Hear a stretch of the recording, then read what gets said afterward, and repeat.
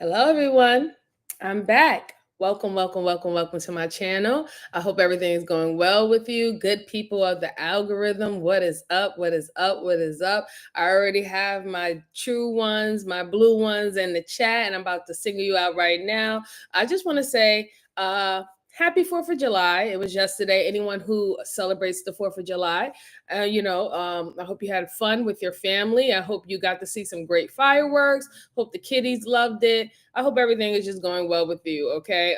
It's been a very, very busy week for me. So I'm glad that the week was over. I had to do other things outside of what I normally do, schedule work wise. So it's hard, but I really wanted to come back and really speak with you guys and touch up with you guys and get these cases out for you. But let me talk about my true blues who came up to support. Young Riaz, how are you, young sir? I hope you are doing well. Hope you're doing well. Hope everything's going well with you. Michelle, it's so good to see you. Thank you so much for showing up. I truly appreciate you, sis. Thank you so much. And I hope it's well and happy holidays. Miss Joanne, how are you, ma'am? How are you? I hope everything is well with you. Thank you so much for returning back. I truly always appreciate you. And I think you're in Canada, so you don't necessarily celebrate the 4th of July, but you being a neighbor country, I hope you're doing well, ma'am. And Sean, it's good to see you. How are you? How are you? I hope everything is well with you. I hope everything was good with the family. Shout out to you and happy 4th of July if you celebrate, sir. Happy 4th of July. Okay, so there she is. I was wondering where she was. Hi, Miss Joel. Hi, Miss Jalen. How are you? Hope everything is well with you, sis. Thank you so much for stopping by. I truly appreciate you. Shout out to you. Shout out to you. And happy belated 4th to you. I appreciate you all. So, guys, I have about at least 3 to 4 cases for you. These are oldies but goodies, so you might have seen these cases before. If not, you get to experience them with me. Just make sure you're hitting the like button for me. It truly helps the channel, keeps me in the algorithm, and share this out to anyone that you think that would like this type of content or like to have an immersive conversation in the chat about these cases that we are going over, okay? Oh, yeah. Oh, yes. Happy Canada Day. Right. Happy Canada Day was the other day. That is correct. You are correct. Thank you so much. Oh, it was July 1st, but thank you so much. Thank you so much. Okay, guys. I see y'all chatting in the chat, and I appreciate all of you. So the first case that I do have for you guys is a very interesting one. Like I said, we're going through oldies but goodies, but I know you're going to enjoy it nonetheless. It's when a killer claims that they have magical powers. This happened on April 21st, 2008.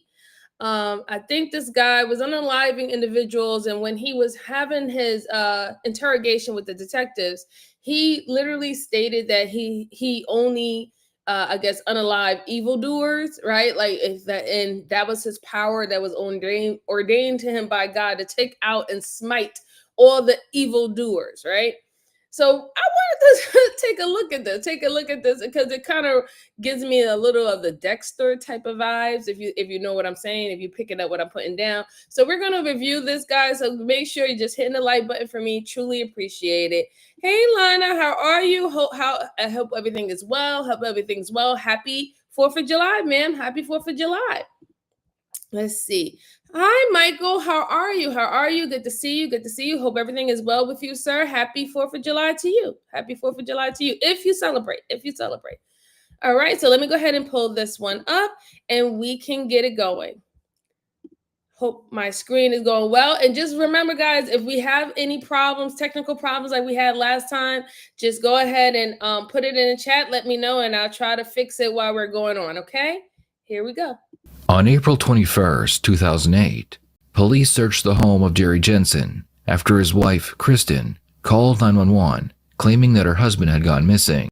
Kristen told police that her husband's phone, keys, and car were still at home, and the bathroom door was missing. She also noticed a strong smell of bleach. As the police were investigating the missing persons report, they received a call from the local landfill, stating that Jerry's body had been found.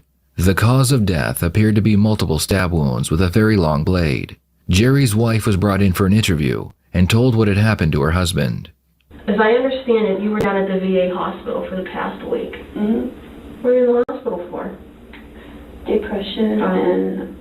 Was he supposed to come pick you up on Monday? Yeah. What happened to him was Sunday evening between 11 and 1. And then what was he supposed to come? Was he supposed to come down and see you then Sunday? He did come and see me Sunday. Okay. Just after lunch, about 2:30. Oh, okay. So you didn't talk to him on the phone at 2:30. You actually saw him at 2:30. Mm-hmm. Okay. And you didn't speak to him at all again after 2:30 on Sunday? Kristen's alibi checks out. She had been hospitalized during the time that Jerry had gone missing. The detective moves on to the other family members that lived in her home. Kristen explains that her daughter Nicole Thornhill, her boyfriend Chris Tomlinson, and their newborn baby had been living with them for quite some time. What's Nicole's boyfriend's name? Chris. Okay. How do you like Chris? I don't. What don't you like about him? He's a lazy, inconsiderate brat. And he supposedly just got out of the army and he came straight here. And he can't show me his DD-214. You don't believe him? Ever notice anything weird about him? Yeah, he's totally rude. You know, like I went over there this morning and told him the guys are going to be here in just a few minutes. Maybe we could straighten up this mess. He could sit up on the couch. He just lay there. Let me pick up this big black crate with all his brand new PlayStation 2, which he says is, old and used. And I saw the box. It wasn't born yesterday. But I picked up that big huge crate and set it down behind the chair. He's a piece of shit. I wish Nicole could see it, but she can't. She's in love. Young and in love. Very much. How did it come about that he's living with you guys now? Well, he just showed up. I've never asked. Nothing. You ever think of throwing him out? Every day. You ever try to throw him out? A couple times. What happened? He'd come back. How did Jerry get along with Chris? He told him it was very disrespectful the way he left his games, laying around on the floor and the cords everywhere. That's the last I heard. Kristen explains that her daughter's boyfriend would spend his days lying on the couch and playing video games. He claimed to have been in the army, but when Kristen asked for proof, he failed to provide any. The detectives realize that they need to interview both Nicole and Chris next, so they decide to start with Nicole. As soon as they tell her they found Jerry's body, she immediately throws Chris under the bus. He Did he tell you what he did? Yeah. What did he say?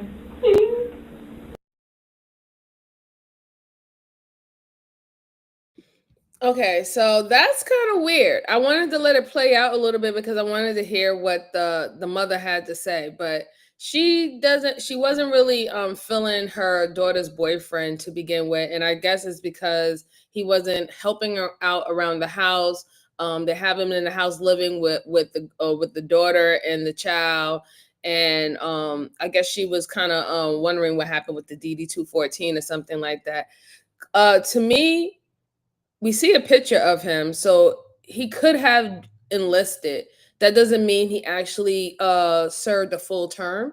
He probably could have gotten let go or administratively separated. Those things could have happened. It could have been a reason why he didn't want to show her his DD-214s, especially if he was dishonorably discharged. So that's a little telling, but that doesn't make you necessarily a murderer. But I am kind of surprised.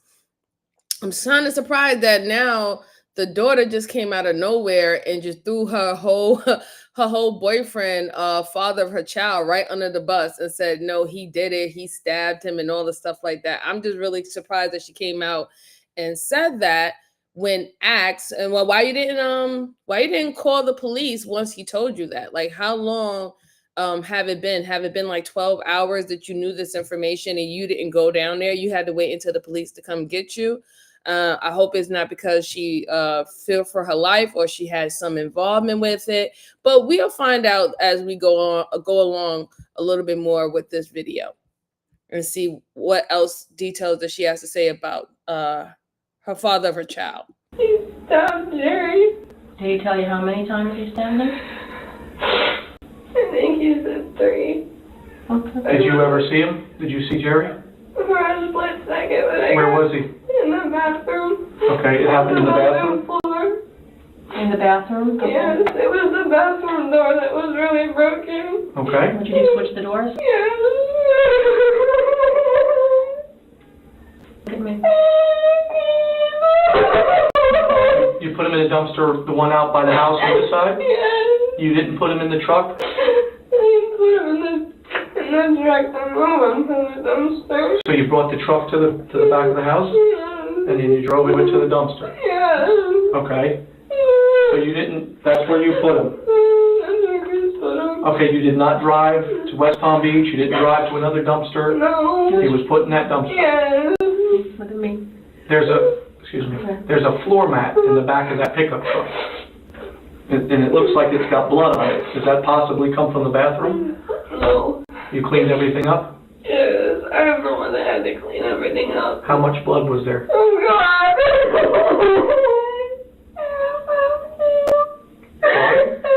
I just want to take everything back before I can say anything. It was too late. Okay.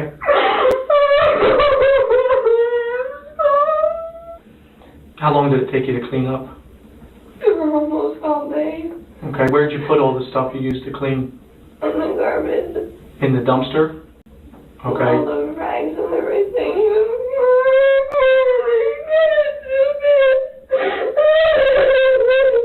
So is that why you were so upset when your mom came home and you met her at the door?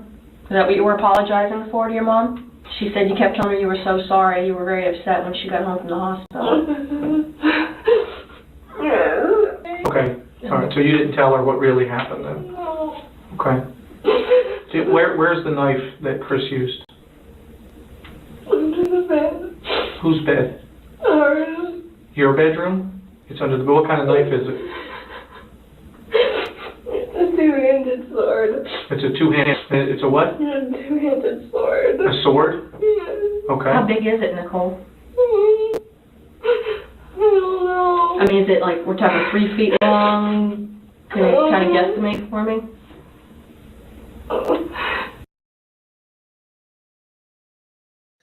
Whew. So I could kind of see why she didn't want to say something at first, because she helped. She helped put her, I guess, I wouldn't even want to even say father-in-law, but her mother's boyfriend or husband, she helped put him in the dumpster after her father or child, boyfriend, I guess stabbed him multiple times, and then you hid the weapon under your bed. It's sad because, you being scared is not going to be necessarily enough. I mean, people understand that, if that person can do something like that in front of you, and knowing the relations you have with this person and who house you're under, then of course you will be fearful to think, well, if he could do that to him, what makes him think he ain't going to do that to me if he feels that, I'm going to tell or I'm going to rat out. I wonder if she tells us if he threatened her. It's really hard to make out whether or not if he threatened her, because it seems so far, even though she's very she seems like she's very apologetic for her participation in this. I wonder if he actually threatened her, or did she go along with it because she thought it was somewhat of a good idea? And then now I'm thinking, was this premeditated? Because they did this while her mother is in the hospital at the VA, suffering from depression, getting her prescription and all the other medical issues that she has. So did they actually wait until her mother went and had to, be hospitalized before they wanted to carry this out? It's really sad. It's really sad if you think about it. Let's see. Sean said that was crazy to keep the knife. I don't know why would they keep the knife. I have no idea why, and they put it under the bed. That's just ridiculous. Unless she helped. Right. She helped. Absolutely. She just admitted that she did help. She helped remove the body, right? She knew that who did it. She probably was even there when it happened. And then she helped, like I said, she helped put the body in the dumpster. She helped clean up the scene of the crime. She put the weapon under her bed. She admitted it herself. So let's go on. Yeah, use the table and guess about how big it is. From the wall to there? Okay. Chris is sitting comfortably in the other room, and he has no idea that Nicole is confessing to the police. He will have his turn to speak with the detectives, but for now, they want to get as much information as they can from Nicole, starting with how long ago did they plan on killing Jerry? 2 months. 2 months? Okay. So you were frustrated, with the way he was acting and treating your mom and things like that? Yes. Okay. He was the reason we actually kept leaving the house and sleeping in the car. Right. Because of his behavior. Yes. All right. When, what decided that it was going to be Monday at 7 a.m.? How did that come about, that day and that time? How did that come out? We were sitting in the living room waiting for him to come out of his room. And that's how long it took. Okay.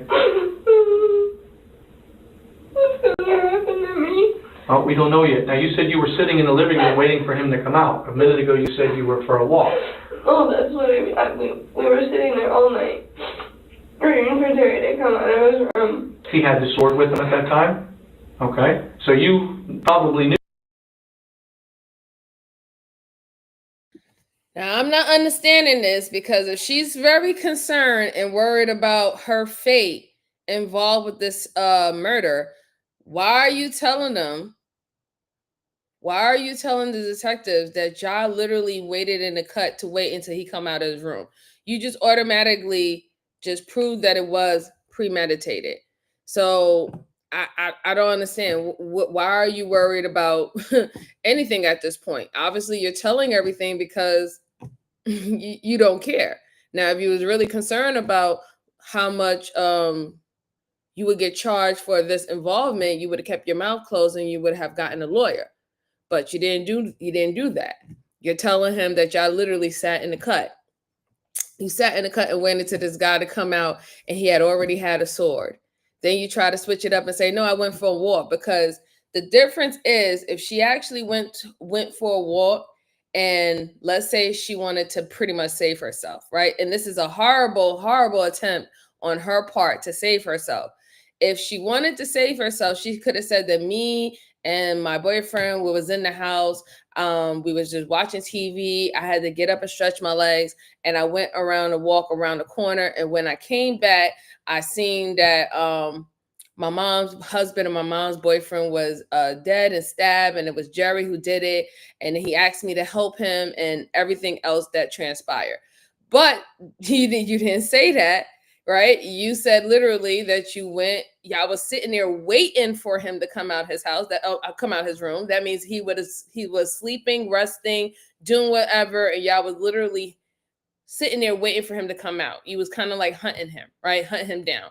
And then you said, oh, I went from a walk, but you knew from the beginning to the end what was going to happen, and you let it fly. So again, I don't know why she thought that this was going to help her, if she was trying to really worry about what her future is involved with this murder. But, this is what happens when you don't have no friends. This is what happens when you don't have no friends. Hey, TMKC, how are you doing? Let's go on. Knew then that he's sitting there with the sword of how it was going to happen? Okay. So the attack started in the hallway and then ended up in the bathroom? Okay, so Jerry he wasn't lured out. He didn't say, come on out to the hallway or anything. He just waited. When you moved the body to the dumpster, what time was that? If the attack happened at 7 in the morning, when did you bring him to the dumpster? I think it was about 12. Noontime? And you weren't afraid anybody was going to notice this? I was. Did anybody see you? No. Okay, so he was in the dumpster from Monday to Thursday? Yes? Did you have the bleach on hand, or did you go out and buy it? I bought it a couple weeks earlier. Just for that reason? Okay, That is true, because, Milton. getting ready How for are it. you? Even though she just confessed to planning, assisting, and cleaning up a murder, all Nicole can think about is how her boyfriend will hate her because she told the police what happened.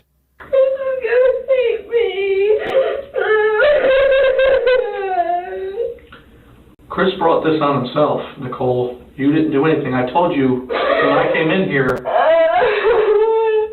I had an idea what happened already. So you didn't do anything to him. All right? What exactly did he tell you he did? I'm the one that asked what he did. And he said he lunged at him and he put one through his throat. It is convenient, but if it can be proven, I think it was doesn't matter. I understand what you're saying. Why did you wait so long to move him to the dumpster? Because I had 2 doctor's appointments. I had one at 9:15, and then I had another one at 1 o'clock. So you left him in the tub while you went to the 9:15, and then you came back, Yeah. cleaned up, moved him, and then started cleaning up. Something the police found interesting is during the search of the home, they found a bottle of milk with a powdery substance on the bottom. The powder turned out to be sleeping pills. The police found the box of pills and the receipt in the home that showed the pills had been purchased after Jerry had been killed. The detectives believe that their plan was to kill Nicole's mother, so they confront Nicole with this information. I know you had told us that the two of you had been. If that is true, that is so wicked. Like, why would you want to kill your mom? She's already suffering.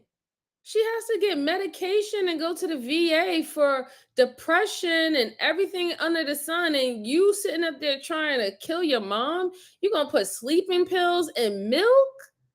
Like, come on. Like, I don't understand what is the motive yet. I'm trying to figure out what is the motive, because it just seems like it just came out of nowhere. They haven't expressed to me whether or not there was confrontation in the household with the two couples, right? The young couple and the old couple. I really haven't established that yet. They haven't said there was like some big falling out or a big fight or something that happened with either with the mom or the daughter or with each boyfriend. They haven't said that yet. So I'm just wondering why they went so far to like literally you unalived the boyfriend, your mom's boyfriend, viciously. You stabbed him numerous of times and stuff, and then you dump his body like he's not worth nothing, like he's not of value.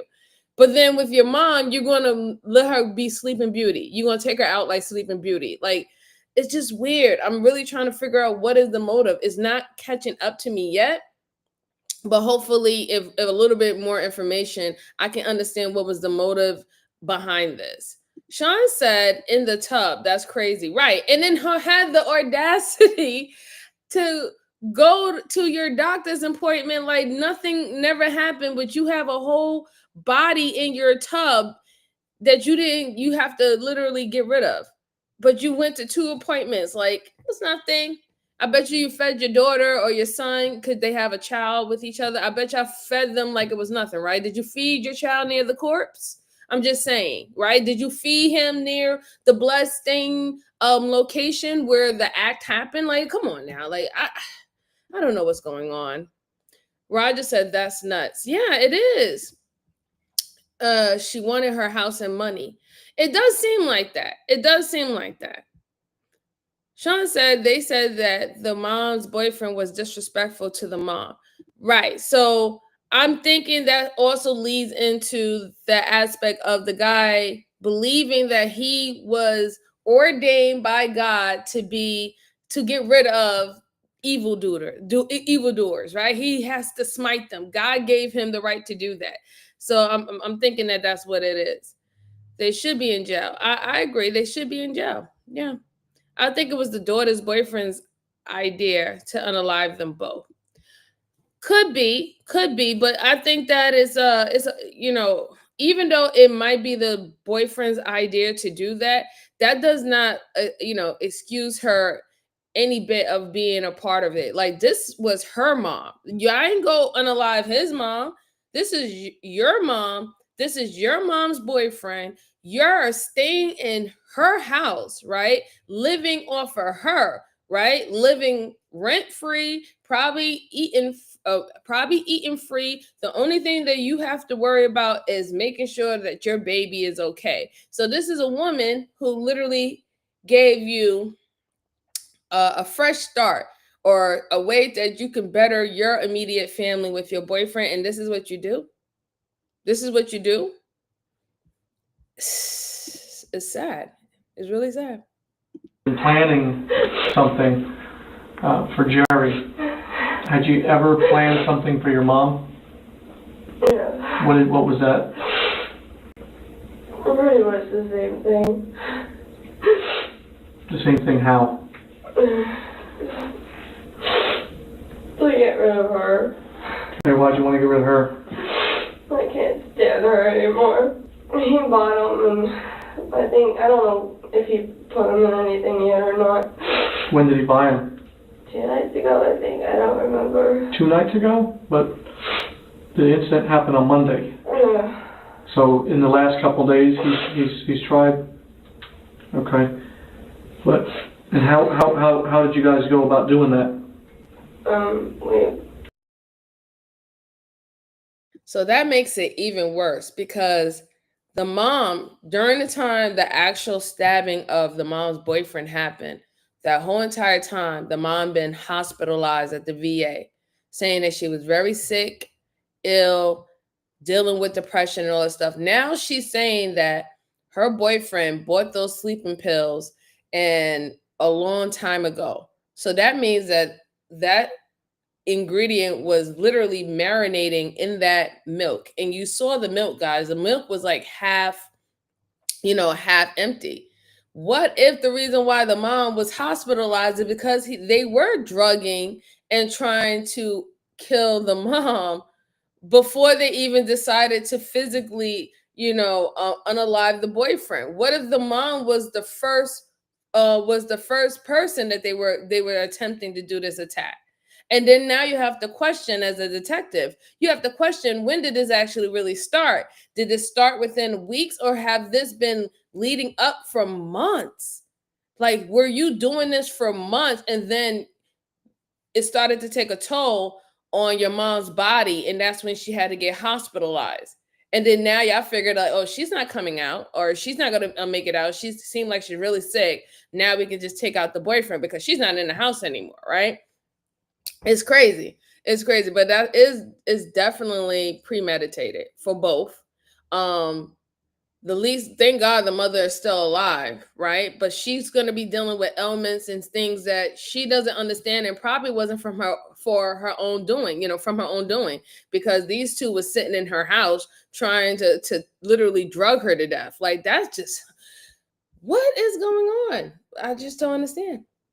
Went to Walmart and he bought those weird generic sleeping pills.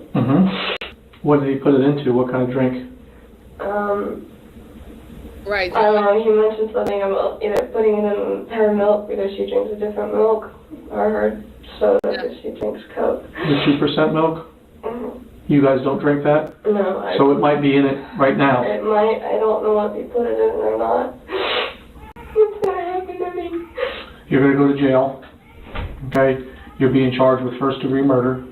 Will I ever be able to see Chris again? I doubt it.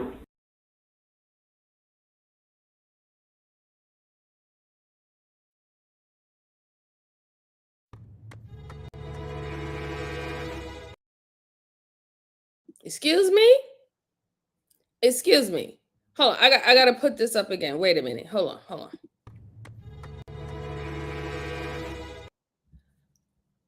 You're now worried about what's going to happen to you after you just told everything flat out that you was completely involved with it. You literally left a corpse in the house to go to two medical appointments of your own. You also admitted that you was trying to unalive your mom. You and your boyfriend have been trying to drug your mom for how long? And you're probably the reason why she's in the VA looking for medical assistance now. And you're sitting up here, and the only thing you care about is not even your child. You said, when can I see Chris again? Not your child, though.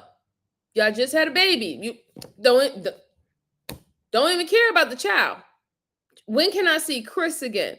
But you're I'm so sorry. And so here's the thing. That means that all that crying you was doing, it wasn't because you actually feel sorry that y'all been planning to murder your mom, and you actually went through with it with her boyfriend. You're not even mad about or guilty or feel sorry about that.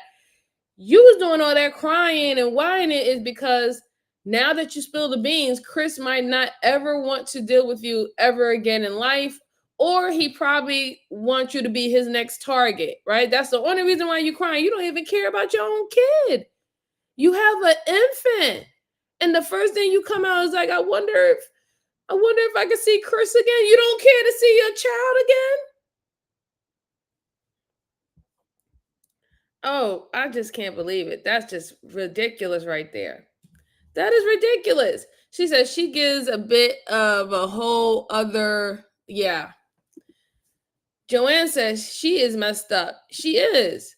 Sean said, what does she expect? I have no clue. Oh, okay. I'll look up, please look up the Breezy Briefs with Brooke. Okay, thank you. Thank you for giving me that information. I appreciate you. Showcase saying she knew what she was doing. Right. That's just crazy. I just can't believe that she mentioned this guy, when she's going to see this guy again, but you didn't even mention your own child. Like, girl, can you get the nut juice off your brain, please? Like, Jesus. You're not going to be able to see him in the jail because they segregate the men and the women. And I'm not sure about court. I don't know how that's going to work. But in the jail, they segregate you guys. I doubt, unless you see someone like across the yard or something. I can't answer that once you get there. But I doubt, at least in the short term. I don't know about the long term, but in the short term, I don't know, if and when this goes to court. Certainly you're going to see him. What about my baby? I don't know that either. That's going to be up to the Department of Children and Families on how that's going to work. You asked about your baby second? With the moms and stuff. I can't answer that, and I don't want to tell you one thing and then the other thing happens. So I'm just going to tell you I don't know. That's going to be up to them. All right, do you have any questions, other questions for me? No? Can I just take a bite of my baby one more time? I'll check and see if that's possible. I'm on timeout. I'm on I don't know timeout. the answer to that I'm on either. timeout, Sean. Is there anything we have forgot to ask that you think is important that we need to know? That's important. No, I just want to know what's going to happen to me and my baby. Well, we'll know that after we get done talking with Chris, okay? We're going to talk to him next. And I told you we're going to bring him over and you're going to go feed him right now, okay? Is my mom in there? No, your mom is down at the other end of the hall, Okay. okay? It'll be just you and him. Okay, because All right. I don't think she wants to see me. Well, I don't know. I haven't spoken to her yet, but it'll be you and him and another detective will be, obviously, is going to be sitting in there, okay? Okay. But we'll give you as much privacy as we can. We understand, breastfeeding is private, but we'll do the best we can. So there's nothing else you want to add for us. That's it. All right. Well, Nicole was charged with first-degree murder and sent to the local county jail. Chris was then put into the same interrogation room and interviewed by the same two detectives. At this point, Chris believes that this is just a routine interview, and the police have no idea where Jerry's body is located. Okay, Chris, I just have some basic questions for you. Okay. First off, though, do you like to watch TV? A lot, yes. What kind of TV do you like to watch? Movies, mostly. Usually I just watch whatever movies we have. We'll go rent some every once in a while, whatever new comes out that we haven't seen that looks interesting. The three that we want to see right now is the Iron Man, what are the other two?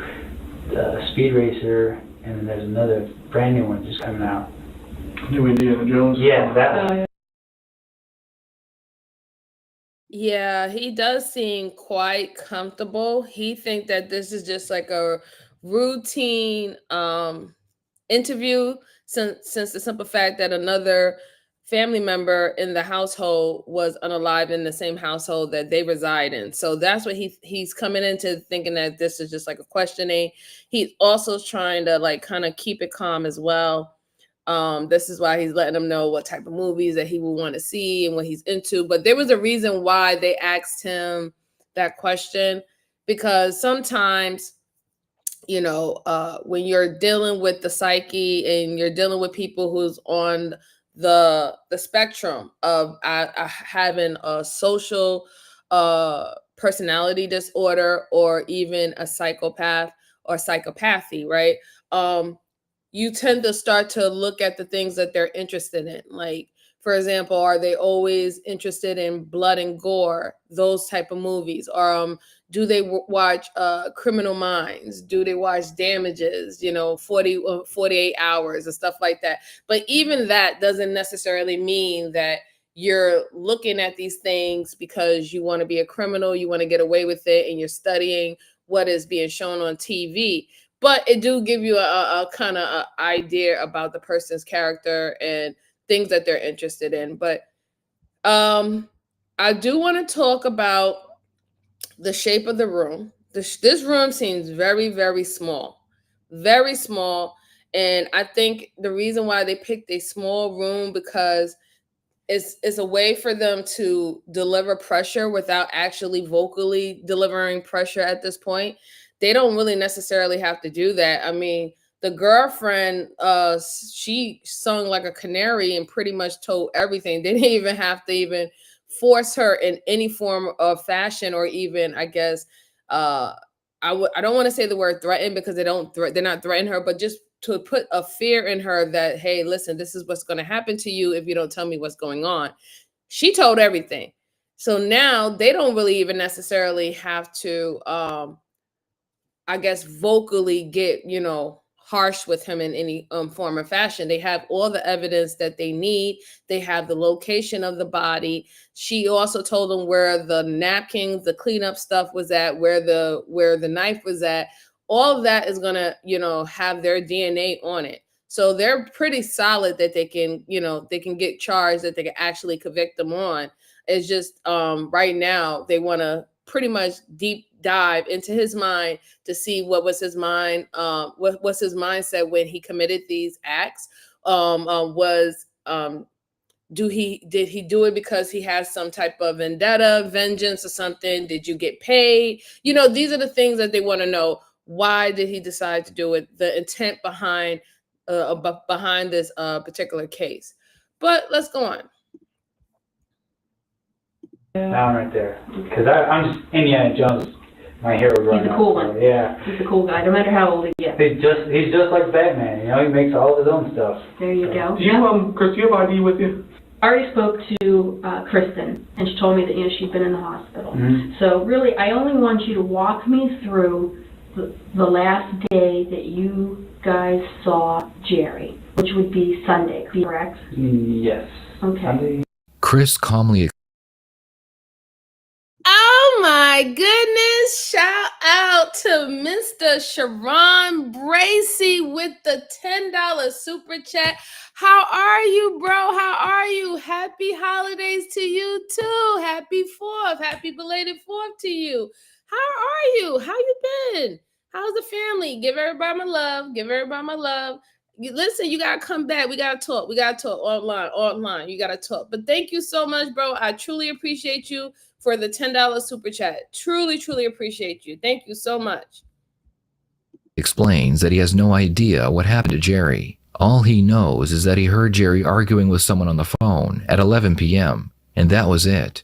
Chris seems to have a good answer for every question the detectives ask him, so they move on to his relationship with Kristen and Jerry. I don't even do the dishes. I work, We have this whole thing. I work, so I pay some of the bills. They do all the cleaning. Okay. I'll help my wife clean, especially now that Kyle's here. Are you guys actually married or not? Because I noticed Legally, she's wearing a matching ring. half and half. We haven't legally been married, but through our religion we've been married. So, What religion is that? Wicca. Okay. So, if we were... Did you get married in a Wiccan ceremony? Yeah. In fact, I was the one that actually performed the ceremony. It's just a two-person ceremony. Are you like a priest? I am a high priest. Oh, no kidding. Cool. Don't understand it, don't know much about it, but I heard of it. I know there's a group in Jensen. Yeah. Wicca is a religion that affirms the existence of supernatural powers such as magic. Ironically, Wiccans believe that anything a person does that is negative comes back to them. Are you upset that he's gone? A little. I'm upset because it's upsetting Kristen. I have nothing against Kristen, even though she acts kind of strange sometimes. But, it's upsetting. You don't miss him personally? He was an asshole to me, so really no. But do I miss the fact that, he was around and she wasn't going completely psychotic? Yeah. But, How was he an asshole to you? It's just his whole demeanor. Just since I got there in November, just like snobbish. And I try to say something, I try to give him my hand with anything, and you just be an ass about it and say, no, I don't need your fucking help. And not necessarily like that, but that's pretty much the context of what I got. And then he'd sit there and start arguing, I like to cook a lot. But I don't cook bland food. I add a lot of seasonings to it. He'll argue with me about the fact that but didn't he just get over just saying that he that the women or everybody in the house cook and he just go to work? Like that was his dynamic of his situation when he was with the girlfriend, but now all of a sudden you're Mr. Chef Boy ID, you're Mr. Like in the kitchen. I think that's weird, but I'm glad that they did ask him about how did he feel about this guy, because if he seems like very nonchalant about it, that there's tension or he has some type of hostility towards the deceased, then they're just confirming pretty much everything that the girlfriend stated. And that's another thing too, they have to confirm that what she said is true, because she could be saying Chris was the one who stabbed him, and it could have been completely different. It could have been she's the one who stabbed him. She's the one who's been plotting and planning to unalive her mom this whole entire time, and he helped her. So they have to pretty much get her, get him to pretty much express or even confess to doing the crime. So that's what they're going to do. Yes, Chef Boy ID. Yes, yes. Hey, Turkey, how are you? Good to see you. Thank you so much. I worked on the 4th, but shout out to you and happy 4th to you. I appreciate it. Yep, now he's the chef. Right, exactly. He just said that, listen, in my house, I go to work and all that stuff like that, and everything else is done by them. I mean, the only reason why I'm helping a little bit now is because, the baby. But outside of that, I go to work and they do everything else. But now you're Chef Boy ID. Okay. Yes. I completely believe you. Absolutely not. The seasoning on my food. And it's not the way it tastes, it's just the way it smells. Okay. Like, you can't just go outside to get away from the smell of seasoning, because if he eats it, he says it's good. But the seasoning upsets him when he smells it, because it smells to him like it's burning. He just argues over the smallest things. Is that like a constant thing with him? Pretty much, at least once a week. He'll argue over the smallest thing with me. How's Nicole get along with him? Because this isn't her dad, right? No, she practically stays away from him. She doesn't like him either. It's just his whole personality towards me, she doesn't like it. So she stays away from him as much as possible. If he comes out, she'll go in the living room. And lately, while she's been breastfeeding, he seems to be coming out trying to watch her. So, we've been just trying to stay out of his way. What's your gut feeling? Is he alive or is he dead? Honestly, I only really get a gut feeling if I've known somebody well enough, and I don't know him well enough. Okay. To me, it seems like he just left. Kind of like, the last time I had this kind of... You don't expect him to come back? Yeah, it's an iffy feeling. The last time I had this feeling was with my dad, who I barely knew. He left the Christmas I was 7. Like, that was the last time we saw him. We saw him for about 3 days, and then he was gone. And I had this kind of iffy feeling, I was like, I'm not sure if he's coming back, but, he could. And that's just how I'm feeling right now. It's kind of what I'm... You think Jerry could come back now? Okay, so this guy is not really an idiot, and I'll say that. When he was going on the spew about the reason why he believes that this guy will come back, like he's not dead, he's alive, he just left. If y'all wasn't paying attention, when he was telling the story about his father, his palms was up. But when they asked him the question about the guy, whether if he left or do you think he's missing or something happened to him, and he was just like, oh, he left, his hands was under the table, and I'm probably sure that his palms was face down.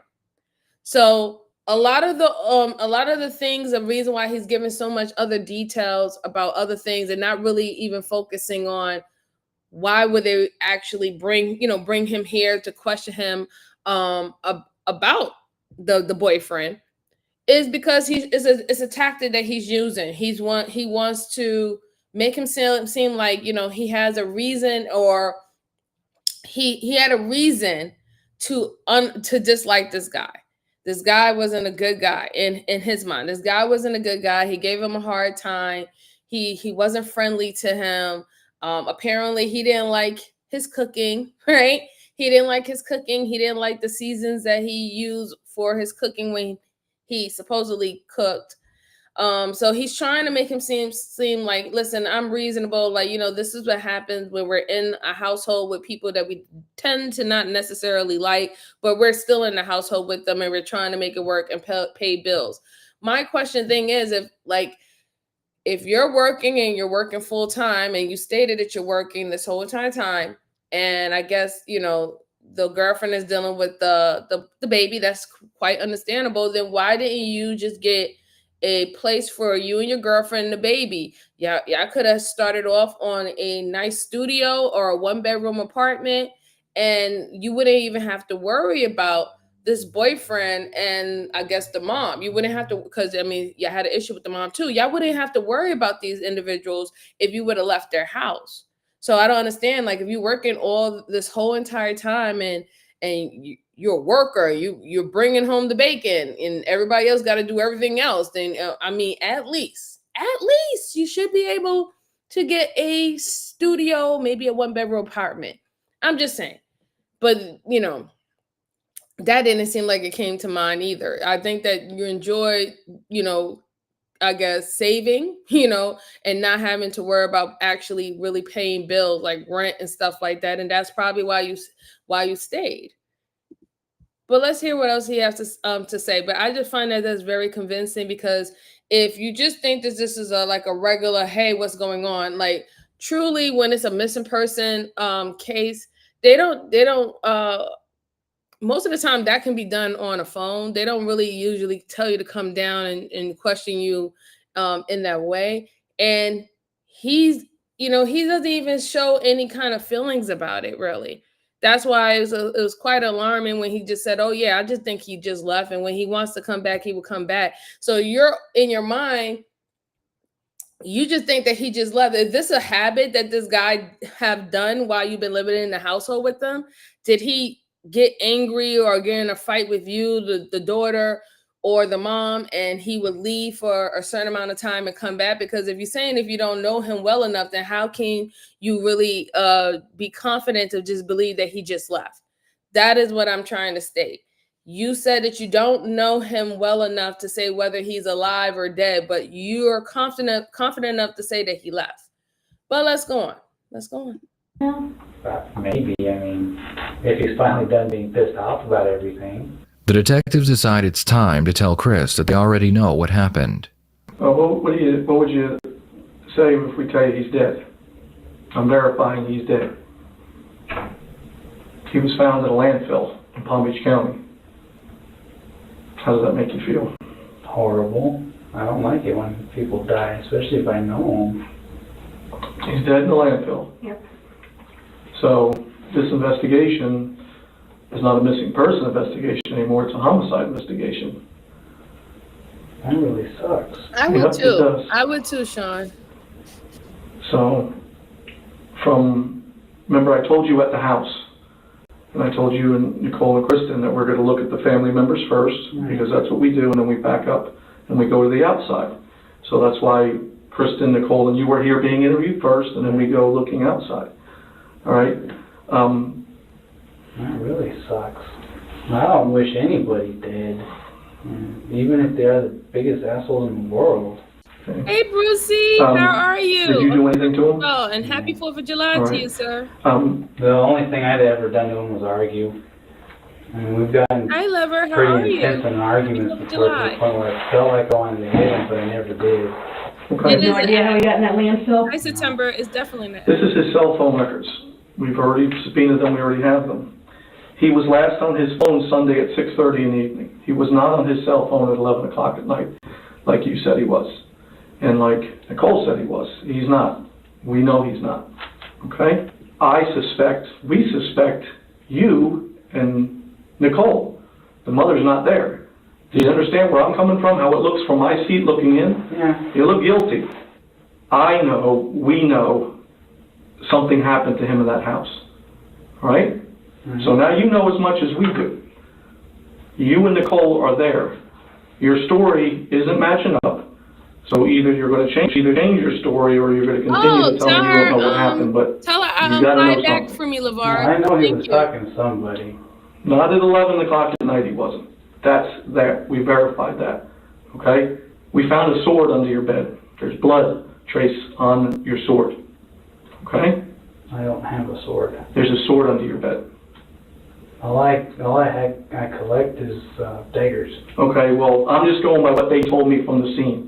Okay? There's some kind of cutting instrument, a knife or a big knife or a sword. I'm going by what they called me. Under the bed, it's got trace amounts of blood on it. What the point I'm trying to get to you is that right now, you look guiltier than hell. Guiltier than hell. You don't like him. He doesn't like you. He says something to piss you off. You knock him over the head. You hit him. I don't know. All right? But he's dead in a landfill. Okay? Now, I know. Yeah, that was very telling. Oh, that sucks. Like, you have no care and concern in the world for this guy, and like it's a BS. You don't he gone and you wanted him gone.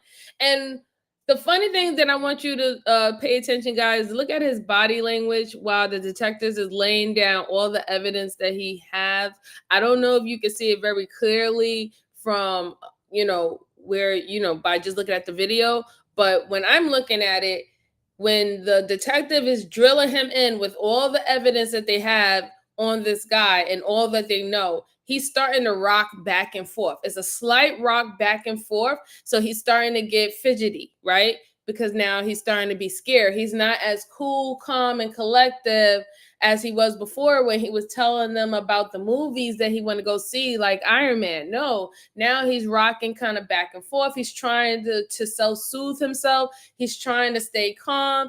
And then he goes, I don't have a sword. Well, that doesn't mean you don't have a knife. That doesn't mean you don't have a knife, and that doesn't mean that you didn't commit a crime against this guy either, right? But that's that gaslighting type of technique where you'll just state you knew what they meant when they said this is the particular murder weapon, but you say, no, I don't have a sword. Because you don't consider it a sword doesn't mean that it's not a sword. Depending on how long this actual I guess knife is, it will be categorized whether or not if it's a sword, a machete, you name it, or a pocket knife. But we know that you didn't have no pocket knife. But then you also didn't say, I don't know what you're talking about. Not only do I not own any weapons, I don't own any knives, I would never harm an individual. This is someone who just said that he is the high priest of the Wiccan community, that particular religion. So, wouldn't you want to say, listen, I would never do anything like that. That's not a part of my faith. We don't do things like that. If we have an issue or problem with somebody, it's taught within our faith. Let them go, let them be. It is what it is. And if they have wronged you in any way, karma, right? Wiccans believe in karma. What you sow in this world, you're going to get, right? They don't have to do anything. Everything's going to work out the way it is. But he's not even expressing himself as a high priest, a part of that religion. He's just saying, no, I don't got a sword. Oh, well, that sucks. Yeah, I don't know the guy. I really don't know the guy. So I can't confirm whether or not if I believe he's dead or alive. But wow, he's dead? That sucks because that's somebody I know. Jesus Christ. I don't know. The first thing that these people need to do is stop talking. We always preach this at this channel. Stop talking. Go get a lawyer. But it's too late for that. I mean, like I said, your girlfriend, she dug the hole. And I'm thinking that's another reason why he's probably going back and forth, not only because he's fearful, but he's actually getting angry because now he knows he has been betrayed, completely betrayed, and who he got betrayed by. But let's go on. Know what killed him. They've told us what killed him. Okay, he got his throat, and he stabbed a couple times too. We have a knife, a dagger, a sword, whatever, under your bed with trace amounts of blood. We have a crime scene that's been cleaned up. It's been cleaned up, but we can see it. We know. All right? We have a shop vac in the house. Okay? You and Nicole are going to be blamed for this. All right? If something happened and it was self-defense or you snapped, you've been a good person your whole life and you told us all about your religion, okay? And things happen. People don't mean for things to happen, but they do, okay? Chris realizes that the gig is up, and his best option is to just confess. Nicole had nothing to do with it. Nothing at all? Except for cleaning up. He was getting pissed off. Who's getting pissed off? Jerry. Okay. About what? I don't know. He's pissed off over everything, it seems, these days. Okay, well, what brought us to the point of Jerry ending up in a landfill? I just didn't even think, I just reacted. Did he do or say something to you to make you react? Yeah, his demeanor is completely different. When did this happen? Early morning. Sunday or Monday? Monday. About what time? Like 5 or 6. In the morning? Yeah, you can tell he's Okay. defeated. He starts coming out of the room and yelling, and every time, like ever since I was a kid, I've had a problem with somebody yelling at me. And I would instinctively grab anything around me if I had to fight. I don't like to fight. I don't like brutality. If I can get out, I can. But being in a room like that, you're cornered. Mm-hmm. Instinctively, I just grabbed the nearest thing to me. You know, What was it? a double-sided sword. Mm-hmm. I had it out because I was cleaning it, and you know, he lunged at me, and I kicked him back into the hallway, and I tried to run out the door, and he grabbed me, and just, I lost it. Where did he grab you at? Right around my neck. Okay, you lost it. Just, what do you mean? You got to describe that for us? I just turned around and tried to break out of it, and ended up stabbing him. I didn't mean to stab him. The detectives know that Chris is lying. They know that Chris and Nicole planned the murder months in advance. They let Chris continue to lie, so the jury will see how much of a psychopath he really is. Oh yeah, he's definitely a psychopath. He didn't show any concern about this man possibly losing his life or something horrible happened to him. But here he is supposed to be a man of a particular type of faith, right? And he tried to boast about that. I am a high priest. I was ordained, and I was able to ordain my marriage to, to my girl. But we're just not legally married in the state of United States. No, we're not legal in the courts, but according to our religion, we're married. You know what I'm saying?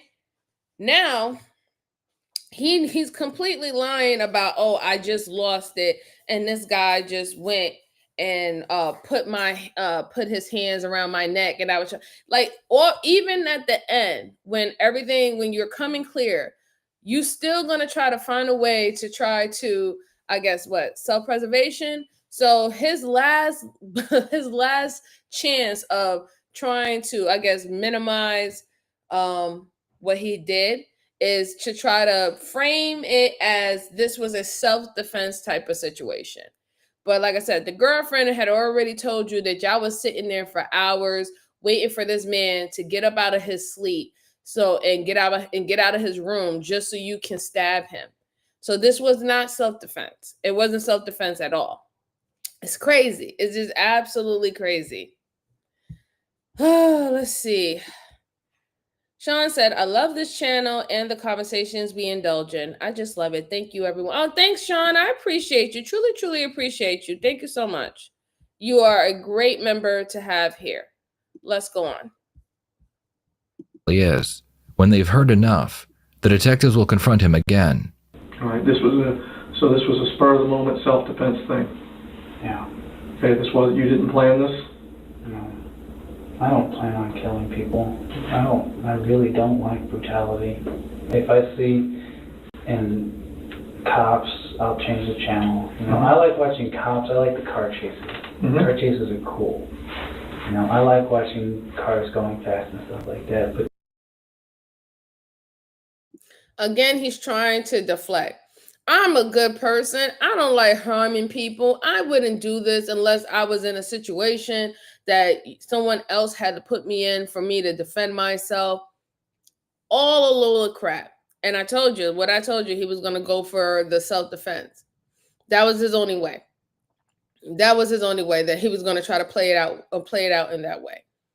But he does, like I said, he doesn't know what the girlfriend actually told. He doesn't know that she told everything, where all the items are, what she was involved in, what you did, how long y'all been doing it, what was in the milk, who bought the sleeping pills, when did you buy the sleeping pills a month ago.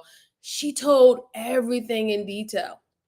But here he is trying to redirect them with other little things about his personality to make him seem like he is not this horrible, horrible, wicked man that he really is. And that he literally unalived this guy it was just straight malice. The reason why he unalived this guy, he just wanted to be man of the house, even though it wasn't his house. It wasn't his house. He has to live under other people's rules. And even though the guy or the boyfriend or the husband of the mom is, that might not be his house, that's their household. He's the man of the house, right? If they're married, that is their house. He is the man of the house. And just because you impregnate their daughter, and that doesn't mean that you become the man of the house. This is not your house. And you had a problem with that. I think that that's really what it was. You had a problem that you couldn't be King Tut of the house, and you was literally competing with the other man that was in the house. But rightfully so, he's the man of the house. If the house belongs to the mom and he's the husband, that's his house. It is what it is. You could have been the man of the house by going to go get your own apartment with your girlfriend and your child. Then you wouldn't have to worry about anything. You wouldn't have to worry about the seasoning. You wouldn't, someone complaining about that you season your food a certain type of way. You wouldn't have to worry. All you had to do is just go to work, and the girl stay home with the kids and keep the house tidy and all the stuff like that.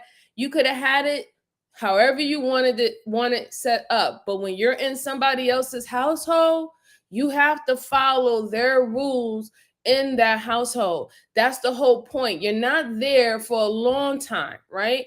You're there to just get on your feet and establish your own. Sometimes when people ask for refuge or they ask for help, oh, can you put me up for a little bit? I'm down on my luck. I lost my job, whatever.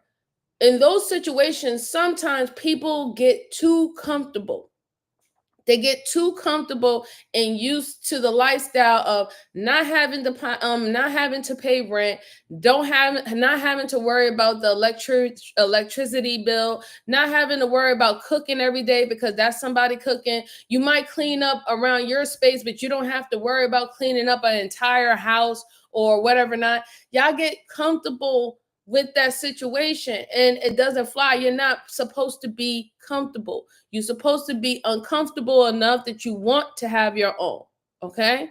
And that you want to spread out your wings. And then some of these people, they be having they'll have a whole full-time job where working 8 to 10 hours. And then when you look and you ask them what they're doing with their money, they don't never want to contribute anything to the household, to the person who's helping them. They don't never want to support them the way that they should actually support them. Their excuse is, oh no, I need to save this money so I can actually get, my own stuff, and I don't want to have to be here. And then come to find out they're spending extra more money on shopping, extra more money on cars, extra more money on cell phones that they don't need, $1,300, $1,500 cell phones that they don't need. You start really asking what they're doing with their money. Once they get that extra money that they didn't have before, they start spending it on things that they couldn't afford anymore. And it's a terrible cycle. It doesn't happen all the time, but there's just too much. It's just too much evidence out there that happens, right? So this guy is a joke. He's a full-on psycho. He is a full-on psycho, for real. Let me see what's going on in the chat. I see a lot of talking, and I always appreciate it. Hi, Veronica. How are you doing? Thank you for stopping in. I truly appreciate you. And happy 4th of July, just in case if you celebrate. Bruce said all he watches is Disney cartoons. He couldn't watch Hercules because he got mad at his Bruce. What the? Bruce said Bloodsport. Out of the question, and forget about Bruce Lee and Chuck. Child, Brucey, don't be bringing up my old head stuff. But he'll watch Iron Man blows holes in dude. Yeah. All right, let's go on. Let's see what else he has to say. They know that he's lying. They know it's not a self-defense, but this is what he's trying to do because this is his last resort. This is why, if anything, if he was going to even have a chance, I don't even think you would have had a chance, really, if you even had a lawyer. But they could have had worded things a little bit more, I would say just better for you, right? And then also they could have probably got your girlfriend, in a better situation. She probably could have got second-degree murder instead of first-degree murder if she had a lawyer and she didn't run her mouth that she was sitting there with this guy for 5 hours, hunting this guy down like he was prey, waiting for him to come out his house, come out his room so they could stab him. But let's go on. But the minute I see any type of fighting or violence, I've had too much of that growing up already. I don't like it. So you guys never talked about how easy it'd be to get rid of him, or how much better life would be to get rid of him. And you talked about how much life would be better if we moved, but I mean, getting rid of somebody's not something I want to do. All right. If it makes you feel better, Nicole gave us a full confession. We know what happened. And she told us what happened. So, if you think you're protecting Nicole by not, you've told us a lot, but not the whole truth. So, we know what happened based on the crime scene, and we know what happened based on what Nicole told us. So, there's some things you told us that aren't true, and you know which things they are. You wanted him to come out so you could kill him. You wanted him away. You and Nicole wanted him away. You waited for him to come out. You waited all night long for him to come out. You eventually come out of that room. You're so tired you can barely think straight. We know what happened. So you heard him mulling around in there, but he wouldn't come out. Okay, but eventually he did, didn't he? Yeah. Right? And like I said, he grabbed me behind the neck and I turned around and pushed him back and fought him. Okay, but your sword is in the living room. How do you get from the hallway to the living room? See, what he doesn't understand, and this is, like I said, this is how I know that he's dealing with some form of social character issue or personality issue, right? Whether if it's him being a higher spectrum of being a psychopath or literally just being on the higher spectrum of having a social personality disorder. The simple fact is, even if the guy ended up trying to fight you in self-defense for himself, when he sees y'all both outside of his room with a knife, you cannot turn that around and say that this guy attacked you. It's been proven, and Nicole admitted that y'all was sitting there for hours waiting for him to come out because y'all was going to unalive him. It has already been confirmed. So the man, when he hit you or if he tried to grab you or something, that was self-defense. That's self-defense. Him protecting himself is not you self-defense. No, you're the one, you're the aggressor. You're the one with the weapon. You're the one who's attacking him. You're the one who set up and plot. So you're now going to talk about, oh, I was defending myself because I tried to kill this guy and he wouldn't let me kill him. Is this is what he's trying to explain to the detective? I'm a victim because the guy wouldn't sit there and lay down and let me just, unalive him. He fought back. So I'm a victim. This is why it's self-defense. No, it's not. It's really, really not. And Bruce said, you still run through with him. Yeah, exactly. And if it was self-defense, right? Like how many times, and I don't know, they didn't really explain how many times the guy was stabbed with this sword. But if it was overkill, then he was no longer a threat. So if you stuck him more than 1 or 2 times, he was no longer a threat to you. You was just having fun and you wanted to make sure that he was really gone. So again, even within the self-defense, when you have a self-defense case, you're saying that any harm that you inflicted on a person, it was within enough for you to not go through bodily harm. So sometimes when you defend yourself, you can put someone in the hospital, and then sometimes you can defend yourself and you can unalive someone. It was never your intention to unalive that person, but you was in your right to do whatever you needed to do to prevent you from getting bodily harm. That is what self-defense is. Anything out of that is overkill, and it was intent. He doesn't understand that. He doesn't understand that, or he can't rationalize that, because just listening to this guy go through this interrogation with the detective, it's a lot of it's my way or the highway type approach with this guy, right? He doesn't seem like he does well with anyone having a say-so or a different version of doing things outside of what he wants done. He can't accept that. It seems like that is always the issue. And he expressed that when he said with the mom, he expressed that when he said with the boyfriend. And then he even tried to throw in saying that his girlfriend was breastfeeding, and the guy kept on coming out of the room when she's breastfeeding more than once, maybe like 3 times, or he was doing it frequently. So he was trying to allude to this guy being a perp. Sean said, definitely attempted first degree for the mom putting the drugs in the milk. Yep, definitely. Yep. After you kicked him in the chest, not going to work. Right, exactly. Victim complex. Let's go on. We're almost at the end of this. But you could tell that he's defeated. He knows that it's not working.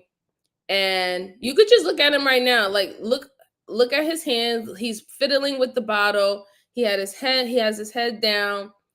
It's not working. His manipulation tactics of him being a good do guy, and he's not like this, and I have a full-time job. None of that is working for him. You really get your sword. You could have. My sword was already in my hand. Okay. Why is it in your hand? No, if you guys are so sure about this, why don't you just arrest me now? Because we want to know what the reason was, Chris. This is your chance to explain yourself. It doesn't matter what reason I give you. I'm still going to be sent to jail for murder. It makes a big difference. Does it really? Yes. Yeah, it does. If that was the case, Chris, we wouldn't even have talked to you. You mean to tell me that, if I actually give you the right reason, which there is no right reason for killing somebody, that I could just walk out of here? No. You're absolutely right about that, Chris. You're absolutely right about that. You're going to jail, there's no question. Okay? I want your story to match Nicole's story. And it does 85% of what you're saying. So, to summarize this, can I say that, the part about him on the phone screaming at somebody at 11 o'clock, that's not true, right? You were saying that to kind of put suspicion off somewhere else, is that correct? 11 o'clock, no, but he was on the phone yelling at somebody. It might have been closer to 6. Right, well, it's because I told you that. That's why you were saying that, but it's a big difference. 5 hours is a big difference, and you were sure on that time. Whenever he was last on the phone, I know he was getting really pissed off, calling somebody a liar. You told us before you couldn't understand any words. We asked you if there were any words specifically. That was what I heard going into the bathroom. Okay. And once I got in the bathroom, I couldn't hear anything else. So, you and Nicole have spoken before about getting rid of him because you both hate him. Is that a correct statement? You already told me that. I'm just trying to verify. Yeah, but not by killing him. Did you discuss with Nicole killing him prior to the murder? Yeah, the whole 4 days when I couldn't do it. Okay, so you guys were talking about it. But that morning, you told her to go ahead and take a walk. Is this guy, oh my God, this guy is hurting my head a little bit. Like, you're acting like a child. What you did was not childlike. You did a real horrible, cruel, pretty adult move. You sat around and you waited to take someone out. You plotted and planned. But you want to act like you're a child now. Like, sir, you a grown man. You're a father yourself. Like, I don't understand why you're trying to act like a child now. Yeah, but we didn't mean it. Yeah, we wanted to get rid of him, but not to kill anybody. But you did kill someone. Did you talk about with Nicole that you was gonna unalive this guy? Yeah, but I couldn't do it. But you did do it. I don't give a damn if you couldn't do it Monday, Tuesday, Wednesday, Thursday, Friday. If you did it on Saturday and Sunday, you still freaking did it. That's what kids do. Kids do that. Children do that. When they want to dodge and not admit directly what they done. No, well, I mean, I didn't really want to, but that's not really what I wanted to do. But you did it though. I don't understand where now he wants to act like a child.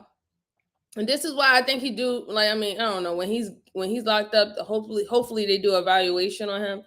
But when he came in, his demeanor is completely different now that he knows that he's going to be charged for murder. He's not getting out. Now all of a sudden he wants to act like he's a child. He wants to have the temperament of a child. I didn't mean it. I didn't mean to do it. Yeah, I said I did it. I said, I did sit down and talk about doing it, but I couldn't do it all the 4 other days of the week. You gotta be kidding me, God. You gotta be kidding me. The child act is not going to work. So she wouldn't be there when it happened. Is that correct? Is there anything you want to say or you can think that we haven't asked you that you think needs to go on the record? Anything I have to say is not going to keep me out of jail, so it doesn't matter. No, you're right. It's part you're of right. it. But it still matters. How does it matter? Well, because it's going to matter to a jury or a judge who decides what happens to you. That's how it matters.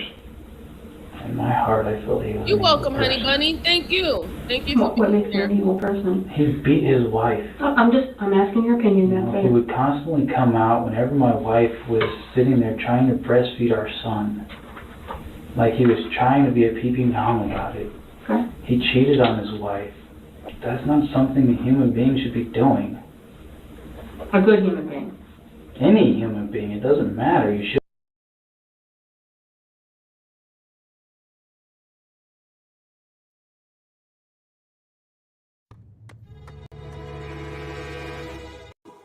What? What did he just say? What did he just say?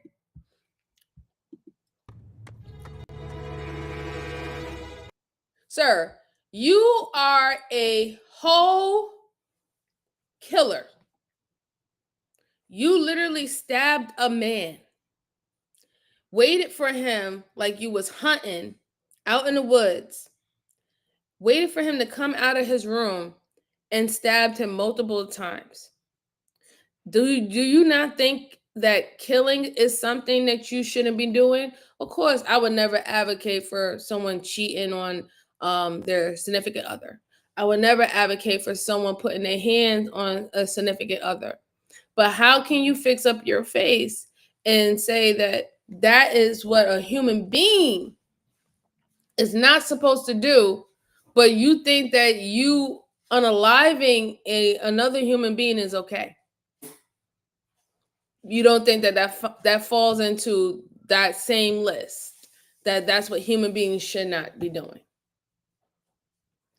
I just can't believe he really said that. And he and like I said, here he goes again with this type of childlike understanding of what is going on. I'm flabbergasted. I'm just a little bit flabbergasted, really, because he's really trying to act like he's a teenager, and you're not. You're not at all. You planned this out. You planned this out for months. shouldn't be doing it. Had you guys discussed any other way maybe to kill him, like a more passive way to kill him? Yeah, sleeping pills. What were you going to do with them? Mix them into everything they drink, because we don't drink anything they drink except for the milk. Do you think that would have killed both of them? That would have been nice. I'm not going to say I'm sorry. Okay. It was just, Hello. I don't know, anytime I was near him, he just felt You sure did. like pure evil. You sure did, Sean. It made me sick to my stomach just looking at him. I don't think I'm an avenger or anything. I just hope that if I get killed because of this, it's fast. In the end, both Nicole and Chris would be charged and convicted of murder. Nicole was sentenced to 50 years in prison, while Chris received life without parole. Their child would be adopted by a loving foster family and given a new name. What are your thoughts on this case?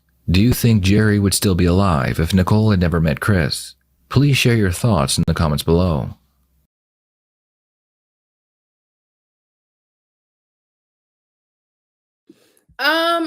Do I think? I say no. I don't believe that he would still be alive if the daughter never met Chris, because the daughter was in on it from the beginning. Nobody cannot tell me any different. She was not a victim of anything. She plotted to unalive her mother with sleeping pills and got her mother that sick that she had to be hospitalized at the VA. And then they sat around for hours waiting for the guy to come out of his room so they can brutally stab him to death, and then put his body in the tub and went on about their day, going to appointments and all the stuff like that, and feeding their child like nothing ever happened, before they actually cleaned up all the evidence and removed the body from the tub and put it in a dumpster. No, that man would not, that man wouldn't have been alive if she never met Chris. She probably would have found another way or found someone else to help her and assist her on taking out her mom and whoever she's with. And that is just quite honestly the God honest truth for me. I could be wrong, but I don't think that this would have changed if Chris wasn't in her life. She was hella bent on doing whatever it is she wanted to do too. Let's see. Aw, don't worry, Miss J. You are always welcome, Joanne. You are always welcome here. You are a great treasure for this channel, and I appreciate you. And Brucey, and Miss Jalen, and all of you. All of you. His bubble got popped real quick. Yes, it did. It definitely did. What do you mean, Miss Jalen? What did he say? The daughter was probably the instigator. I believe. That's what I believe. Hey, Lord ADS, how you doing? Good afternoon, good afternoon, and happy 4th of July, or belated 4th of July to you. But what was the motive? It seems like he was a psychopath, and he'd been watching Avengers a lot, and he felt that he was in his right to, quote-unquote, smite evildoers, or what he deemed as evil doing, right? Because he led with the fact that he said that the guy was abusive to the mom. He was a pervert, looking at his girlfriend's breast when she's breastfeeding. He had a bad attitude. So there was a lot of things that he felt about this guy that he didn't deserve to be here. Let's see. Hold on. It says, whispering in Dude's ear, he watches me breastfeed. He watches me cook. He tries to watch me shout. Right. Mm-hmm. Where are the other super chats? I don't know, Miss Jalen. All I have is one super chat from Sharon Bracy. He stopped by a little bit earlier and he gave a $10 super chat. I didn't see anything else. Let's see. Motive, he wanted control. Yeah, he wanted to be man of the house, man in the castle. Yeah. Oh, thank you so much, Miss Jalen. I truly, truly appreciate you. And she's been a member on my channel for 6 months. and let's talk about it. And I appreciate all of you. Yes, and if you want, you can always join the members only. I will be starting to do members only live again, and I will send out those notifications when I can. I appreciate you, Miss Jalen. Thank you. All right, guys. So the next case I have for you is when it's an oldie but a goodie, right? This is for educational purposes, right? A detective realizes that the witness is actually the killer. Now, we have seen a lot of cases about when the killer is the witness who comes in and they think that they're safe, and that the detectives don't have any clues that it was them. They don't have a video showing that it was them, or it was in self-defense. We've seen numerous of cases in this way. So this is another old one but good one. And I'm going to pull this up. If you have seen this before, just let me know. But here we go. And my guys, don't worry, I'm going to come back on camera. I'm just eating. I'm sorry. I'm eating. I'm hungry. Okay. You got to forgive me. Simon, Andre said, don't have me stop pounding on this motherfucker's ass in a minute. This is crazy. I'm not getting this. I'm not getting this. Hey, Boss Domo, how are you? I got special You finally skills. made it.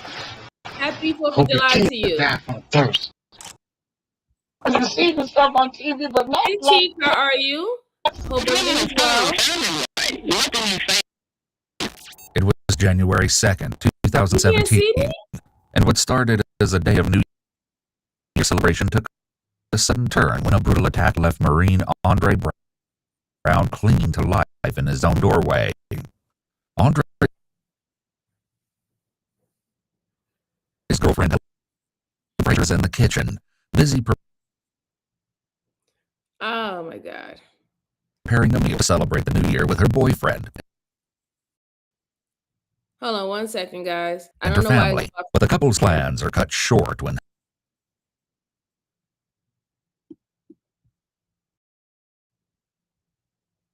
Helen hears a strange commotion in the next room. She steps out of the kitchen to find Andre lying unresponsive on the floor, and he isn't breathing. In a panic, she calls 911, and the operator walks her through CPR to save his life. It's then that she notices something is very wrong and pulls back his jacket, revealing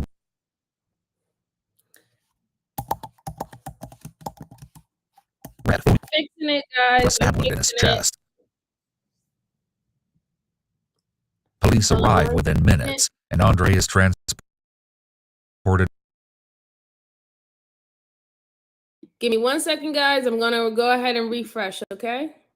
And hopefully that will work. Simon, Andre said, don't have me stop pounding on this motherfucker's ass in a minute.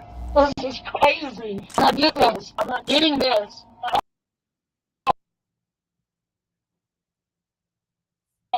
I got special skills.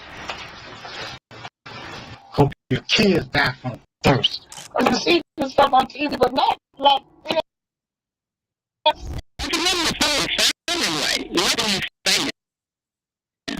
It was January 2nd, 2017, and what started as a day of New Year's celebration took a sudden turn when a brutal attack left Marine Andre Brown clinging to life in his own doorway. Andre's girlfriend, Helen, is in the kitchen, busy preparing a meal to celebrate the new year with her boyfriend and her family. But the couple's plans are cut short when Helen hears a strange commotion in the next room. She steps out of the kitchen to find Andre lying unresponsive on the floor, and he isn't breathing. In a panic, she calls 911, and the operator walks her through CPR to save his life. It's then that she notices something is very wrong and pulls back his jacket, revealing red flowing from a stab wound in his chest. Police arrive within minutes, and Andre is transported by ambulance to a nearby hospital. By all accounts, 55-year-old Andre Brown is well liked.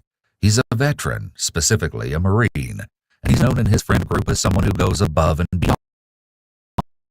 beyond for people he cares about.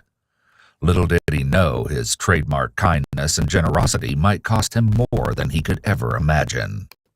Though Helen is reeling after the incident, she sits down with police to help them make sense of the vicious attack. The following footage has mostly never been seen before. They've been analyzed by a qualified team, including a licensed professional counselor and a former detective, former licensed polygraph examiner, and former hostage negotiation commander and instructor.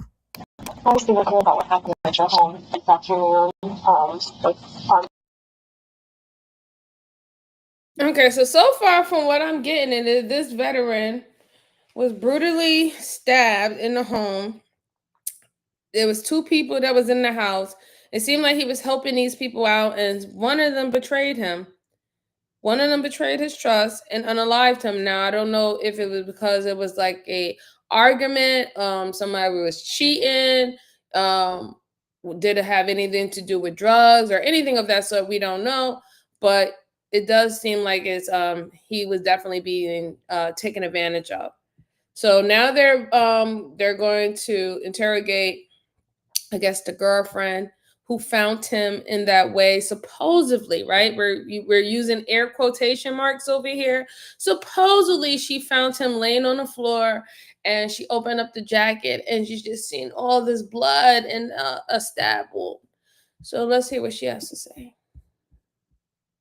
Yeah, Miss Jalen, it is the video. The video is starting like to buff. I don't know, but let's go on. Okay. What's your relationship?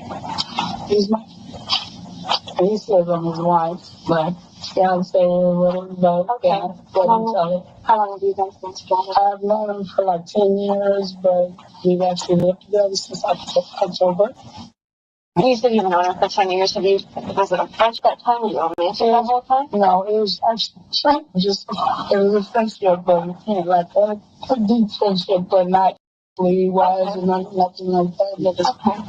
And then how did it become more of a husband-wife relationship? It's just just here and there or something, like on the bus, when I'm going to work or something like that, and he's going to work, Helen explains that their bond became romantic in October of the previous year.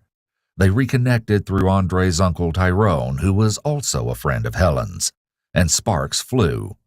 Shortly after, Helen and Andre began living together. According to Helen, she and Andre were gearing up for a belated New Year's celebration. Andre asked her to cook, and she was preparing all their favorite foods before they headed to her son's house to spend the evening with family. According to Helen, Andre answered the door and was greeted by a familiar face. And I heard somebody talking. It was Milton. Milton, he's someone that he's been knowing. I've known him like about 15 years myself, like that. But that's his, they used to live like in the Y. Milton and Andre had. Okay. Yes. And so they were best friends. According to Helen, Milton and Andre both faced homelessness and had been in and out of the shelter system together. Last year, Andre had been able to use his veterans benefits to help secure the home he and Helen now live in. And recently, Helen says, Andre helped Milton out by letting him crash at their place for a week. Okay, this is like, oh my gosh, the last time Milton was over there, it's probably about 4 weeks ago or something. 4 weeks ago, like that. Yes, ma'am. Just to kind of be a friend. Yes, ma'am. He owed him some money for the state because what he told him, he gave him his word. He would give him something because he didn't ask because Andre. So it's getting kind of crazy. If y'all peep game, if y'all putting up what I'm putting down, these 2 guys were somewhat cool with us when they were both going through a rough patch in the shelter. He finally got a good representative to get his VA benefits so he can get a home and get his life in order, right? Because he served. Why not? If you serve, and you do the time, why not? Right? So he got that home for her and him and Helen. Now she said that she's in the back and she's getting everything, cooking and all the stuff like that for New Year's and getting everything squared away. He goes and opens up the door and she hears a familiar voice where apparently it's this guy. My thing is that if that's the case, Did you hear any argument with them? You're telling all this stuff, right? Did you hear an argument between these guys? I haven't heard that yet. Did you hear a scruffle? I haven't heard that yet. Did you hear someone scream out with pain if they got stabbed with something? I haven't heard that yet. What she's literally talking about is that this guy owed money to her man, and she's setting it up. She's setting it up to make it seem like he has a motive and an intent to why he possibly took this route to unalive this guy, because he owed him money. But not only did the guy owe him money, he was quite frankly staying at your house for a week. I just find that that's very funny, how she's literally like already just throwing it on this guy. I would be concerned, and I'm wondering what the detectives is going to ask her, because what I'm saying, like, ma'am, you have just as much of a motive too, right? If the man used his military benefits to get this home for you, and you're pretty much being taken care of by this guy and his military benefits, and you over here you might sneaking around having sex with this guy that he's helping in his household, a good intent would be you would have to get rid of him, right?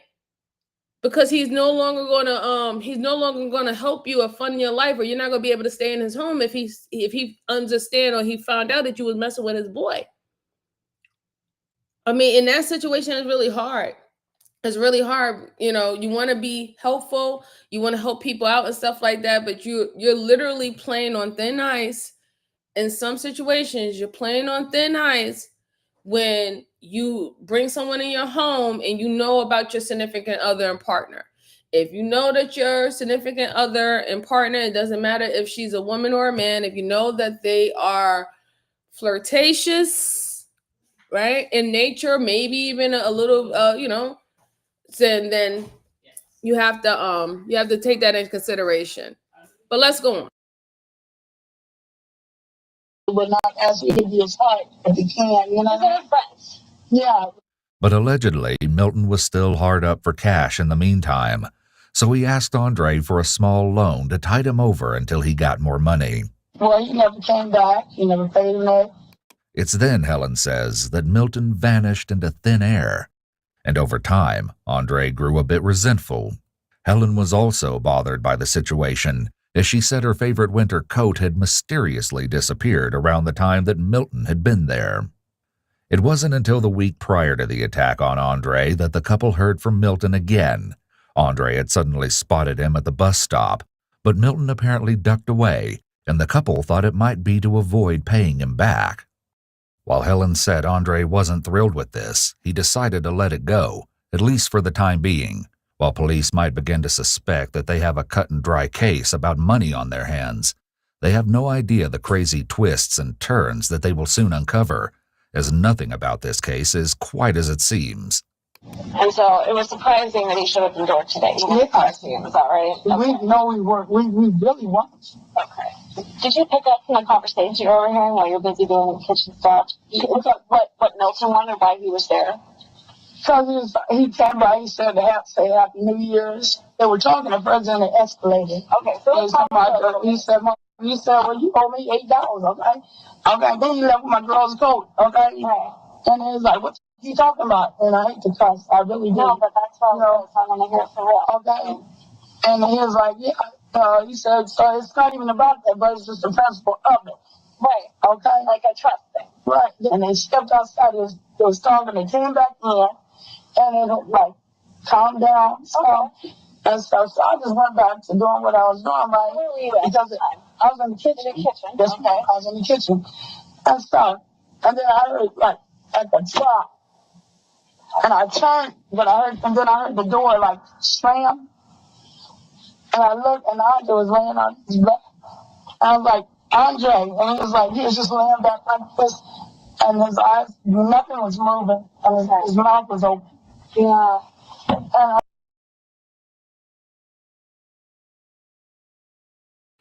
No, ma'am. No, ma'am. Ma'am, you are lying, ma'am. We see the footage of the home, ma'am, you would have heard more than what you just heard. Not you, you overheard that they were arguing a little bit and he was bringing up the fact that he owed him money. He didn't pay him back for the loan. Here's my thing though, right? You just told the detective that he asked Andre for a loan. Andre gave him the loan and he went MIA. You haven't heard from him in a very long time. You just also told the detective that the last time Andre saw this guy, he avoided you like the freaking plague because he knows that you was going to ask him, where's the money? What happened to my girl's coat? Right? So I don't see Andre just kind of like popping up like that on New Year's if he's been avoiding you this whole entire time. It just doesn't really make any sense unless he was coming on New Year's to actually give back the money, right? So I'm not really 2 and 2 is not adding up really. 2 and 2. And then on top of that, if you look at the kitchen, if all this happened in the living room, you could tell that the kitchen is on the same floor as the living room, and it's not that that it's not that much distance between the door heading into the living room, and they have like a kitchen where you could put a kitchenette in there. It's not that big of a kitchen, right? So all of that is on the first floor. If you heard that they were arguing, he said something about $8. He said something about your coat. You mean to tell me you didn't hear Andre actually get stabbed? You telling me you didn't hear that? You didn't hear a scream or anything, a help, but all you heard was a thump and then you heard the door close? That's not how it goes, ma'am. You cannot be in detail hearing what they quote unquote was having a conversation about, but when it was actual tussing around and someone getting stabbed, you didn't hear nothing. You just heard a thump and then the door closed. No, it doesn't work that way. Absolutely not. Absolutely not. But let's go on. Let's see what else she's going to say. It doesn't make sense. If you heard that clear before, that means you heard clear the whole entire time. I got the phone and I called 911. I said, so what am I supposed to do? And I'm a certified nurse lady. Okay, but I panicked. Sure. So I'm like, so what am I supposed to do? They said, just pump, they tell you, to do this or whatever. Hold on. Not you, a certified nurse, and you don't know how to resuscitate?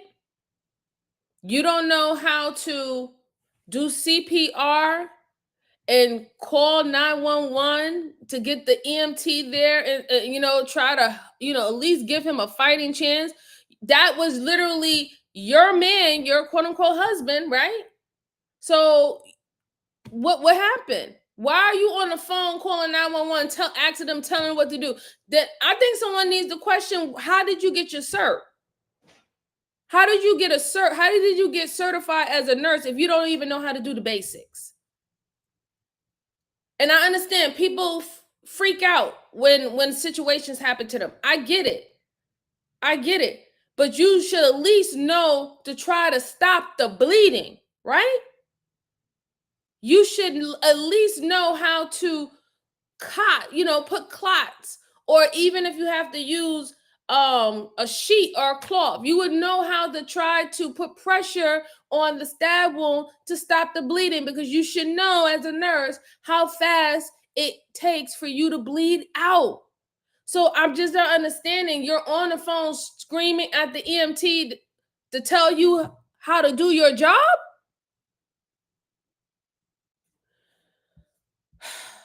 Let's go on his chest or whatever, he's like breathing in his mouth. Hey, I said, but he's not doing anything. No, he's not breathing. So put your face down there. No, there's nothing coming out. Nothing. Helen was horrified to discover that Andre wasn't breathing. and he had what appeared to be a stab wound on the upper right side of his chest.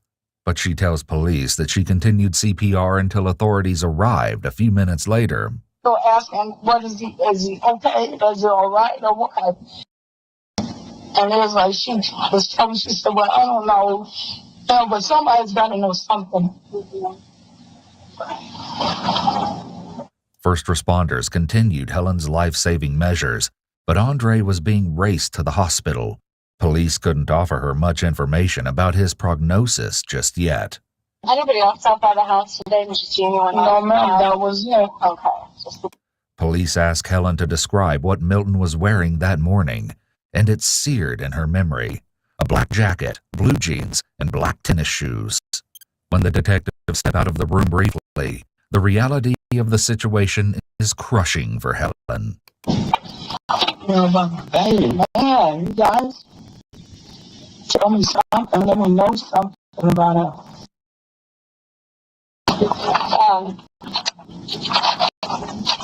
Anything else you can tell us? You know, I didn't ask you.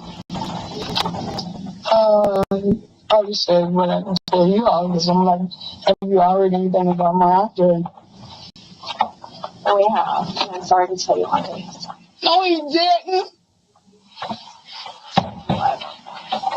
That's why we're taking it serious.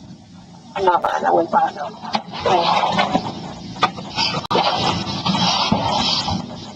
That's why we're asking all these questions to find out. This is really. Don't do this to me. In this moment, Helen isn't just faced with the horrific news of the death of her boyfriend.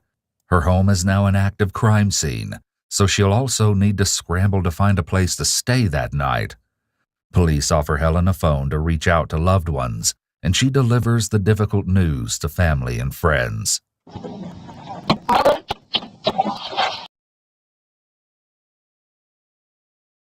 Yeah, I'm not, I'm a teddy bear, but I'm not showing any sympathy for this woman because I just find her to be lying. Here's what I think will happen. I believe that she was messing around with that guy, and probably that was one of the reasons why he could not even stay in the home anymore. I think that they could have both kind of set it up in that way, right? Like I said, I don't know if she actually did the stabbing. She probably could have did the stabbing, and then the guy came through and he was like, yo, what you did, blah, blah, blah. She probably offered him money or whatever, more money, be quiet, whatever not.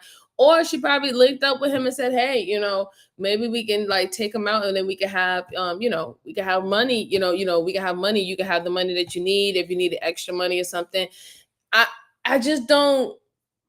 The reason why I'm not believing her is, like I said, after just looking at the photos and seeing how close the kitchen was and how where the living room was and where the door was to enter in, there's no way that you did not hear a commotion. There's no way that you didn't hear someone scream out in pain.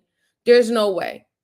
And then on top of it, the way how the kitchen is set up, it has like a little kitchenette cutout, so you can see through into the living room area or wherever the dining room area. So you saw and heard everything. You saw and you heard everything, but you made it seem like you was not aware about anything that was going on. You made it seem like you was in the kitchen and this all happened in the basement. No, that house is not the biggest house, right? It's a decent house. It's a decent little small house, but it's not the biggest house. So there wasn't that much room. You heard everything, but when you didn't mention about really any commotion outside of them arguing about $8 or your coat missing, but you didn't hear no scream. You didn't hear them tussle and try to grab the knife or anything of that. So you didn't hear none of that. And then quite frankly, to hear about you being a nurse, but you don't even know how to do the basic CPR, you literally screaming online with the EMT, I'm asking them to tell you what to do. And then they said that you was doing it for the whole entire time until the EMT got there. I don't even buy that either. I don't buy it at all. But now she's worried because she can't stay in the house anymore. They gotta go in there. They gotta gut it out. They gotta pick up any form of evidence. She's not gonna be able to stay there. So she's now looking for a place to stay. I'm not saying that she's not supposed to, worry about herself. You are supposed to worry about yourself. That's very important. But you didn't really even give that much emotion when you heard about your boyfriend actually losing his life. You try to say that you were so startled that you found him on the floor with a stab wound to his upper right chest. But when she told you that he's pronounced dead, like he succumbed to his injuries, you barely even gave any emotion. You're giving more emotion about trying to find out a place to stay than the guy that you was living with for almost a year. Let's go on. Yeah, there is no space for that part. None. He did it, brother. He got him out.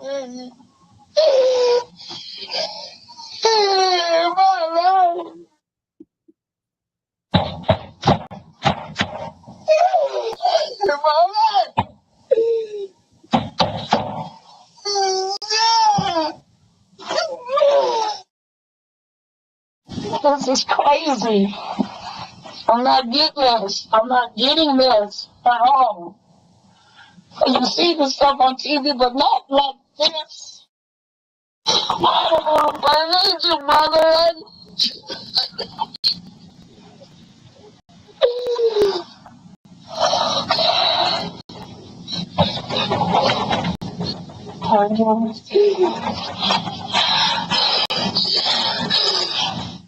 Police do their best to comfort Helen, but they know the biggest comfort they can offer is justice for Andre. So, armed with a name and a description, police launch a manhunt for Milton Leak. Helen tells detectives that a group of mutual friends who know Milton often hang out outside a nearby shelter. But the weather in Des Moines is bitterly cold that day, leaving few people to point detectives in the right direction. For now, they spread word at local shelters, bus stations, and businesses, showing Milton's photo and asking people to contact them if he's spotted. And the next day, their efforts pay off. Milton is found at a local shelter, and police jump at the opportunity to interview him. Yeah.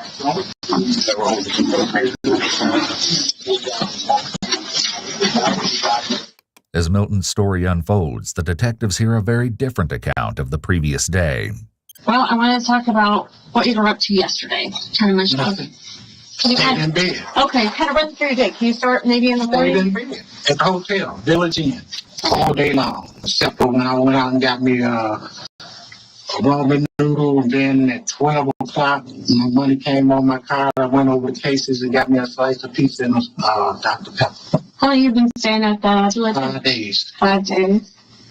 While Milton's repeated interruptions of the detective could be signs of his nerves getting to him and a red flag for possible deception, it could also simply be his baseline when interacting with police. Did you check your Yes, I did. Before you stayed at Village Inn, where were you staying?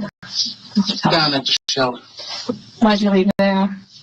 Because I got paid and I didn't want to stay there no more. Sleeping in chairs. Yeah. You can only have one chair. You can't have 2 chairs. Uncomfortable. People messing with your property and stuff. Yeah. As police dig further into Milton's situation, they learn that he's no stranger to the criminal justice system. You said you've been homeless last year. Yeah. What was that situation?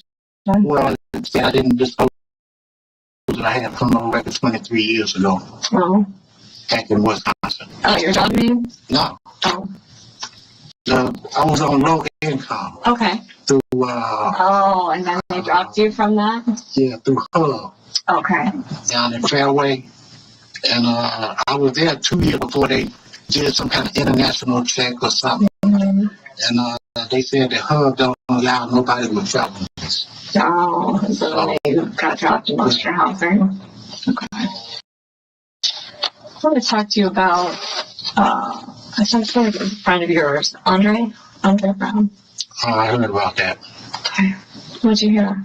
I just seen on the news that somebody got stabbed over there. Who's somebody? I don't know exactly who. I read it in the paper this morning at the library that a 55-year-old man got stabbed. I don't know. At this point, local news hadn't reported who was stabbed. Only the area. Yeah, that like there, like he thinks that he's in control of the conversation. He thinks that he's smarter than her. And I also wanted to point out that another reason why he is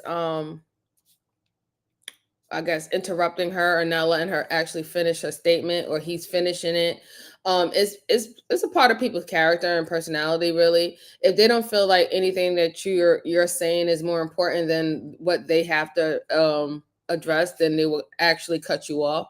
So that's a part of that. But right there, that's quite telling right there. You just said, oh, I heard about that. She said, I want to talk to you about your friend. That's what she said. Pay attention to what the detective said. She said, I want to talk to you about your friend, Andre. First thing he said is, oh, I heard about that. What did you hear? Then she said, oh, well, I just saw it on the news. No, but see, here's the thing. You heard about what? She didn't say she just said your friend's name. If you had no idea about what could possibly have happened with your friend, you'd be like, yeah, I know my buddy Andre. We go way back, you know, we was in the shelter with each other at one time. The time I was staying with him from one time to time. You know, we fell out, but I was thinking about calling him and getting to rekindle our friendship. That is what a person who doesn't really know what happened to Andre would say. But the simple fact that when she said Andre's name, you said, oh, yeah, I heard about that.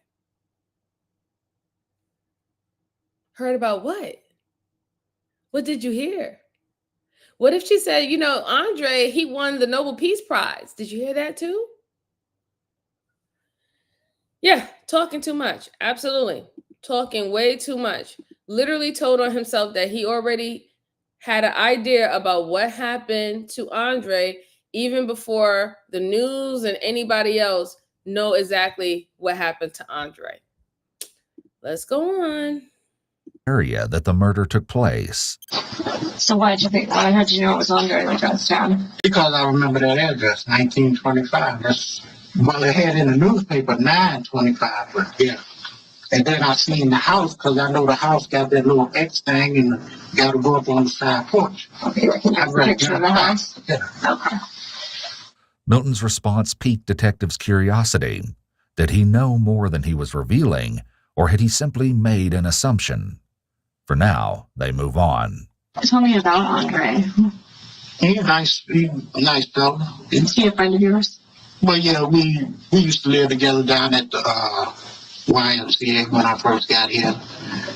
He was a veteran, so they put him up in the house, in a little cottage. I stayed over there a couple of nights, a couple of times. While his story aligns with Helen's so far, it would soon take a sharp turn. Did he live by himself? Well, at that time, he was going through a thing. He had two different girls, but he put one out and got another one. She was just as bad as the other one, so they went through his thing. Just before Helen and Andre had become official, Milton explains that Andre had ended another relationship and asked his ex-girlfriend to move out of his home.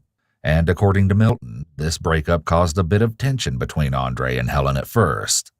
Helen doesn't deny this with authorities. She even tells them that there was some early tension in her relationship when Andre's former flame needed to pick up some of her belongings. But she also says that their issues are largely in the past, and they're very happy together. They're even discussing a wedding. In Milton's interview, the first discrepancy between his and Helen's story emerges. Have you stopped by there even to say hi to Andre or anything since that time? I haven't been back there since. Okay.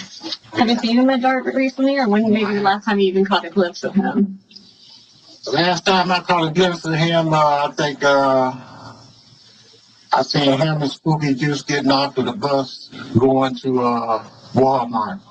And they was drunk and talking crazy, so I just Not Spooky Juice. According to Milton, Andre was with his uncle Tyrone. also known as Spooky Juice. Detectives would later discover that Milton is leaving out a key piece of this story. Did you guys ever lend each other money or anything like that? Would you guys ever help each other out in that way? Well, yeah, I loaned him some money once. You loaned him some money? Yeah. Did he ever pay you back? It took a while, but he paid me back. He paid me money. Did he ever loan you money? Yeah.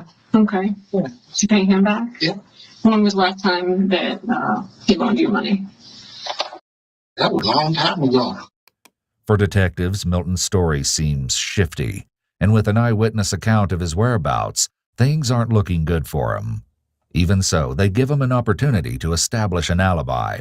Yesterday when you were at Village Inn, do you ever check in or talk to like the people at the desk or anything? Do they know you there? I guess. Oh yeah, they know me real good. Yeah, if you stayed there several times. Yeah. It sounds like. Did you talk to the desk person or anything yesterday? No. No. Yeah, that's and the reason I'm asking is I want you to be honest with me today. No, I am. I ain't talked to nobody. We're not quite there yet, but I think we can be. Okay. I know you had a decent relationship with Andre. Okay, and I know that you guys had some kind of interaction yesterday at some point, and that's what I want to talk to you about. No, we didn't. Okay. And it's not a coincidence that we're trying to look for you. It's not there's, obviously I'm not going to go into these things. I have some information already. Okay, I'm prepared. I kind of know what happened before I talk to the next person and the next person, and you're kind of just another piece in the puzzle, okay? Okay. All right? Uh-huh. And so I need to know what happened between you and Andre yesterday, because there was some kind of interaction, and you're the only one that can tell me that. There was no interaction between me. I promise you that. I'm just as sure as you sitting right there and I'm sitting here. I never seen Andre yesterday. It's not true. What you mean it ain't true? And it's not true because we have people that just saw you there. Ain't nobody seen me there. Yes. Isn't it true that he loaned you just a couple bucks and you owed him a few bucks? No. No? After detectives put on the pressure and ask Milton about money, the detail he left out about the bus stop interaction surfaces.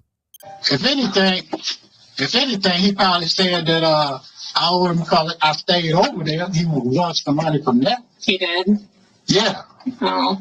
What do you want from you? He just wanted me. I don't know what he wanted.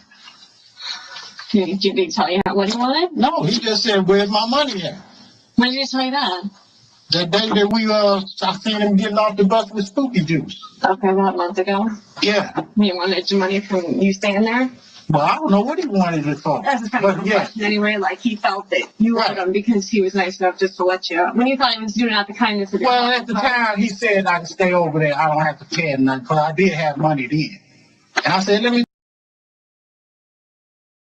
See, again, that goes back to exactly what I said, guys. I listen. I can't get over the whole Spooky Juice. That that is a unique name for real. But yes, his manner did change. Yeah, he did. Yeah, his posture did change. Definitely, he started crouching down. So that's not necessarily him telling the truth. But I did find it kind of weird. If he said that he saw him and Spooky Juice getting off the bus, right? Then what the girlfriend said is entirely different, right? Because she said that she was with him, and that they saw him, and he avoided them like the plague. So the girlfriend never mentioned Spooky Juice being there. She never mentioned that Andre was with Spooky Juice. She said that they didn't speak. She said that the guy ran away like the plague because he was afraid of Andre asking him about the money that he loaned him. But now he's saying the only day that he spoke to Andre was the day that you said that they didn't speak to each other, that he ran away. So I find that very weird. And then, like I said, for me personally, if the guy is running away from you because he borrowed money, he said, "I'll pay you back," and he never paid you back because he doesn't have it, he's still struggling, I do not see that person just showing up at New Year's, like, talk about, hey, let's bygones be bygones, kumbaya. If that was the case, why would he run the last time? He could have did that, I guess at the bus stop with what is the name? Spooky Juice. You know, have the little confrontation. When you going to give me back my money? And squashed it right then and there.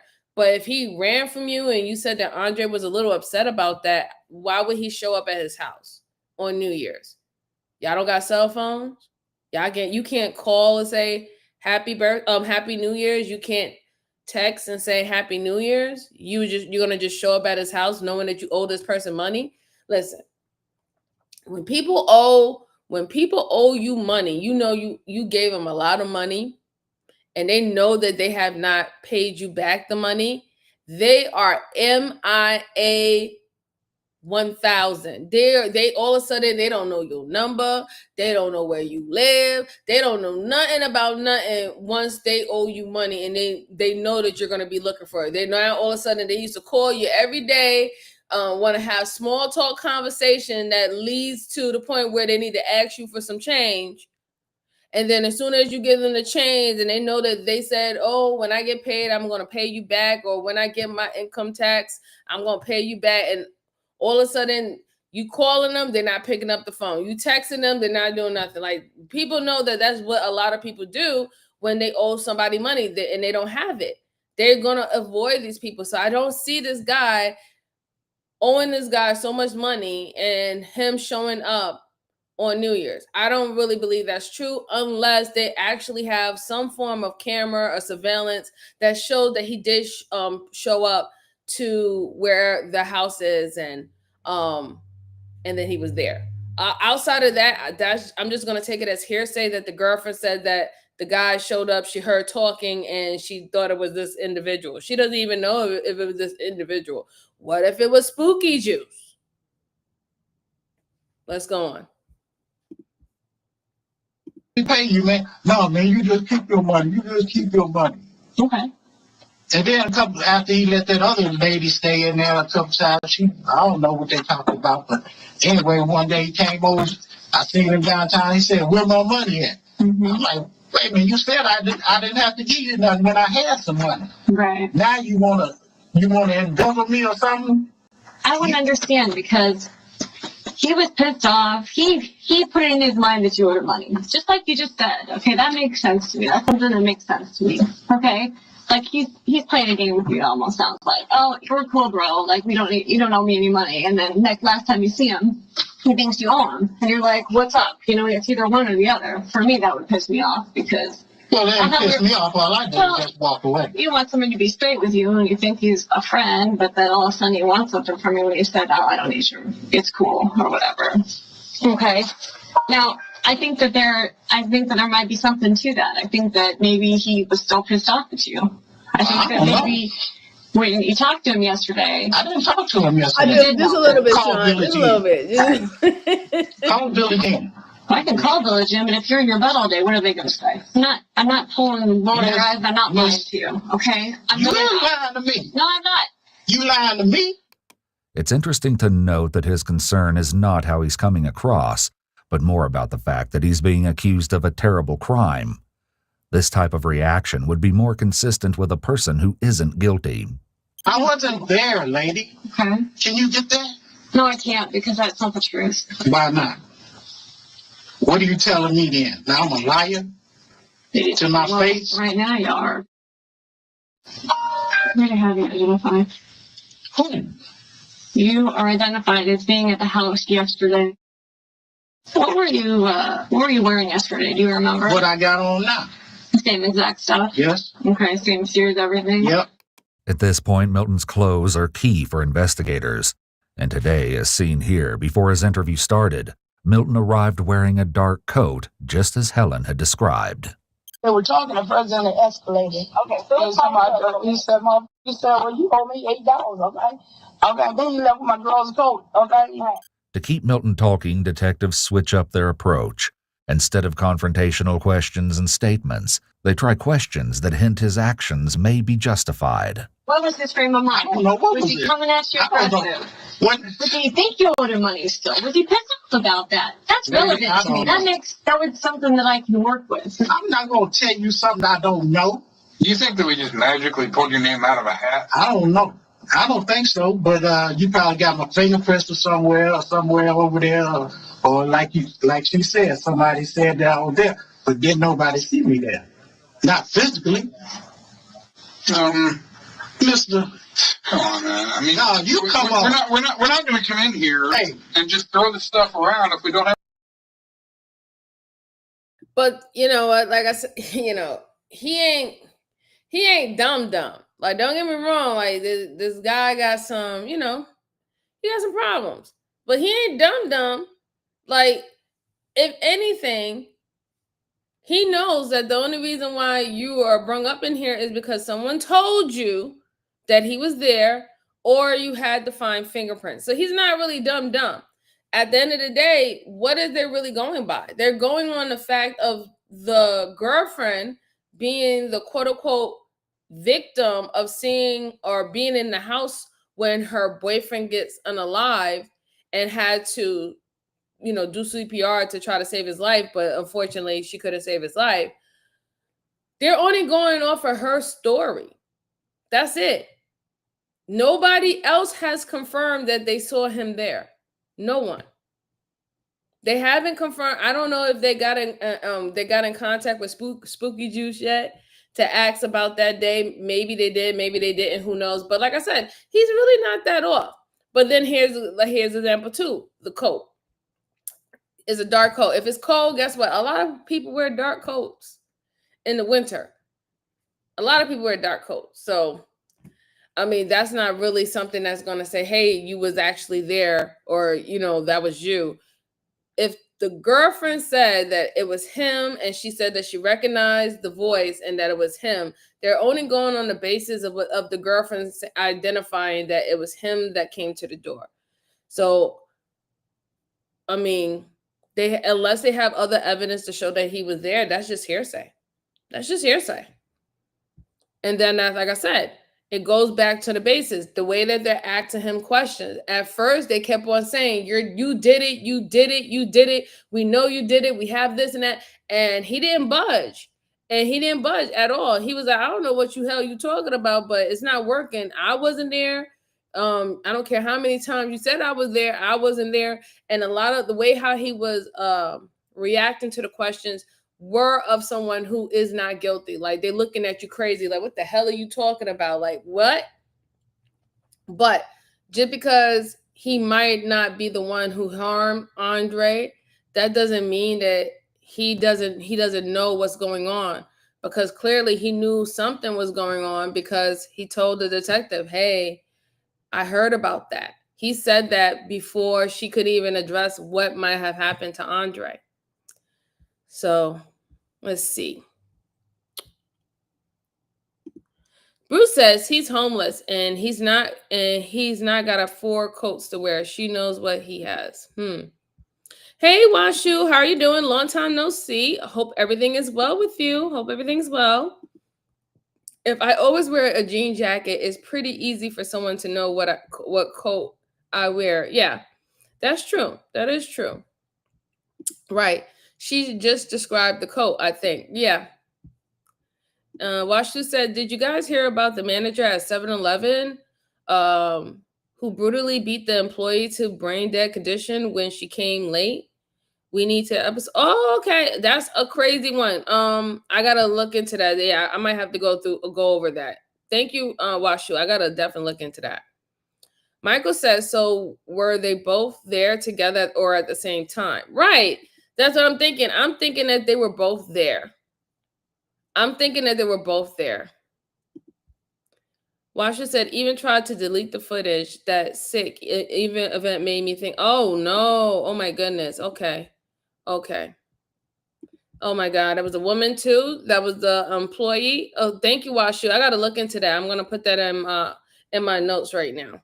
But let's go on. That's terrible. Proof of it. You got my fingerprints from a long time ago. Have proof. Well, I can tell you right now, we don't have any fingerprints yet. I'll give you that clue. We don't have one. No, we didn't get it from fingerprints. But let me ask you this, Milton. So do you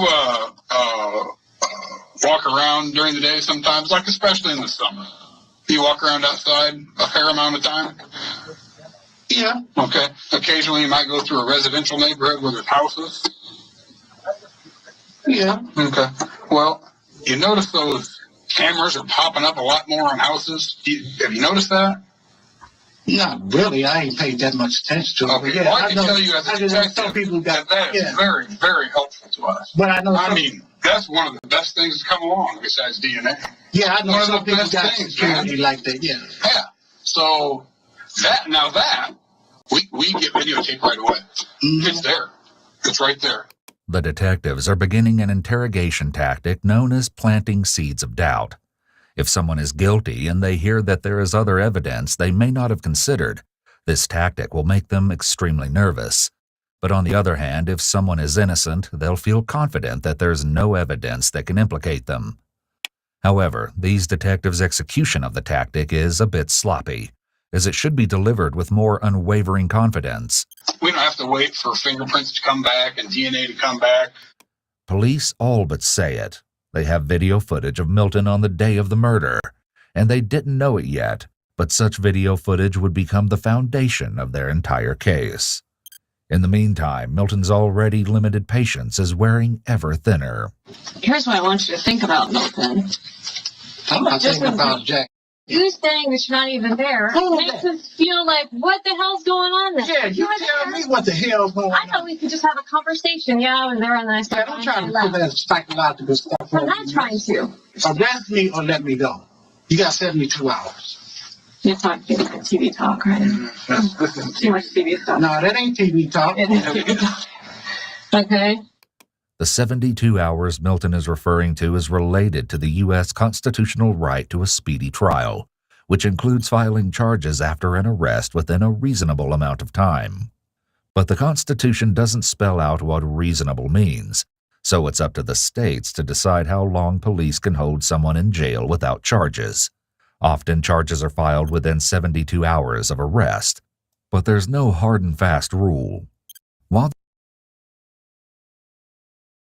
Like I said, Milton is a piece of work, but Milton ain't fucking dumb. Milton is not dumb. He's a piece of work, yes, but he's not dumb. He like they also said that they looked at his record, so this is not his first time in this rodeo. He's probably have dealt with a questioning before, but I'm glad that he didn't necessarily fall for the tactic with called planting the seed. You know, seeing if you place items there that this is how the narrative is playing out, that they believe how it went, that are they going to say, yeah, that's right, and pretty much admit and tell on themselves. It didn't work so far. He's looking at them like they crazy. He keep on questioning him, talking about I don't know what the hell you talking about. I don't know what you doing here. I don't know what you even saying to me. If y'all had everything, y'all would have booked me already. I don't even know why y'all talking to me this much about anything. You know? Bruce says, isn't that corpus delicti? Where they hold indefinitely while they get yes, it is. But however, it's different between each state. And they have to have reasoning. But I mean, they do have a reason. With him, they have a good, clear reason why they would want to detain him, right? If he's suspected of a murder, and then on top of that, you know, he could be a danger to society. You know, who knows if he might try to murder again. So they have a reason to actually hold him and detain him, but they have not officially arrested him at this point right now. And he knows that.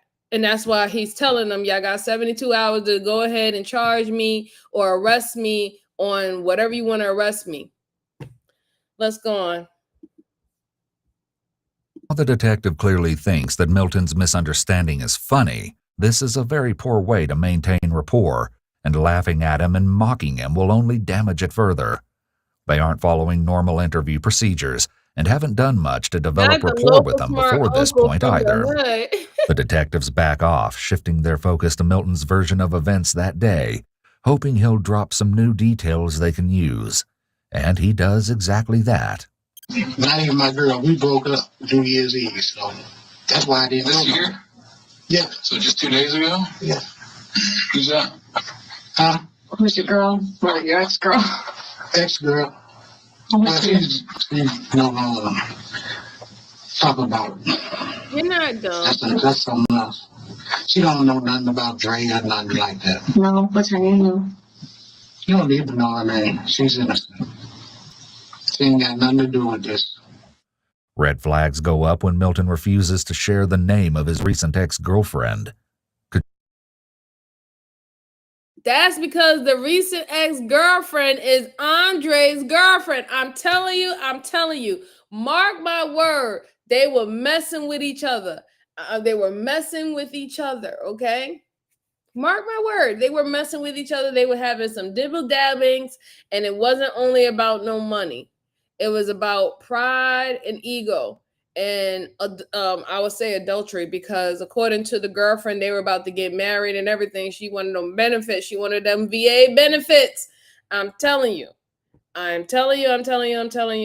He ain't trying to say the girlfriend name, not because if he gives them their name, then they're gonna go out and try to speak with her.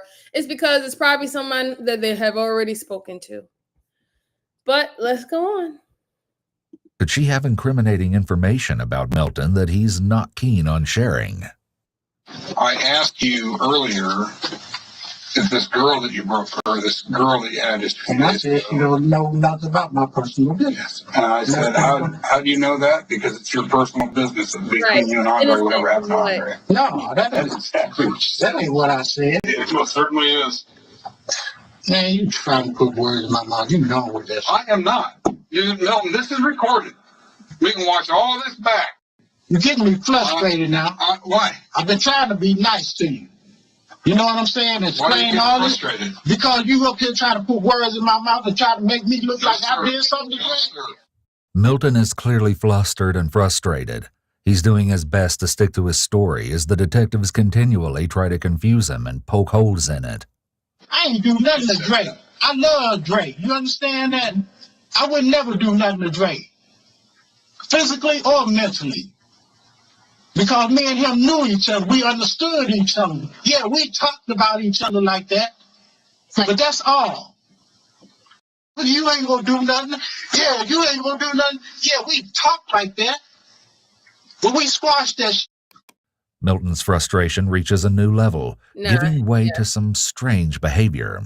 I ain't gonna never take nobody's life. For nothing. Not a penny, not a dime, not a different woman, nothing. And I got skills to do that. But I don't go around doing that. You got skills to take people's life? Yeah. What kind of skills you got to take people's life? I got special skills. What are those special skills?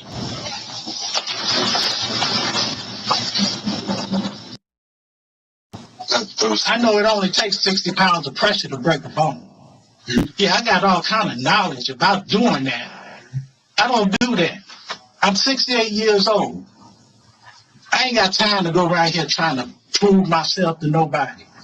But I ain't gonna let nobody push me. I would hope that you wouldn't prove yourself to right. I don't walk around here all tough with my chest all blowed out, my head blown up. I ain't out here to hurt nobody. I'm just out here to survive. Did you ever carry any weapons for self-defense? Pocket knife? No. Nothing? No. No. Never had in the past? No. Any kind of guns? Yeah. Okay. What'd you carry? It's loaded now. What are you talking about? My mind is loaded, full of bullets. I'm talking about a gun. I'm talking about knowledge. I'm talking about power. You ever carried a real gun? No. Yeah, I'm done too. Y'all gonna buy me dinner or something? Milton's unusual comments don't do him any favors with police, and neither do his comments when they leave the room.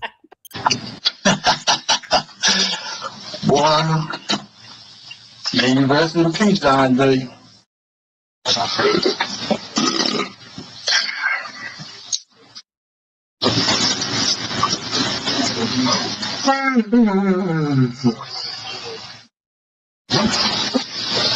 Man, come on. I'm hungry. We can throw this out.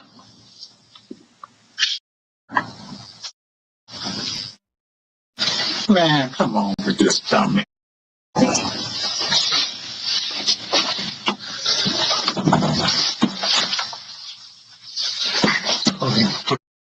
Me. Eesh. Do something. Quit talking to me. You gotta find out what you know. You talking like that. Don't see that? There's nothing to worry about.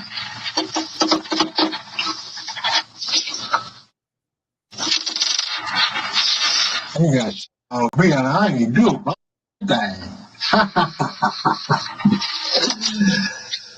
Y'all working yourself up to nothing.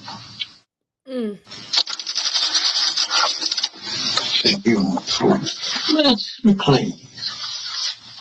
You put me in any way you put me. So you falsified information. That's what you do. I'm thinking more on alcohol abuse too. Plant. I don't think y'all want to build them. That we do see, Michael. Y'all just trying to solve them on the side.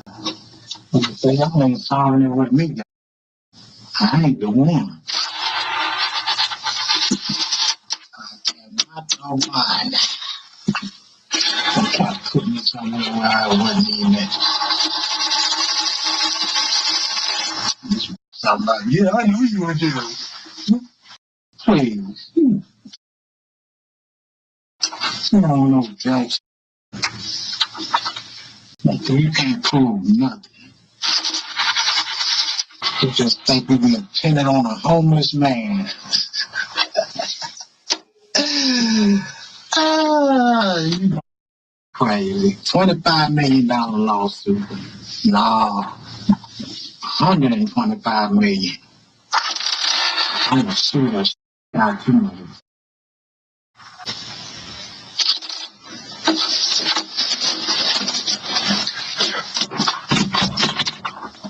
Somebody come back here. Y'all getting me pissed off now.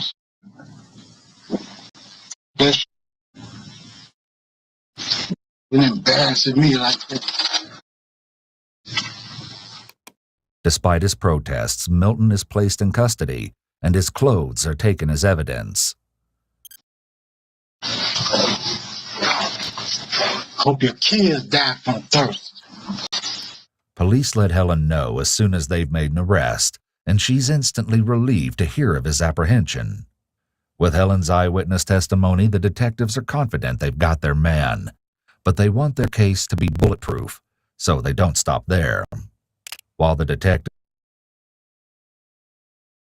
See, like I said before, they are only going on the basis that Helen, the girlfriend, is the eyewitness and that she is not a suspect because they found her on the scene pretending to give this guy CPR.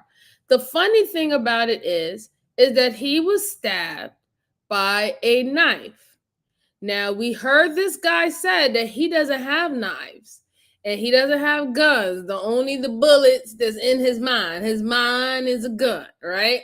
Went all out. He went all out, 3,000 with it, okay?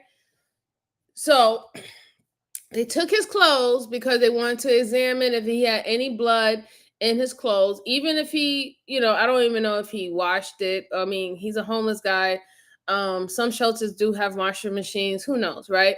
But let's say they wanted to see if they can find any blood or any DNA on his clothes. They notify the girlfriend, let them know that they have him in custody, that they've been speaking with him, and they're going to investigate. Now, I think the biggest twist is going to happen is when they checked his clothes and they're not going to find any blood or DNA. They're not even going to find any DNA under his nails or anything from this guy. Then they're going to also look at the house again, right? Which they should have had double checked. If she was in the house cooking, and you usually when you buy knives and spoons and stuff, you actually buy a set, right? So if you have a set of cooking materials, usually you'll have like two butter knives, two sharp knives, two spoons, two forks, 4 plates, that's usually how a set is. If they go back and check and see that in her set she's missing a knife, well, she was the only one in the kitchen, right? And where did that knife go? Because they didn't find no knife on the floor next to the victim. They didn't find the weapon that was used to kill him. But if there's any missing knives that's happening on in the kitchen, well, guess what? Helen, you was in the kitchen. But let's go on. Let's go on. Let's see what they say. Let's see. Bruce said his mind is the gun. That's right. His mind is the gun, Bruce. He ain't playing. He's not playing. Washer said this was a flimsy case at best, but the girl and his own mental instability gift wrapped to him for sure. You could tell that he is on some type of substance abuse. A lot of people who are homeless or who are going in and out of shelters are dealing with some type of substance abuse. He looks like an alcoholic to me. Like, you know, he has a beer in the morning, a beer in the evening, a beer at supper time. That type of individual, like he wakes up and he needs a Colt 45. We all have that one uncle who, you know, they gotta have their beer, okay?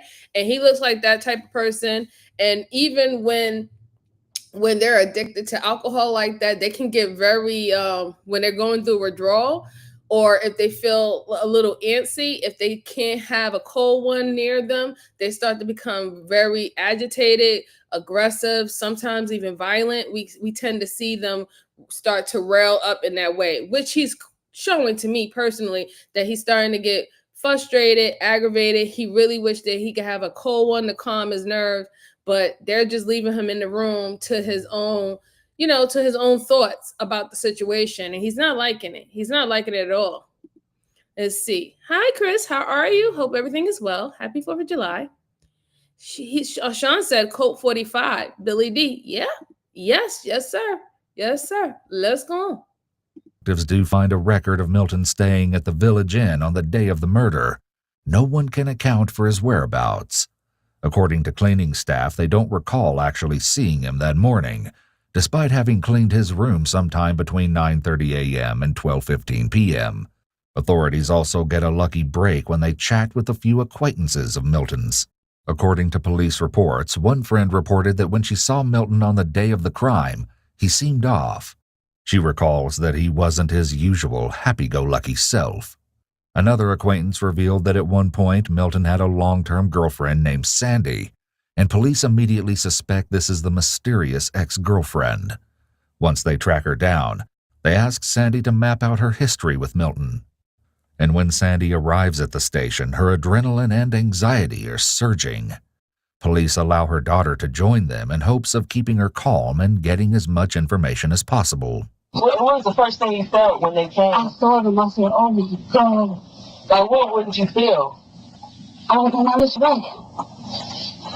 You breathe too fast. Look. No, like this. Sandy's nerves are on edge as she struggles to come to grips with the idea that Milton may be involved in a terrible crime. Look, watch me. After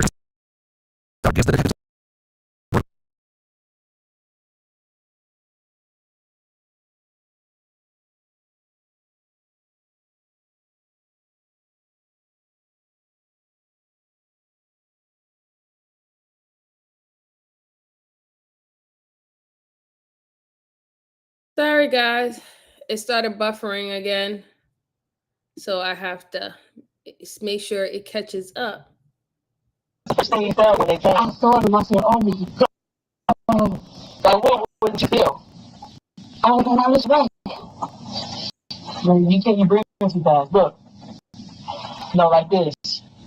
Sandy's nerves are on edge as she struggles to come to grips with the idea that Milton may be involved in a terrible crime. Look, watch me. After Sandy's daughter gives the detectives the room, police ease into their interview with a few background questions. How did you meet Milton? Oh, at a church? Can y'all hear the sound? Put a 1 in the chat. Can you hear it? I know I've been having problems lately, so I don't know why that is happening, but put a 1 in the chat if y'all can hear it, okay? Let me stop sharing real quick.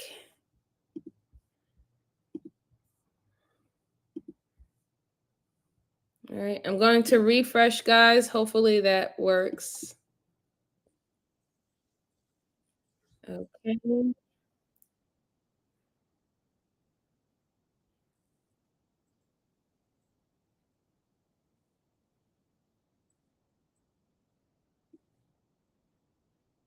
Okay. Okay, thank you. Thank you, guys. Thank you. Okay. All right, that should work. Here we go. I said, oh my God. Like, what wouldn't you feel? I was on this way. Well, you can't bring it too fast. Look. No, like this. Sandy's nerves are on edge as she struggles to come to grips with the idea that Milton may be involved in a terrible crime. Look, watch me. After Sandy's daughter gives the detectives the room, police ease into their interview with a few background questions. How did you meet Milton? Oh, at a church? Soon, Sandy volunteers that their relationship recently ended. Unlike Milton, however, she's forthcoming with the reasons why. Oh, After 10 I didn't know years, that, Sandy Miss felt Joanne. their I didn't have connection no was idea. dwindling. She didn't see Milton as often as she liked, and she suspected that he was shielding her from the realities of his life. Because I said, ask him, I why try you to do never at least believe about in 2 your months. friends? I He think said, I'm gonna have it's to my change it, business, Mercy. and you don't know my business. I said, okay. And then he didn't tell you about what was really going on. He didn't tell me nothing. He just But in spite of everything, Sandy said she and Milton were usually able to work out their differences, and violent behavior seemed beyond his capacities. he was a good guy. That's why I'm so in shock. That's my nerves. He never done nothing like this in 2 years. When police spoke with Anita, Sandy's daughter, she echoed the same sentiments. Did you ever see him get really angry or violent ever in the past? No. He's a father figure to me. Okay. Even though not biologically, right. He was like my father, so he played that role really well. Okay. And Anita admits things have been different recently. But since he lost his apartment, everything changed. Detectives begin requesting CCTV footage from the locations Milton shared with them, including the Cash Saver store and the pizza restaurant. In the meantime, detectives meet with Helen, Andre's girlfriend, again to make sure they don't miss any useful details about Andre's last hours. And as it turns out, Helen had forgotten a few things in her first account, Different like vibe. Andre running Okay, to the store for a 6-pack of beer, and a second visitor to their home that day. Okay, Bruce, I might have to try that To the store. Yes, okay, store. You didn't go? No, I went later, him and I, to $7. Okay. And then came back. What store did you go to? He went to the quick trip. Okay. You just walked there, or how did you get there? He walked. Okay. Knowing that Andre walked to the quick trip down the street is a win for detectives. There are several local businesses surrounding the gas station, so CCTV footage may help them establish a clear timeline in their case against Milton. But as the days pass, the likelihood of that footage being erased only grows, so the detectives must act fast. And in the chaos of that morning, Helen also forgot to mention what happened when Andre came back from the store.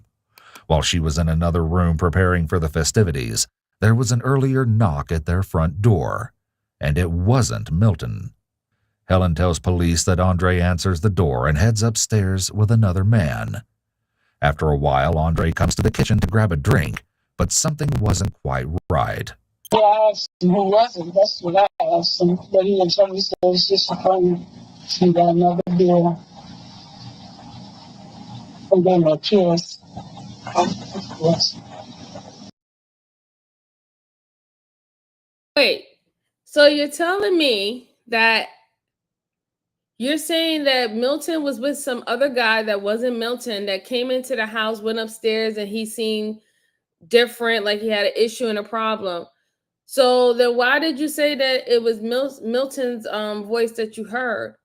If it was around, if this happened before the incident occurred, then you knew that somebody else came to your house. Why you never told the detectives that, the first initial detectives that you were speaking to? You never told them about some other guy that came that day prior to supposedly Milton come to the house. But now when they're re-questioning you again, now you're talking about this whole other guy, this whole other incident, whole different other mannerisms. Guy went upstairs in the house, came down, and all the stuff like that. And Andre gave you a kiss like he was concerned or stressed about something. It was weirded off. Nah. The only reason why I think you're doing that now is because you're more concerned that since they're detaining Milton, and when they run back his DNA, you're gonna run back, test out his clothes. If none of that comes up that he was this individual, you have to give up another person that can potentially have done that. And so far, it's been working for you where they have not put you in the hot seat yet.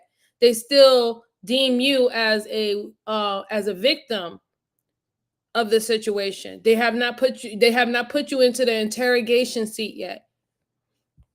That's what I'm getting this. That's what I'm getting from this. That's exactly what I'm getting from this.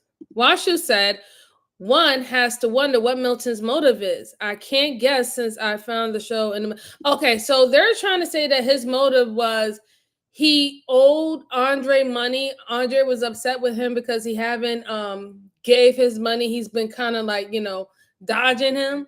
And that was the reason why. They got into an argument about the money, and supposedly that's what happened. But like I said, if he was dodging you the whole entire time, and he dodged you the time that Andre and this other guy, what was his name again? Spooky Juice. They were supposed to be going to Walmart or something. He dodged you then, not to speak with you because he knew you was going to ask him about the money. Why would he show up at your house at New Year's Eve if he was just dodging you hours ago about the money situation? It just doesn't make any sense to me. And normally when it doesn't make sense, it's not true. But let's go. Let's see. Let's go. Somebody knocked at your door. Once again, Helen recalls the event she heard in the next room just before discovering Andre unconscious. But this time, she shares two critical new details. I heard that the door closed, but I heard something like a loud noise, like a thump or something like that. But I heard now that I think that the back is like I heard the door closed twice, like right behind each other. Like it open, close, open, and close again. So I don't know if there's a person that came downstairs as well that was up there with him. I'm not sure. And then I said, Andre, man, on the floor. And I was like, I don't know what you did. I called Mom. I said, Mom, Andre is laying right here because I hadn't seen anything. He had happened. He started shouting up.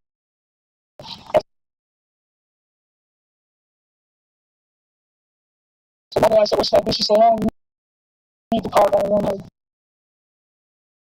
Like, I should have been one. That's why I called my mother instead. And then I hung up the phone and called 911. Helen's behavior has changed noticeably. Previously, she was more animated. However, now her nonverbal behavior is scarce. The information that slipped Helen's mind during the first interview is essential. The mystery visitor and the timing of his exit mean police may have another witness, or even an accomplice. Right. I'm glad that they called it out because her demeanor has completely changed. She was all this her startle, and even at first, when they first told him that Andre didn't make it, she didn't really seem like she was heartbroken or anything like that. She seemed like she was more concerned about trying to find a place to stay. And then she started going into all the emotions and feelings about the situation, carrying on in the interview. But even her demeanor is quite different than how it was the first time. Quite different. And then, like I said, she left out a whole bunch of detail. How do you leave out another person who came to your house and spoke with Andre prior to this situation? How do you completely leave that out? If you said that you didn't see What happened? Your back was facing the living room, and you're cooking and setting up for New Year's. That means you don't know who actually came through the door, right? But you said that you heard Milton's voice. You said that y'all was arguing, they were arguing about the money. But did you even know, what if Milton didn't come by himself? Let's just say if they're right on track, right? With Milton's involvement. Milton could have came with somebody else who was quiet.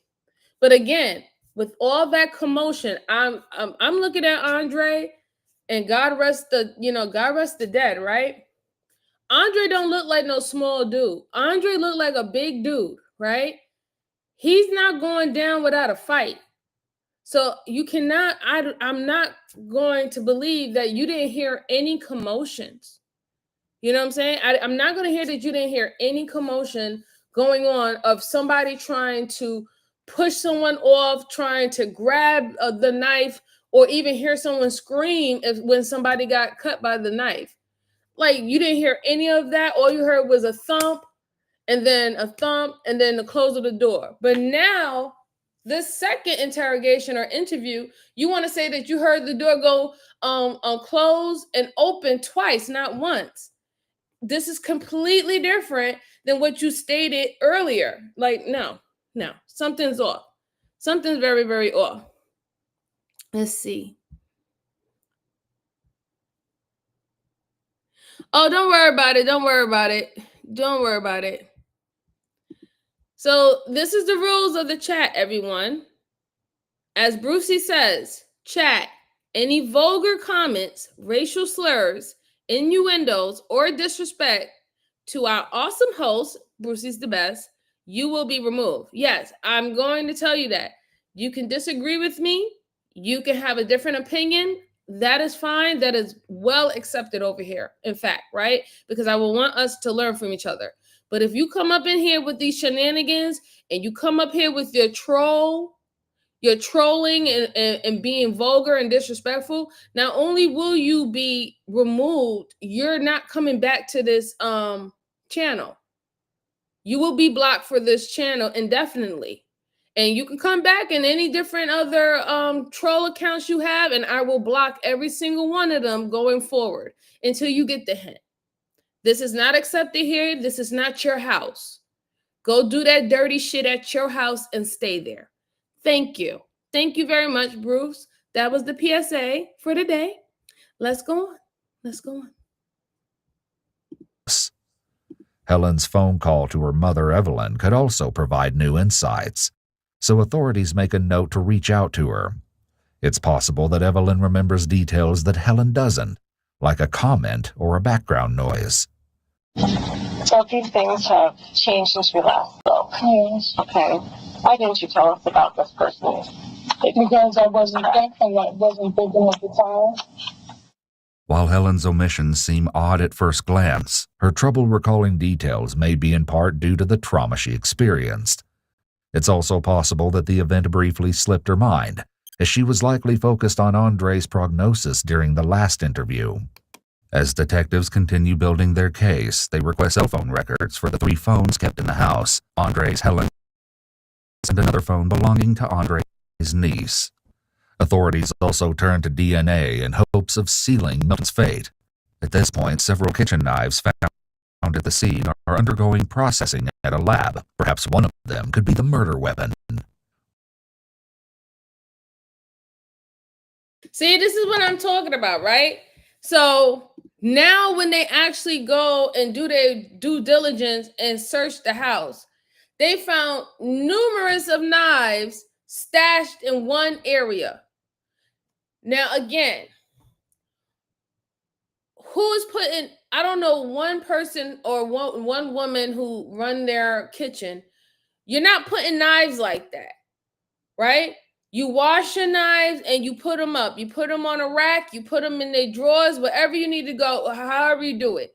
But where they were found, it was in an odd place.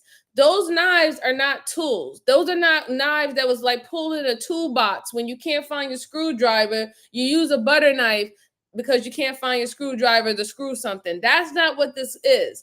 You literally have all these knives in one area hidden, and these look like knives that you would use for your kitchen to actually cook, cut up meat, cut up make a salad, cut up lettuce. Those are what those type of knives look like. So why are they all jumbled up together? Why was they found being hidden? I told you that they should have had did their due diligence before, but like I said, this is see, and here is when a lot of people say that sometimes cops and whatnot don't give people the benefit of the doubt. They gave this woman the benefit of the doubt. They took her word for it. They immediately believed that she was a victim and she was a part of a horrible crime that happened to her loved one. They gave her grace and took what she said at face value. Y'all saw it clear as day. They did do it. And now look, when they go back and like, this don't add up, this don't add up, this don't add up, this is completely different. Now when they go and check the house, they finding knives all just rounded up with each other in some hidden place. And now they got to test it for DNA and stuff. Ugh, it's so sad. Washu said, funny enough, that's the only time you'll hear any. I know, I try my best not to cuss. I really do, Washu. I think this lady heard the argument and used that as an opportunity to knife him herself, and then use fake CPR to explain the blood on her person. You're thinking what I'm thinking, Brucey. Shout out to St. Joseph, Missouri. How are you, C? Did I say that right? That was at least 7 knives. Yeah, it was 7 knives. 7 knives. Wait, I put my knives in one place. Right, exactly. Milton saying that she's innocent was weird. Yeah, I to tell you the truth, I think he was talking about the ex-girlfriend. But even when the ex-girlfriend was telling her story and her daughter was telling her story, what they know about Milton, they said that, he's a drunk, but they said that he wasn't violent. They said that he wasn't violent. They was like, they didn't really have to worry about him. So it's really alarming that, he can be, possibly be involved in this situation. So they literally bring them in just so they can have a character witness about him. Like, hey, why are you not with him anymore? And pretty much it's because he drinks too much, he can't hold a job, and he's homeless. That's the reason why she's with him. Not because he's a violent criminal. Let's see. It's possible. C said, I have 1 real knife and 1 butter knife. Hello, thank you for welcoming. Oh, no problem. Oh, I mean, look, real knife, butter knife, it is what it is. And she said she didn't know who came in. Right, exactly. Only because I live by myself. Hey, listen, you got to do what you got to do, right? Shoot. She was probably the beneficiary of his VA stuff and saw it as a meal ticket. She would get all of his benefits. The funny thing about it is, she would have to marry him. They were supposed to get married. So she wasn't legally married to him. However, if he's a Marines, I'm sure he has a will. And you can write whoever you want into your will. Right? It's not only just your children or your wife. You can write whatever you want to distribute or how much money you want to distribute to anybody in your will. Who knows? He could have put him on his will, right? Or maybe added her as a dependent. If he added her as a dependent, that would make perfect sense. If he added her as a dependent, and he could. Let's go on. When reviewing crime scene photos, detectives note a strange lack of blood in the home. Except for a few spots here and there isn't much to be found. Considering how much blood was on Andre's clothes, authorities find this detail surprising. Helen willingly provides detectives with a DNA sample to help rule her out. DNA is also collected from Andre's body, and samples are obtained from Milton as he awaits his fate in jail. Police know Helen spoke to her mother, Evelyn, briefly before calling 911. but they've been unable to reach her. Would your mom answer your phone if you called her right now? Yes. Would she be willing to talk to Detective Garcia? Yes, she will. Once Evelyn is on the phone, however, her story leaves authorities more puzzled than ever. We wanted to talk to you because you were on the phone Good night, yo, with yes. Helen around the time that this happened. Isn't that true? Yes, ma'am. Okay. I would like to tell you in your own words, your recollection of what you overheard or what was going on, or what Helen was telling you about what was going on. Okay, so I'm trying to regroup back then, yeah. Something was going on. I think it seemed like somebody, it's from my observation in the background, I think Helen was cooking or something. And it seemed like someone came to the house or something. I can't really get it together, but I think somebody had came by there or something. Before you hung up on your conversation, did she tell you that Andre was hurt at all? Did she mention anything like that? That he was hurt something. She said something. That, oh my God, something. She said something was going on. And so, and then I told her to call 911. Yes, ma'am. It seems odd that Helen wouldn't have provided any details to her mother. Even if Helen didn't yet see Andre's blood-soaked clothes, she saw him lying in the doorway, not breathing or moving.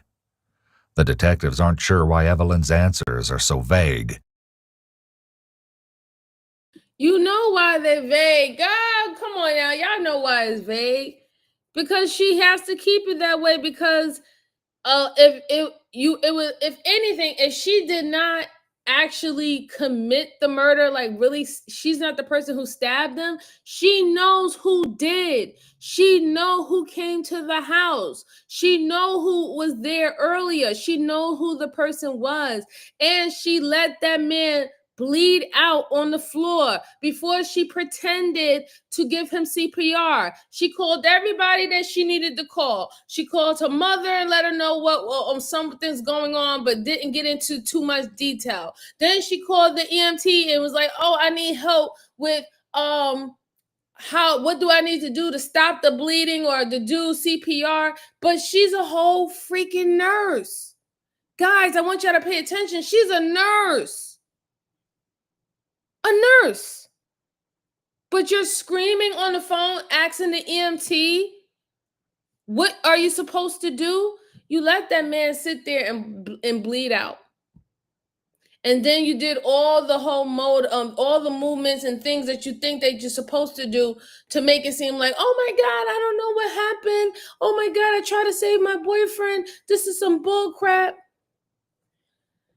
Y'all know why. Y'all know why, and she know why too. That's why you seen her body language when her mother was on the phone. She had her hands up to her head like a little girl, like she was getting scolded at one point. She's like, "Oh my God, Mom, please just say what I told you to say. Don't say nothing else. Don't say nothing else."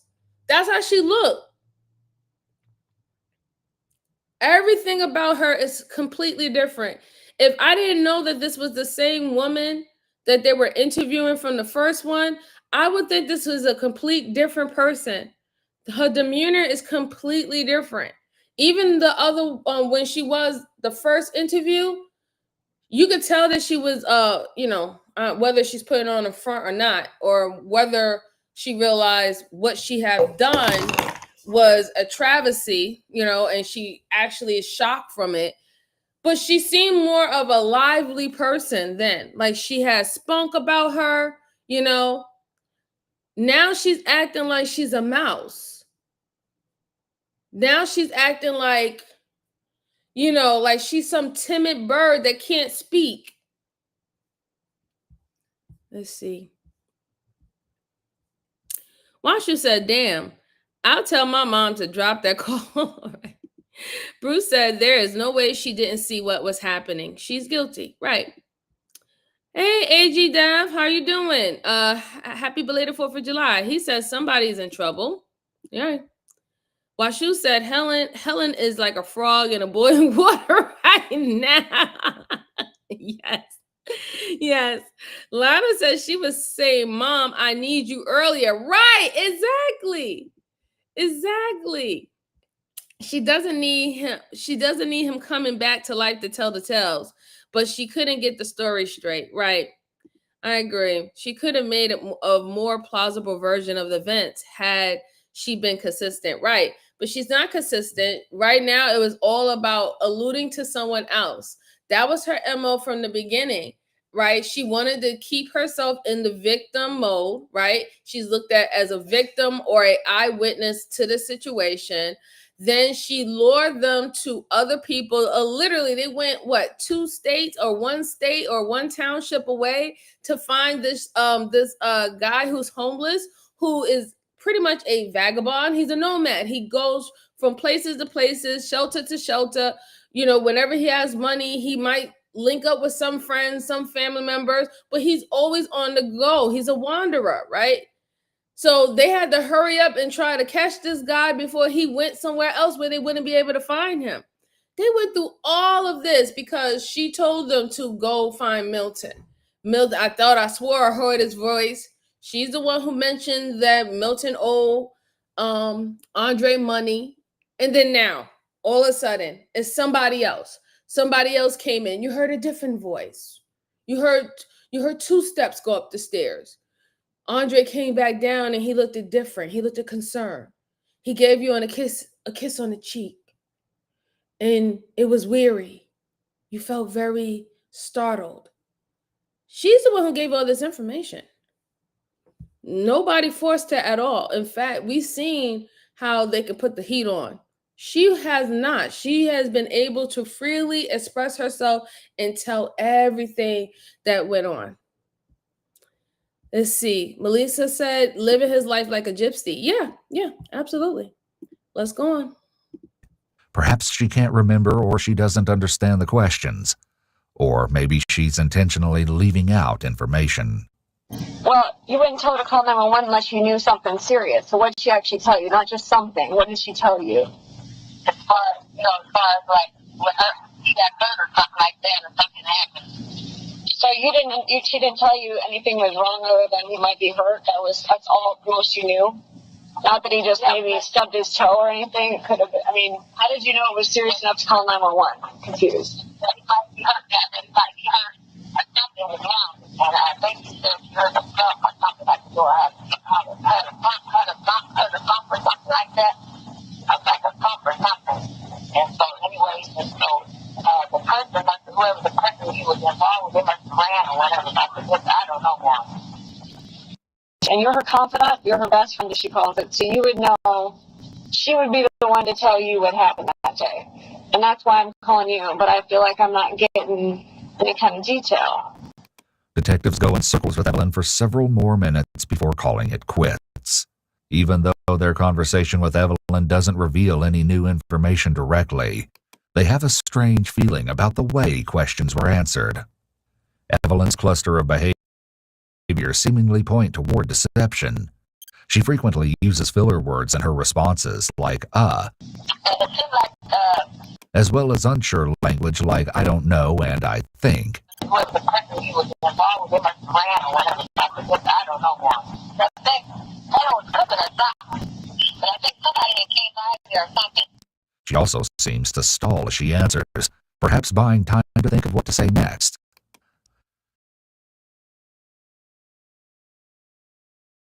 It's obvious mommy is trying to protect her daughter. That's all that is. Mommy is trying to protect her daughter. She's giving her time.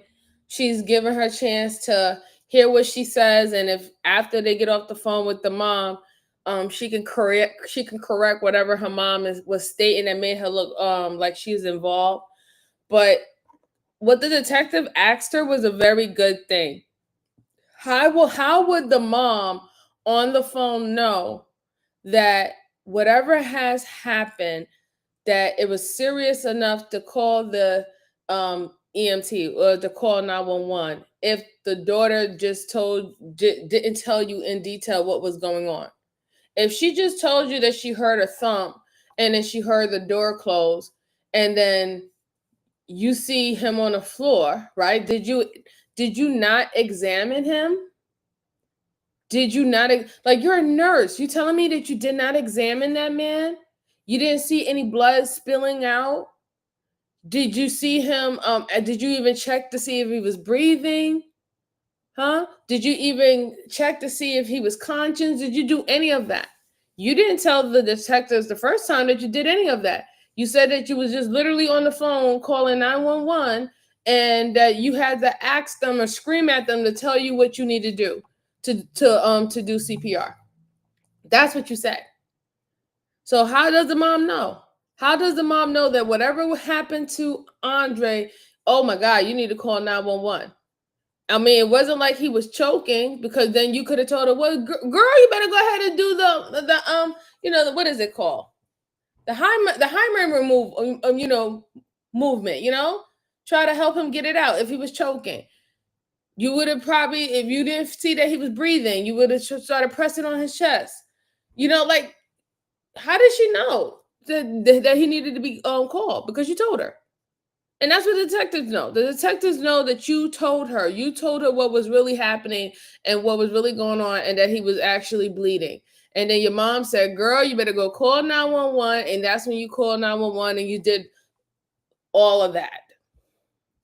Right. It was literally her job, Melissa. Literally her job. She was 10 feet from the door and a wide open view of the front door. Yes, she was. Like I said, it was a small place. Even her being in the kitchen, she heard, she saw, she knew who was there. She knows the voice. That's why she said it was Milton, right? So she understands, or she can identify people's voices. Yeah. I hope they start asking her the real hard questions now. Stop changing this from, changing this as a interview and turn it into an actual interrogation and her being a suspect, because at this point she was never a suspect.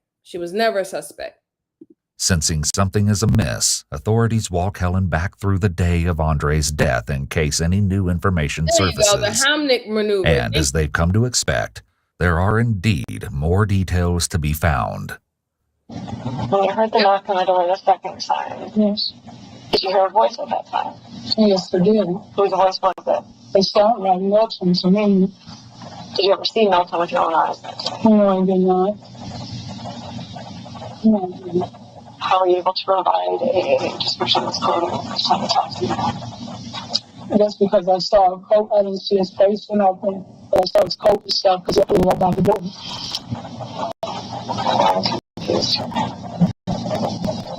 Helen cups her head in her hands nervously as she explains her rationale. This is generally a self-soothing action. Pressure. Told you. Then I told you that's what she was doing when her mom was on the phone, how she was holding her ears and stuff, just like she was being scolded and she was about to get in trouble with something. She did the same thing, and they're explaining to you what the hands on the face or around the ears is. Her rubbing will help soothe the anxiety. I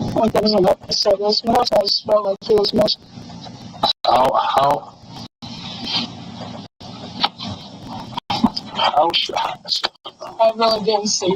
How sure are you that was Roman's voice? 50-50, 50-50, 75-25, 100%. 50 sound like him. Sound like him. Yes. And the coat looked like the coat that you'd seen him in previously? Yes. Helen's response here is increasingly unclear. Instead of providing firm yes or no responses, she seems to agree with whatever answer the detective offers. By now, authorities know that something important is missing from Helen. So that was a tactic that they used. Now, remember, I told you about a few of the detectives' tactics. So this is one. When people consider it you're leading the witness, it's the same thing. They're the ones who open up so many different options and avenues for the narratives to change. And usually what they're expecting is the perp or the suspect to choose one of the stories that they put out there that they feel is justifiable or reasonable that will keep them out of trouble. So they just start following along and agreeing with what the detective's narrative is. You usually get pushback when, one, they want to go with their narrative because they think that their narrative is the best one or the most reasonable one, or two, if it's a complete lie and that is not what happened, right? But the simple fact that she is easily going along with whatever the detective is telling her or saying to her now, she's willing for them to paint the story for her, as long as it makes it seem like she's a victim and that she's telling the God honest truth, or she's not withholding anything. And they understand that. They know that now. They now know that she has been, how can I put it? She's only has been telling half truths. She has not been telling everything. She's been telling stuff that continues to make herself look like she wasn't involved and that she was a victim that saw this take place, or she was present, but she doesn't really know what happened. Her back was turned from the whole situation. That's what's really literally what's going on right now. Let's see.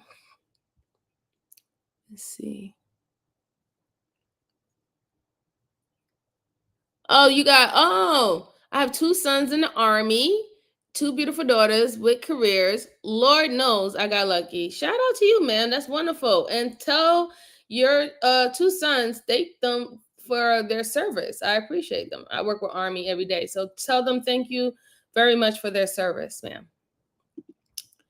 Washu said because it is also against the law to be Palestine. However, that is not malicious. So I'll say if they did immoral, evil acts, I would personally ensure. Oh, okay. So you would talk about the situation from before. Okay. See, Bruce says something important is missing. Yes, the truth is missing. Exactly. Milton, is he the old man who's homeless that she's hoping depended on? Yes, that is true, Melissa. That's who she is. That's who he is. Yep. Let's see. Sean said now the guy in jail is starting to look like he was telling the truth. He was. Like I said, he was a handful. You know, was a handful. He might be a handful, but I think that he really knows that he didn't do a damn thing.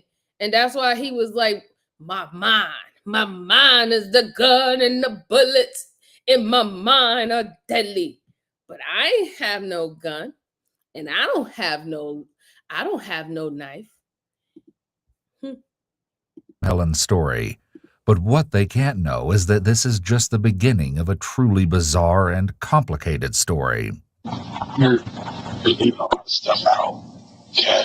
You make a lot of assumptions. There are holes all over that story. All over it. We need to stop. We need to hit the reset button. We need to start over. Who is this guy upstairs? I'm not sure. Is there really a person upstairs? Did y'all see the difference of her body language? When he said that this needs to stop and we need to go back to the drawing board and talk about the things that you've been telling us, you notice how she crossed the arms, right? That's letting you know that she's already in defense. And then she goes back to putting her hands on her face to try to soothe her because now the heat is on. It's a different flow of the conversation now. They're not going to address you as this innocent victim that witnessed something horrible and losing the love of your life. No. That playtime is over. Now it's, you need to tell me what was going on. You need to tell me the things that you have not been telling me. You can't tell me that you didn't see this person face, you didn't see that person face. You can't tell me that you don't know who voice this was and who that voice was. If the people that's coming in your house is people that have always come in your house, we pick up on people's mannerism. Shoot, I know when my mother's coming. I know when my mom is in the house. I know when somebody pulls up to my house. I know when my honey bunny, my son, is running around or he's coming into my room to attack me early in the morning to give me all the hugs and kisses and stuff. I can sense it. Right? And I could tell who's coming. So you can't tell me that you don't sense that with these guys when it seemed like you know of these guys the whole entire time that you was dealing with Andre. These guys have always been around. These are not random people from the street. So the heat is on. Let's see how she's going to buckle behind it. Yes, sir. Really? Yes, it was. Yes, sir. Yes, it was. Well, Did you hear the door shut? Yeah. The door shut. Yes, sir. I mean, back to back. Yes, I did. Okay. So he was there. This guy saw it. Helen's hands are often not visible as she's using the table as a barrier between herself and the detectives. Using a barrier such as the table allows an individual to keep distance between themselves and the investigators, regardless of actual physical distance. Right? I'm not sure. Because what you're telling us, I don't believe it for a second. Maybe parts of it, but not very much of it. What happened? Just like a guy. But he's got a big family and stuff, so when I'm sitting there, just. You need to be honest. This is your life. This is your life, and it's not looking good for you right now. You're looking guilty of something right now. I'm telling you, that's how it looks. That's how it's looking right now. But here's the deal, Helen. What else are we supposed to think when you're giving us the story that doesn't even make sense? We're trying to give you the heads up. What do you think a jury's going to think? There's blood in the kitchen. He hits the floor. You're in the kitchen. Yes. Where do we think that blood came from? Must be from you. Well, they didn't do anything to Okay. me. Tell us the truth. I'm telling you. You truth will set you free. Tell us the truth. I'm telling you, I did not do anything to me. Who is this person you're worried about? Who are you protecting? You've got to be honest, Helen. This is your life. This is very important. Don't you think it's important that the right person gets charged for this? Yes, do you think that's important? Yes, I do. You're not acting like it's important right now. So you do something to prove that that's important to you. Helen sits back in her chair as the detective brings up a jury trial. She physically distances herself from the idea that she might face one if she keeps changing her story.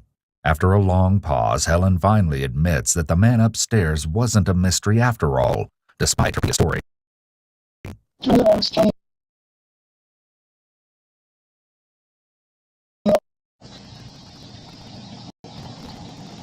But they have such a big family. Now it's Kenny. We're not even close. What about Kenny? Tell me about Kenny. Who is he? Every family's just vicious. This is a safe place to tell this story. Helen fears for her safety as she opens up about the second visitor at her home. She claims Kenny's family allegedly has ties in local crime. Was Kenny still there? Did Kenny kill Andre?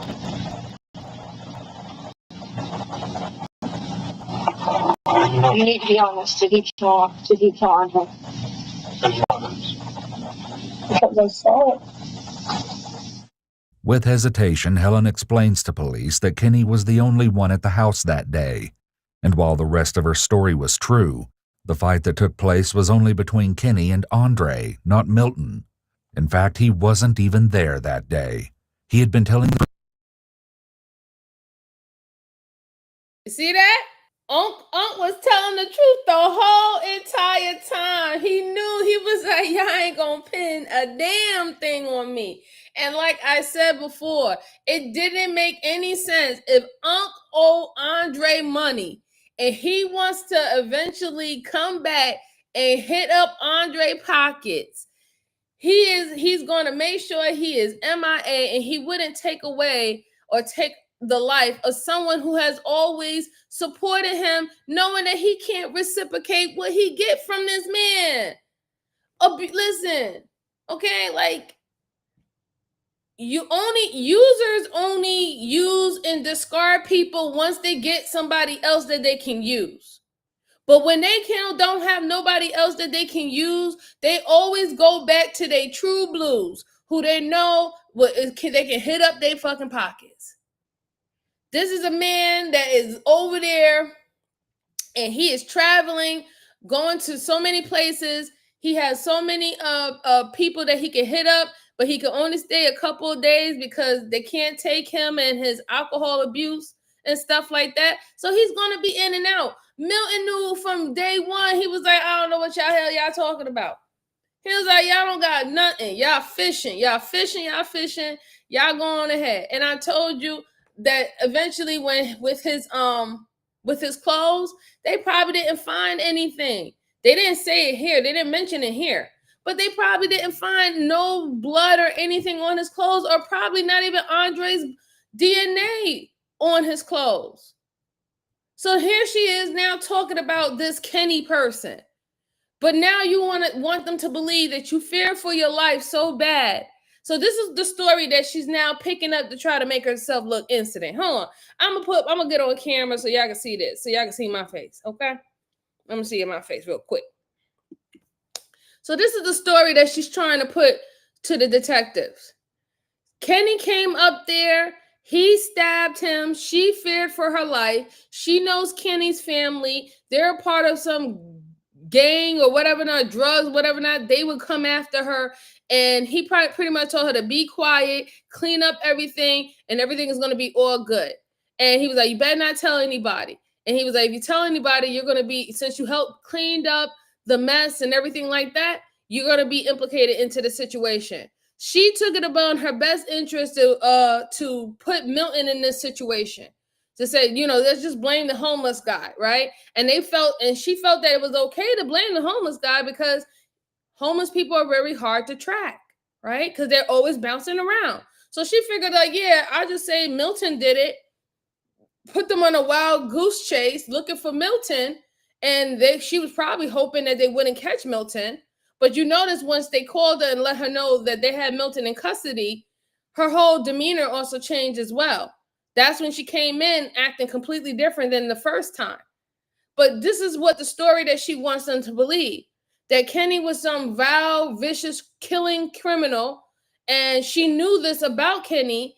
And she feared for her life, or feared for retaliation if she was to call the police and tell the truth what actually happened to Andre. So she was coerced through fear to cover up somewhat cover up what actually happened to Andre because of this Kenny guy. This is what she thinks. It's crazy. It's crazy. I can't believe that she did that, but oh boy, that's crazy. Sean said there's two guys now. Let Unc out, right? Mm-hmm. Well, Shu said Milton was funny though. He was funny. He was giving it up.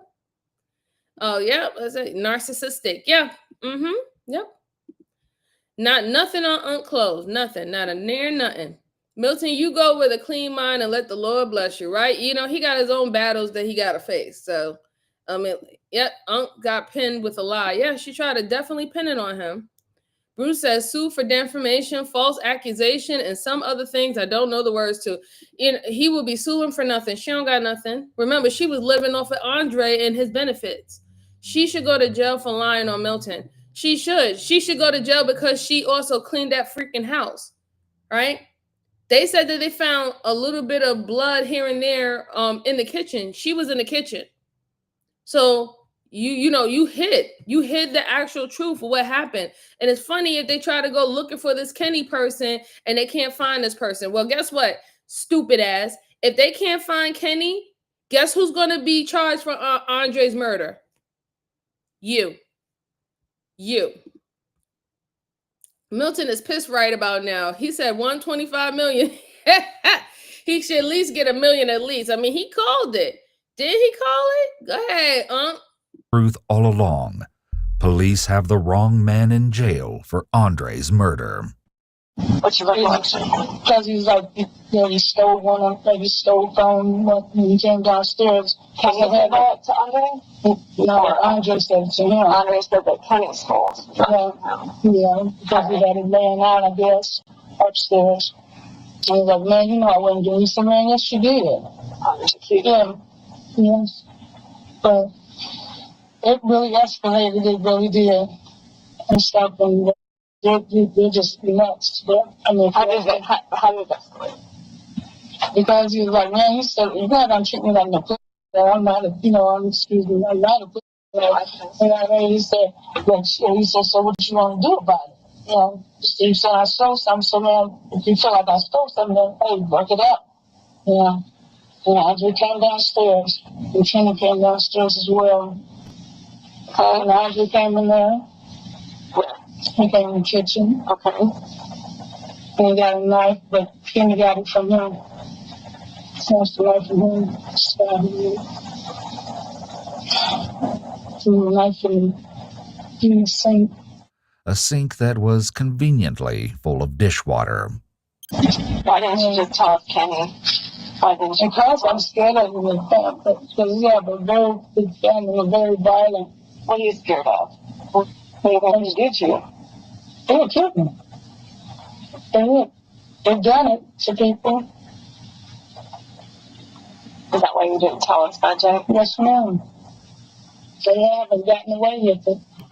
Helen's story is starting to make sense to detectives, but her changing storyline means she's no longer a credible witness. An accurate account of the facts is more critical than ever, so they ask Helen to take a polygraph test to bring a little peace of mind, and she's happy to cooperate. Even though polygraphs aren't always admissible in court, they can be under certain circumstances. Often asking someone to take a polygraph is an interrogation tactic itself, as it gives the police a chance to observe how people react to the suggestion and see how willing they are to cooperate. In the meantime, they remove all doubts about Milton's involvement. Milton was not there at the house that day. Milton has nothing to do with Andre's death. Yes. Why did you forget Milton? Because I just want to understand. Because I don't. Do you hate Milton? I dislike him. Because he's very disrespectful. Helen reveals that Milton is nothing more than an unlucky scapegoat, named as a suspect because she just doesn't like him. Or at least that's the reason she'll admit to right now. If you had been honest in the beginning, we'd have a much stronger case, but now your credibility is. We got to get Milton out of jail. Yeah. To help them narrow down their new search, authorities ask Helen to review a lineup and point Kenny out to them. But when it comes time to confirm Kenny's identity, Helen's apprehension causes her to waver. No one. Out of your channel.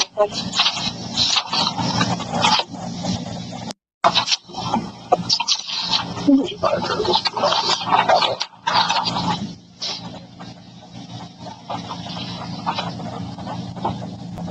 already identified him by name.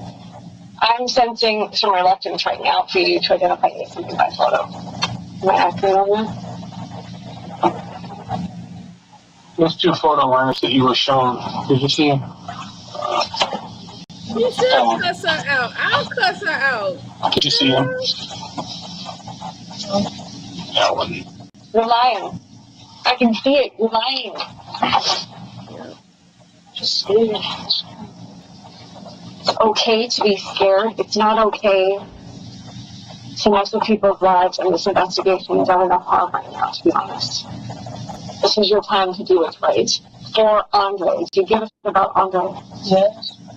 But I live my life too. She can't. Helen asks to see the photos again, and she begrudgingly points to two individuals in the photo lineups, but it's clear that her goal is only to move past the question. For now, her strategy works. Look, they should know. They should be asking her if she killed Andre. I don't know when they're going to ask her. They need to see what her response will be if they say that, did you kill Andre? Did you and Andre get in an argument or something like that? Did he find out that you was messing with Milton or messing with the other guy that was in the house, which I think was probably Spooky Juice? I don't even think this Kenny person even exists. They need to ask her really the hard question and see what her response is. She has already clearly showed them that she said that I care about my life too, which means that if caring about her life is definitely, and this is not a bad thing per se, right? Caring about your life is more important than finding who Andre's killer is. That to me is not a bad thing, but it is something that, you know, you got to take into consideration, because what would she do to to protect herself? Will she lie? Will she fabricate? We already see that she put somebody else as the scapegoat of who harmed Andre just to save herself. So, I mean, I would not put anything past her at this point. I mean, it's really a honest and a logical question to ask her, did she kill Andre at this point? You literally was about to send somebody else to jail.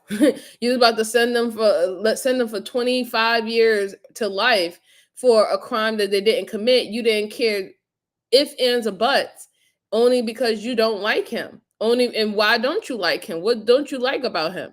Did he take your money? Did he actually really take your coat? Or did he take a coat that he, did he take? I don't even think he took a coat, truly. I think that's all a lie too. But like that $8 situation, I didn't believe that either, because if he asked him for a loan, I'm sure he asked Andre for more money than $8, maybe 800, maybe 1,000, who knows? But not, oh, can you give me $8 and I pay you back? And Andre say, oh, I'm gonna cuss this fool out. He asked me for $8 and then pay me back. No. They really just need to ask her the actual question and get it over with. Washa says she's a coward. Leading with this information is not her natural response. Right, it's not. She is a devil. I agree. She is. She really is. Because she's really been playing this all out. Helen is scared as hell. She is. She shook. Still lying. Yep. I agree, MJ. Kenny is her imagination. She is. I really don't believe Kenny exists. She is very hateful. Yep. Yes, her cowardice is unnatural. Yeah, true. Funny how she is brave to set someone up in her place as a coward. Right. So that means she'll do anything. You about to literally send a man to jail for no reason. He ain't do anything. Works. I see the hand of him. Which one? Him. Him or him? Is that what you're saying?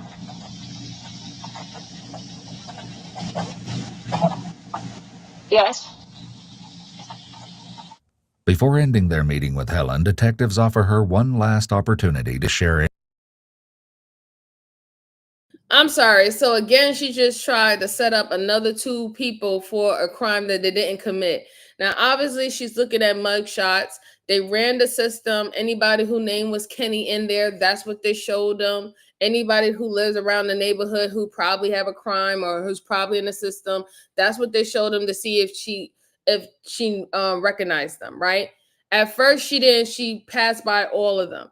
Now, to the detective's mind, they thought that probably she's still afraid of actually pointing out who this Kenny person is because of the fear of her life or a fear of retaliation. So that's the reason why she act like none of the photos that she saw, she doesn't recognize anyone in it. But now that they like, listen, you need to stop playing games. Look at this again and see if you recognize anyone. She picked out 2 people and she's not even sure whether or not if that is Kenny. But you know everything about Kenny family. You know about the people that they harm. You even alluded to the fact that they have killed people before. You know all that, but you telling me that you don't know who Kenny Face is? But you know all about his family. She's lying. Once again, she was willing to throw 2 guys that probably are locked up or probably been in the system. She was willing to throw 2 more guys into her BS and pin it on them just to save herself. Very despicable woman. Freaking fucking despicable. Any information that might be helpful, and it's a good thing they do. I want you to get the check-up shorts right now. What else prepared to tell us about what happened that time? Has anyone contacted you afterwards telling you to shut your mouth? Yes. Who?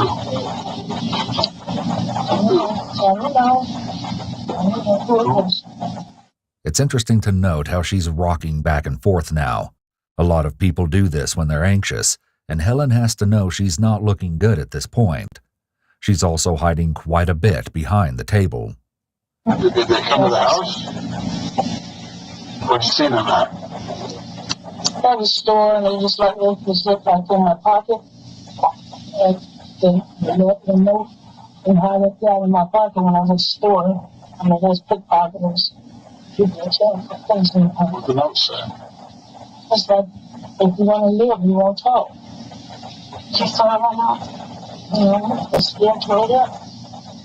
Armed with plenty of new information, detectives let Helen go and get started tracking down their new suspect. The same day, authorities worked to get Milton released from jail, and the detectives ask him to stop by one last time. After police promise him exoneration, they chat for a few minutes about Andre and Helen. In alignment with what Helen shared with police previously, Milton explains that Tyrone, also called Spooky Juice, reconnected her with Andre, but Tyrone and Helen had an unusual history. She used to live with Spooky Juice until she set his apartment on fire. That's Oh, they lucky that Milton ain't suing them. They offered him a full exoneration because he really did have a lawsuit. I'm just saying he had one. But he's telling the story now. He's telling why Miss Helen don't like him. Miss Helen don't like him because he knows that she was messing with Spooky Juice. He know that they was messing around, and he introduced her to Andre, and they was still probably messing with each other behind Andre back. That's why she didn't like Milton. That's why she didn't care about throwing Milton under the bus and having him rot in jail and prison, because he knew the truth. He knew the truth. That's crazy. That's some wicked shit, boy. Where do you find videos like this? I love watching stuff like this. They're all over YouTube, CC. You can go to these videos that I'm watching are from really good video essayist channels that deal with true crime. So the one that I have, this is Explore With Us. So AWU, you just pop that in and you'll look at their channel, and they have a whole plethora of different cases. But the main ones that I usually pull from is Red Tree Story. Shout out to Red Tree Story. I also pull from Stay Awake. That's one of my favorites. So those are a couple of channels that I like to view their videos and review it with you guys, because I love their breakdown. I love their narrative, like how they have the narrator speaking. And it really does pull everything together so people can see what is really happening when it's at a trial, it's inside an interrogation room. You start to see how everything plays out. You start to understand the steps that detectives and cops, put together. So I hope you enjoy it. Let's see. I subscribe to your site. Oh, thank you very much. I appreciate you. Thank you so much. Thank you. Yes. Thank you very much, Brucey. All right, let's go on. Let's see what happens. Let's see Milton tell the truth. Milton about to get in there. That's how he became homeless.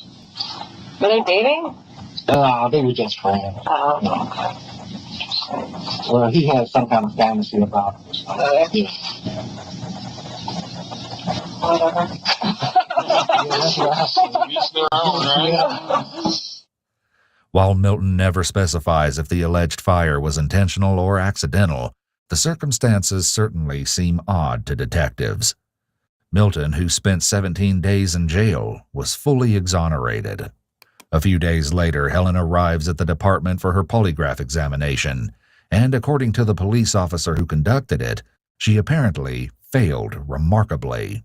Polygraphs are generally not admissible in court because their accuracy can't be guaranteed. But in combination with Helen's history of ever-changing stories, her indication of deception is noteworthy to detectives. When Helen is confronted with the results, her story changes yet again, and it's soon that this entire case is flipped on its head. Though the polygraph can rarely be used in court, it really is a psychological sledgehammer in interrogations when the examiner tells someone they're deceptive. Different states do it differently, but usually the examiner will tell the person they passed or failed. The initial reaction from the person is huge. If you call an innocent person deceptive, they'll come unglued. If they sit quietly, this helps confirm the charts. Be honest.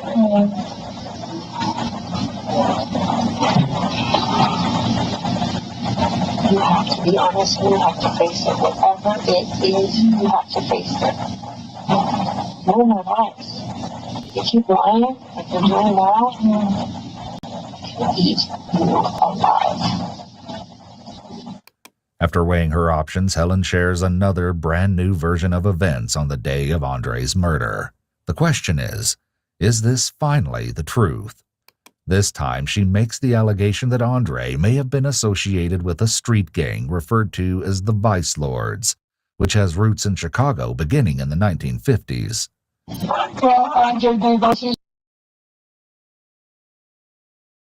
Oh my God, woman, please. Like, how many stories are you going to change up?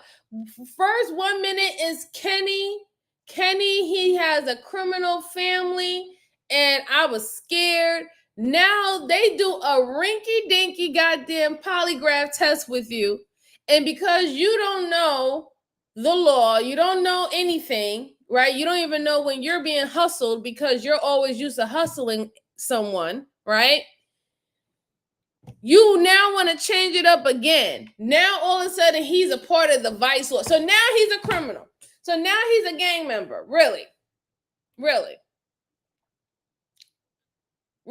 You really, now he's a gang member?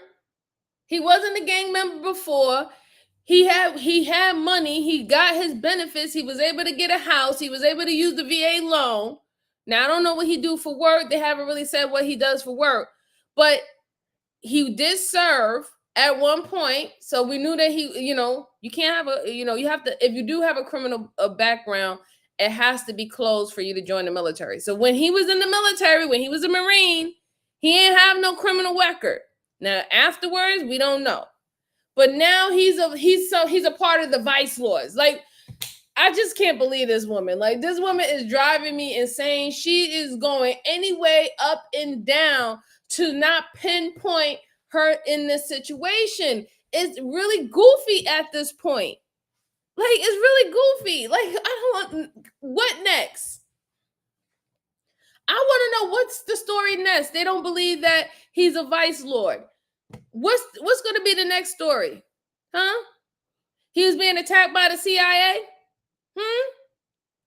Or he's an undercover cop and he was in too deep and now he was investigating the Vice Lords and now they figure out that he was a cop? Is that going to be the next story? Because I'm waiting on it. I'm waiting on it at this point. He was an undercover cop. You didn't know. He couldn't tell you. He was an agent. I'm sorry. He was an ATF agent. He was undercover trying to find out who's the kingpin of the Vice Lords.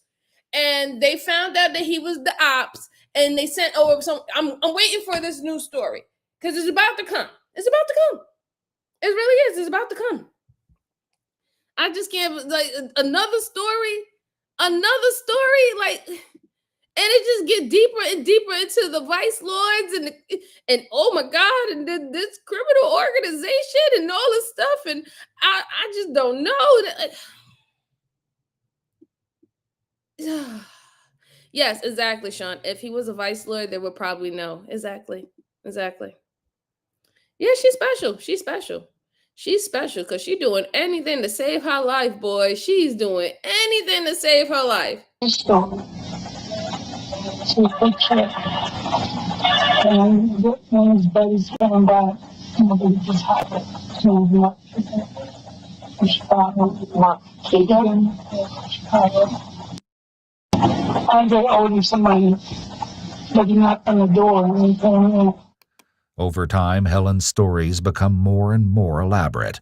What began as a small unpaid debt with Milton evolved into allegedly stolen drugs with Kenny, and now a money battle with a kingpin from Chicago. While Helen says she didn't know Mark, his reputation preceded him. For now, detectives play along. When Andre showed up, what happened? What you've seen here. Be specific. As part of the Reed technique, detectives don't often allow the suspect to get entrenched in their lies, and often interrupt them so they don't get too comfortable repeating them. Here, however, it seems like detectives are playing along with her and letting her put the final nail in her coffin, so to speak. Every story she tells will be played to the jury someday, and if she changes her story again in court, the prosecutor will have to ask her, which story do you want the jury to believe? Yeah, so I guess I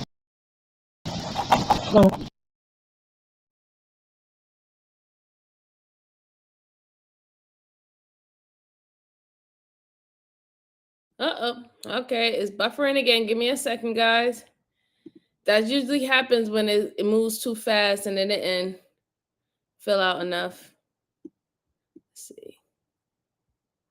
See if that works. Let me refresh.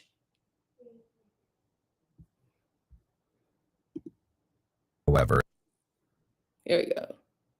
it seems like detectives are playing along with her and letting her put the final nail in her coffin, so to speak. Every story she tells will be played to the jury someday. If she changes her story again in court, the prosecutor will have to ask her, which story do you want the jury to believe? Yeah, so I guess something like, so, something like, so, and then, I'm okay, right? He said, yeah. He said, it's there. And the man said, I didn't have, all of it. And so he said, what's your name? He said, I said, he said, what will happen because when I trusted you, because you went upstairs and got whatever he had. And stuff. You went upstairs to get money? Yeah, the stuff, the rest of the stuff. Yeah. Okay. And then I guess then whatever he had as far as the money, which was only like $50. Yeah. And I should pay more. He didn't like that. Oh, no. Case. Helen goes on to describe a story similar to her past two versions. The two men began arguing and it escalated to violence after Andre grabbed a knife from the kitchen. Police are left with many of the same questions, and they're at the end of their rope. Is this the fourth different person we're saying now? Yeah. Fourth different person. Milton. Kenny, I know last name. That was my key. That's 4.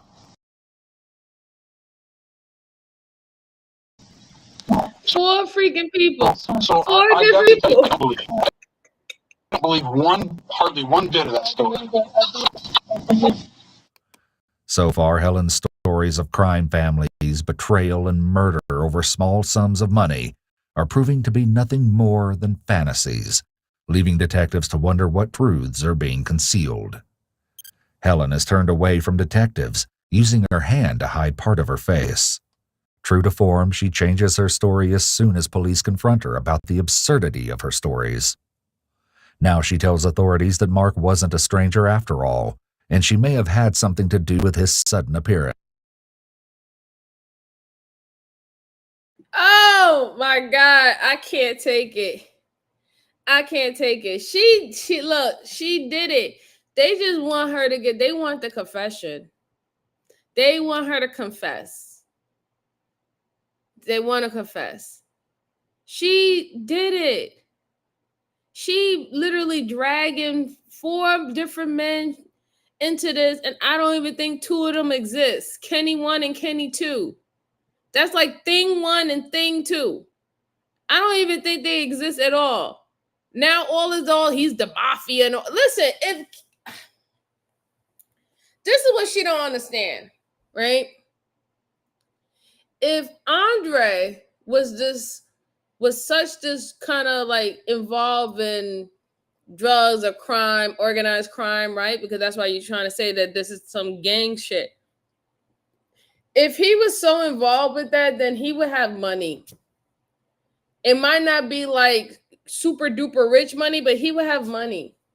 And he definitely would not be arguing with Milton about a loan for like a measly $200, $300 if he was a part of this quote unquote drug organized crime that you're trying to make it seem that he was a victim of. People, you know, I'm sorry, drug dealers and them that who has money like that, who make moves like that, they're not doing stuff like that. Not over no little money.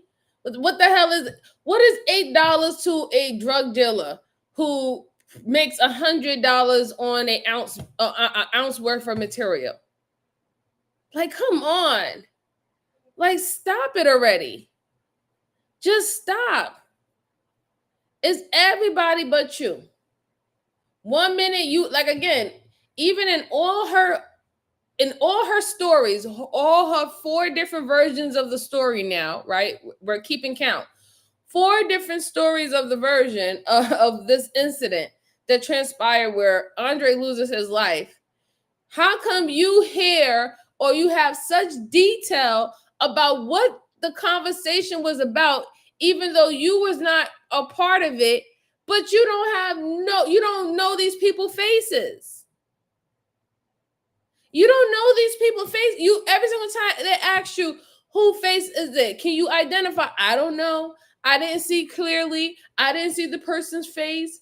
It's all you bounce you literally act like you have selective memory when it comes down to identify and who is the guy or who was the guy. But you know in detail what they were talking about. And then I just want you guys to know that she's staying sideways. She's sitting sideways because she's stumped. She's literally trying to do everything to control her composure, you know, like, because she's full of anxiety and stress right now because she knows that they're kind of figuring it out. And then now that they don't believe her, they even said it to her face.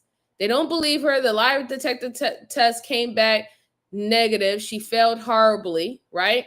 On all the questions that they asked her.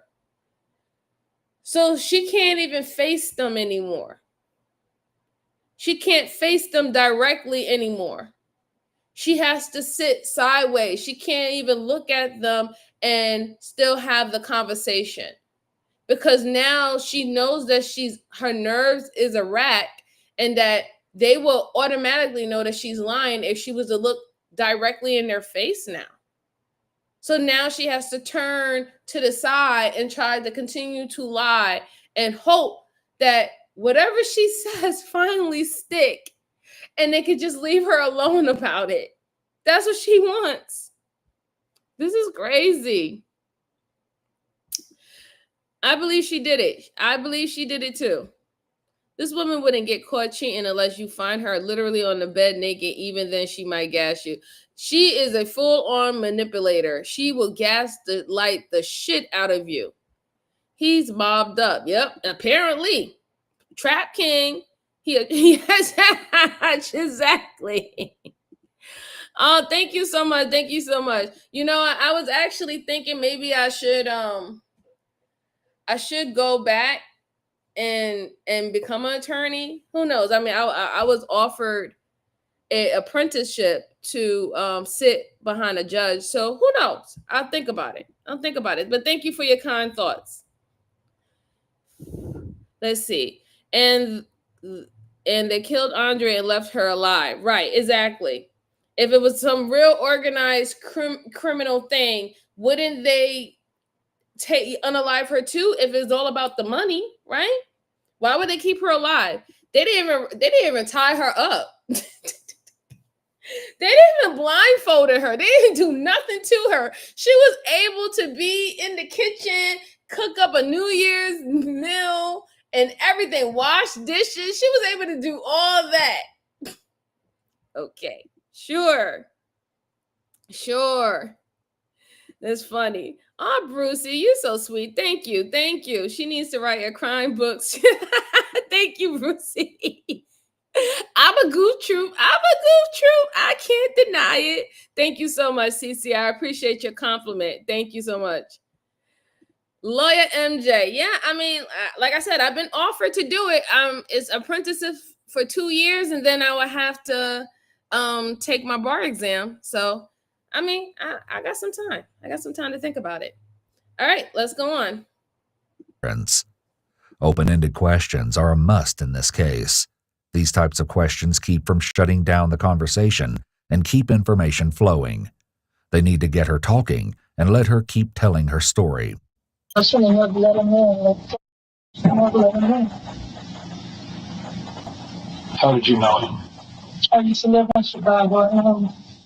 I called Mark over there because I'm getting it up in my face. And so, like, I'm because of it. And it's not that. Why'd you call Mark? Obvious up in my face. Tell me about that. What was he doing? Calling me bees and telling me going, baby, had some company coming over. I told him I was warning. Finally, the detectives call out the latest in a long line of fantasies Helen is using to escape reality. You're caught up in this world that doesn't really exist. Enough is enough, okay? Enough is enough. Yeah, but I'm sorry. We're not going to keep chasing our tail. We've proved it all right. No, it's not. We proved it all wrong. All of it. Proved it all wrong. And now we got to go chase down a Mark Keegan? Is this another guy that's wronged you in the past that you're pissed at? No. It's notable how different Helen's behavior is when compared to that of Milton. Helen's words are repetitive and her no was very passive, while Milton was clearly quite angry. Her lack of irritation and calm demeanor are unusual behavior if she was truly an innocent bystander. Is this the fourth different person we're saying now? No, somebody else lied to you. That's why to go over this. Somebody else is lying to you. I was not there. Police will also have noted by now that her constant expansion of the suspect list is a big red flag. Guilty people often want the police going in as many directions as possible to keep the attention off of themselves. Every time police talk to Helen, she adds a new suspect to their list. Like Milton Leak? No. Yes, sir. So when we go searching down Mark Keegan and we can prove that he wasn't here at that time, They ain't gonna find no damn Mark Keegan, because Mark Keegan do not exist outside of her imagination, okay? Mark Keegan is, what you call it? Is her alter ego. Her alter ego is Mark Keegan, okay? All right? That's who these detectives, these poor detectives, is going out trying to find. You are trying to find this woman's alter ego, and you're not going to find it in no other physical form but what is sitting right in front of you. And just to state back what the video essayist says, her demeanor is quite childlike. We've seen that with the other episode before, how the person went into a childlike type of stance when they get caught in their stuff. Now they want to act like, well, I don't know, I didn't mean to do it, I was afraid, I was scared, I didn't know what to do. They start acting like children who's getting scolded by their parents. And the reason why they do that, because what is a universal understanding from masses of people or adults? Children are innocent. All adults subconsciously believe that children are innocent. So when you look at the spectrum of being a sociopath and a narcissist, or even going into psychopathy, they know that people inherently believe that acting childlike exudes innocence, purity, virgin. This is what people associate with that. So they get into that type of movement and behavior because they need you to believe that they are innocent. They need you to believe that they could not do such a thing. They have to make you believe it. So they go the extra mile to make themselves seem childlike. Bruce says children aren't innocent on this channel. Well, yes, because on this channel, we show everybody who are innocent and who are not innocent, and it doesn't matter whether if you are a young adult or a child going up to a mature woman or man to a elderly woman or man, right? The cases are clear. These cases have already been convicted. They have already been charged. But this is what they do. This is what they do. This childlike thing. They literally want to pull on your heartstrings, and they want you to look at them in a different way. So this is why she's acting like she's sitting in front of the principal, and her mom is right there next to her. And she's getting in trouble, or she might get suspended. This is why she's acting the same type of way. Same type of way. It's literally no difference. Do y'all see the difference? Or can y'all point out, just like me, can y'all point out some of the things that she's doing, even how she's holding her body and how she's talking now? And she's trying to talk so soft and no, I don't know. Have y'all not seen children or young adults or kids do that? I'm sure you have. I tell you, Bruce, I'm wondering the expansion of the suspect list. I'm wondering who is next. I know who's next. Dick Tracy. Dick Tracy is next. I'm telling you, he's next. Okay? We got it all wrong, guys. Andre was working with Dick Tracy. Okay? And this time, the crooks got him. That's what happened. Seriously. Prune face got him. What's your story going to be then? We're done. So I would rather get right down to the truth. Authorities now know there was a fight between Andre and Helen that morning, but they don't know why, at least not yet. And when they find out, it's even more bizarre than they could have ever expected. Why were you pissed at him? I wasn't pissed at him. No? Because, doing the drugs, yes, I was upset. Okay, that's also a lie. No, he was not doing drugs. Yes, he was. No, he was not. Yes, he was. Either that or he was... We got the test back, Helen. No. Okay, so now none of the four... So the Dick Tracy didn't work, okay? The Mark Carahan didn't work. Kenny 1 and Kenny 2 didn't work. And we all know that Milton, from the block said, y'all tripping, y'all ain't got me, pay me that money. And we found out that he got exonerated because he wasn't even there like he said, okay? So now her only last thing that she can do is self-defense.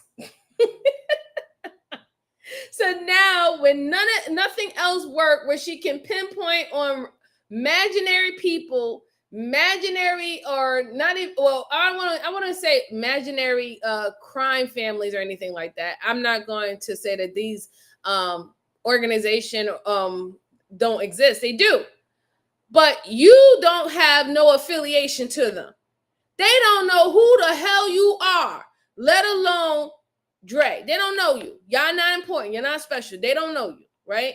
So since the organized crime that you try to throw up in the air as like shots fired, bing, bing, bing, take that and go run with it. Go find this organized gang and find out all the killings and the robberies and stuff that they have committed and leave me the hell alone. And what happened with Andre, when all else fails, the last thing that you can go is to self-defense. Now Andre is a crackhead. Lord, I can't make this up. You can't make this up. 1 minute he the drug dealer, now he the lick. Now he's smoking the drugs. He's smoking the drugs now, right? He was a part of this criminal organization and the money and moving the bags and all this stuff like that. And now he was doing drugs. And I was mad because he was doing drugs. So he was getting aggressive with me. Here comes the self-defense plea. You can't make this shit up. I might actually create a whole cartoon off of this case right here. I'm going to make a whole comic off this case. I'm going to have some crazy illustrators to illustrate Milton. I'll talk about what you talk about. What the F you mean? What you talk about? Like, just looking all crazy and shit. I'm dead serious. Like, you got to make this into a comic, man, because, shoot. The amount of twists that happen is ridiculous. Not Miss Jalen talking about objection. Oh, no, absolutely not, Miss Jalen. No. We are going to set you to the side, Miss Jalen. You cannot be the chat lawyer for this horrible liar. You're going to have to go sit somewhere, okay? No, absolutely not. No objection here. Absolutely not. No, we ain't leaving your client alone, okay? Your client is in La La Land. Your client been going down the rabbit hole with Alice for about some years right now. Okay, we're not doing that. Nope, absolutely not. Nope. This is ridiculous. No, we're not. No, I'm not badgering your client. Your client is bat crazy, Miss Jalen. Okay, she's bat crazy. I might do it, Brucey. I might do it. I might hire someone and do a whole comic and make a case into a whole comment, like seriously, because this is a shame. This is really bad. Let's go on. No drugs, nothing. Alcohol in the system, that's it. Helen forgot to consider that police would likely run a toxicology screen due to the nature of Andre's death, and the results highlight what police already suspected, that Helen's latest story is just another elaborate lie. You haven't been completely honest about how volatile your guys' relationship is. We've looked in the past. We've talked to neighbors. It happens a hell of a lot more than when we go out there.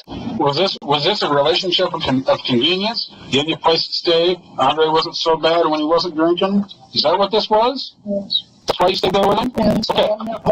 Helen, you took a knife from that drawer or on that counter and you stabbed him. You did stab him. No, I did not. You did. And you know how I know that? Because every single story you've told us is a lie. The only person who haven't told us it was is you. And you were the only one there with him. No.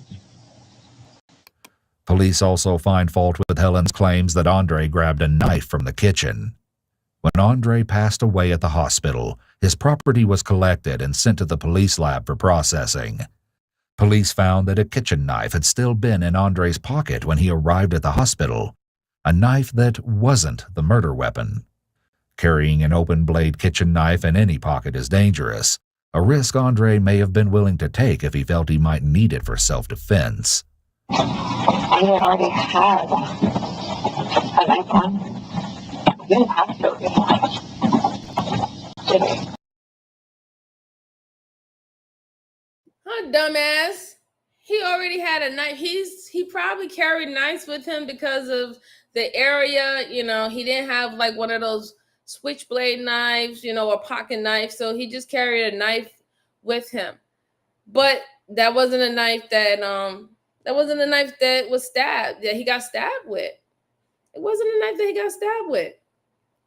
So again, why would he go in there to go get any knife if he already had one in his pocket?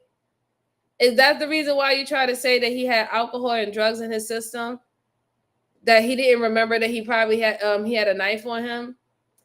Girl, this woman is ridiculous. And did y'all see how she answered when the guy said, listen, you stabbed him. She's like, no, I did not. No, I did not.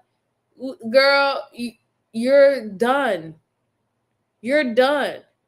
They have given you the benefit of a doubt, I think 7 times. You are almost as close as having the same amount of lives as a fucking cat.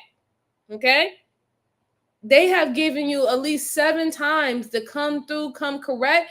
Or if you thought that you couldn't handle it, you should have got a lawyer. After the first interview, after that, you should have got a lawyer when they said they wanted to speak to you again. That's if you were smart. You already thought that you won. You already thought that you directed them to someone who's a homeless guy who, he doesn't have no money. He doesn't have any resources. He doesn't have no connect. He doesn't have, you thought that you had the perfect scapegoat, right? So you had already thought that you won. The second time, you should have got a lawyer after that. That's only if you were smart. But you, like I said, you didn't. You was banking on the simple fact that they still was going to continue to look at you as a victim because you was there when Andre was found, and you was found, quote unquote, fake giving him CPR. So you thought that you didn't have nothing to worry about. So you just kept on giving them lies and kept on giving them names. And when things started to get heated up, you started making up new different stories, new different people. Like I at this point, I thought I was watching a telenovela, a One Life to Live at this point. Like, seriously, like you was just throwing out so many different stories. It was you. It was you, and it wasn't self-defense. And you blindsided him. You blindsided him. The fact that that man had the knife in his pocket, he didn't even know that you was going to stab him. He wasn't aware.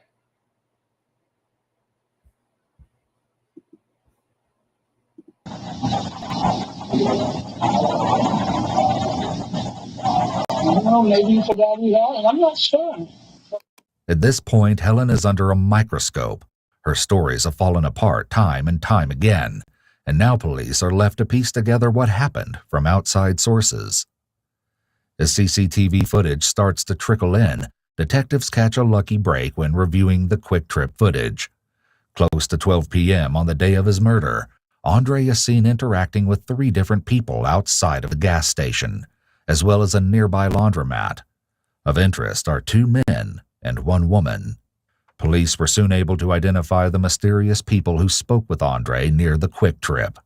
While they were able to rule out 1 man who spoke to Andre but didn't really know him, the other pair would prove integral, and what they had to say would turn the entire investigation upside down.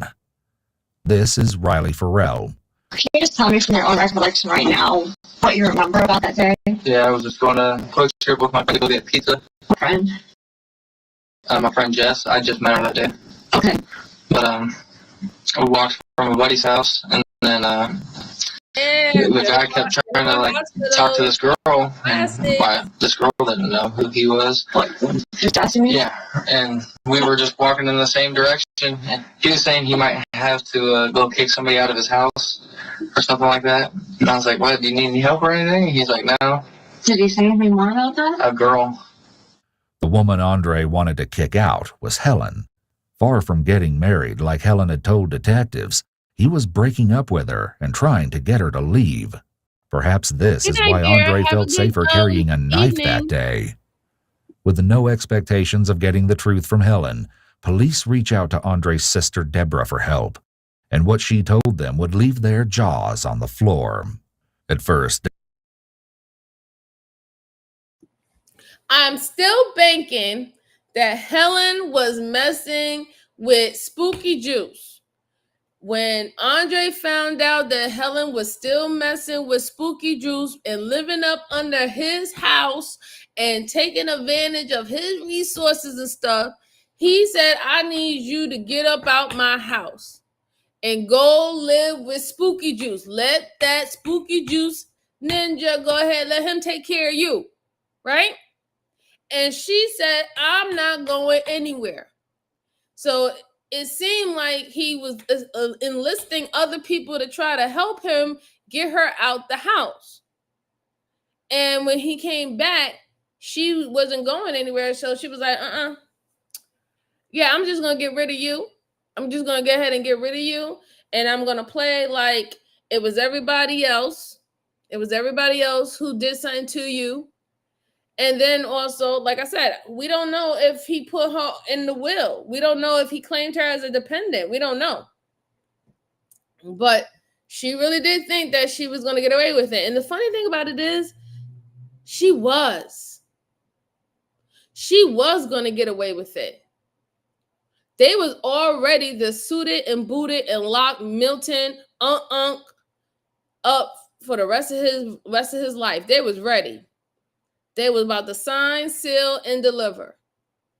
Luckily, they didn't. They continued to investigate and follow other information because they really could have sent an innocent man. Doesn't mean he's an innocent person, but he was definitely innocent in this particular case. They would have sent him in jail for the rest of his life. Deborah explained that Andre wanted to help Helen. He moved her out of the local shelter, bought her a cell phone, and even helped her to get to her doctor's appointments. But as Deborah recalls, their relationship wasn't all smooth sailing. Every time they called me, it was always arguing with the police. He would try to put her out. She would throw the brick in his house and always accused him of another lady or something. It seems like the police calls to Andre's home were in fact related to Helen. According to Deborah, Andre was through with Helen, but he had to follow formal eviction procedures to get her out of the house. Perhaps that was part of his plan the day that he died. And Deborah wasn't shy about her reservations. She knew right away that something wasn't right with Helen after she explained the circumstances of her brother's murder. Deborah's skepticism of Helen wasn't at all unfounded. Andre allegedly told her that Helen had been making threats lately, as recently as a week before he died. If this is true, that means Helen may have actually planned Andre's murder after all. With all of this new information in mind, it's time to confront Helen about her never-ending web of lies.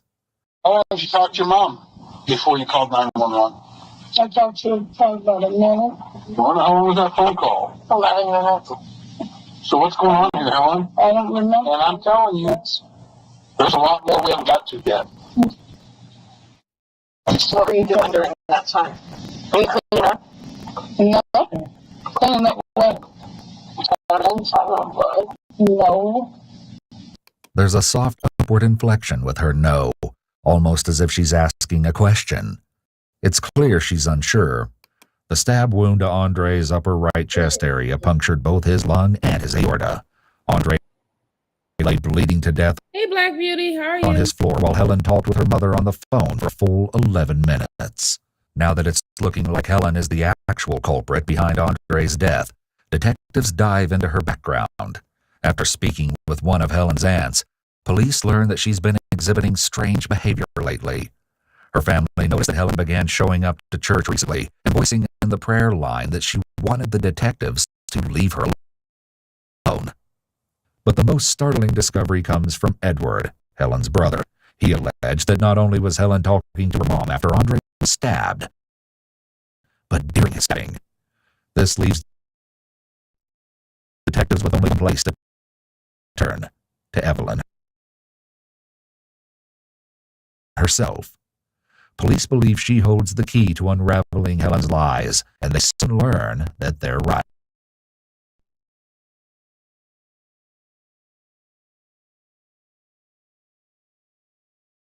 So I'm going to let the video catch up a little bit because it's still buffering. So like I said before, didn't I say Mama no? Mama was just trying to protect her cub.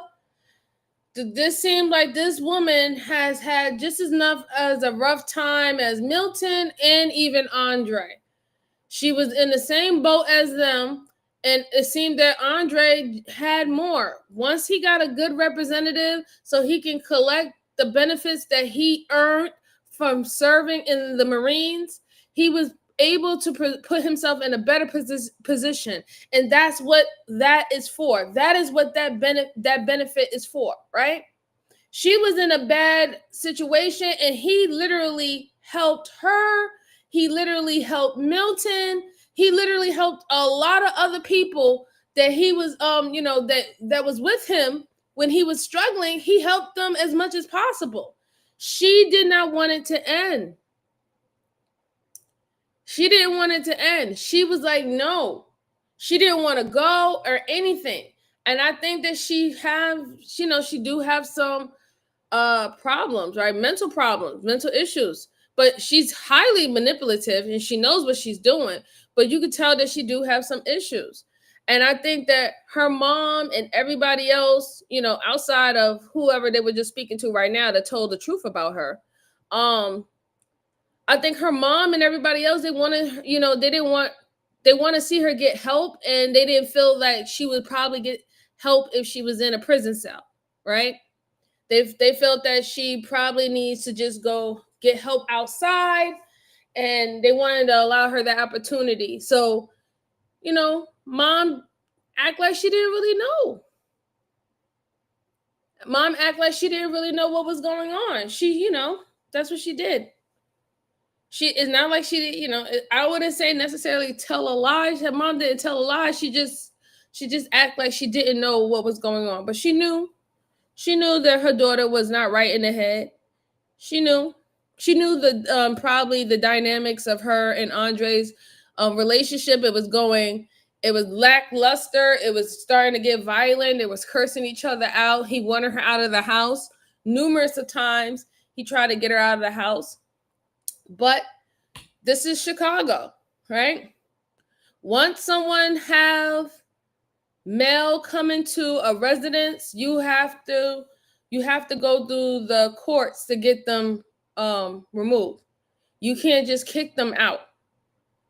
You just can't kick them out. And like I said, they don't have to even be on your lease. They don't have to be on your paper of your home, nothing. You cannot just kick someone's house out once the official mail, whatever it is, just a card, a credit card, a phone bill. Once something in the mail comes to that house with that person's name on it, you got to follow the courts to get that person out. You can't just kick them out. And that's what it seemed like what situation poor Andre was in. He couldn't kick her out, and every day, her knowing that he didn't want her there, and that she had nowhere to go, and she didn't want to do what she needed to do for herself, every day she just grew more angry, frustrated, and pretty much he became the problem. He became the problem that she needed to get rid of him. It's tough. It's really sad. Right. At first, Evelyn tells police she can't recall when or how she learned Andre was stabbed, but after police show her a photo of Andre, her guilt becomes too much to bear. She admits that Helen told her about the stabbing during their phone call, and even describing exactly what happened. Evelyn heard Andre's voice in the background of the call. She says that she then heard Helen's voice become angry before an eerie silence fell over the line. Soon Helen began yelling at Andre to get up. She then said Andre was turning red, indicating that he was bleeding.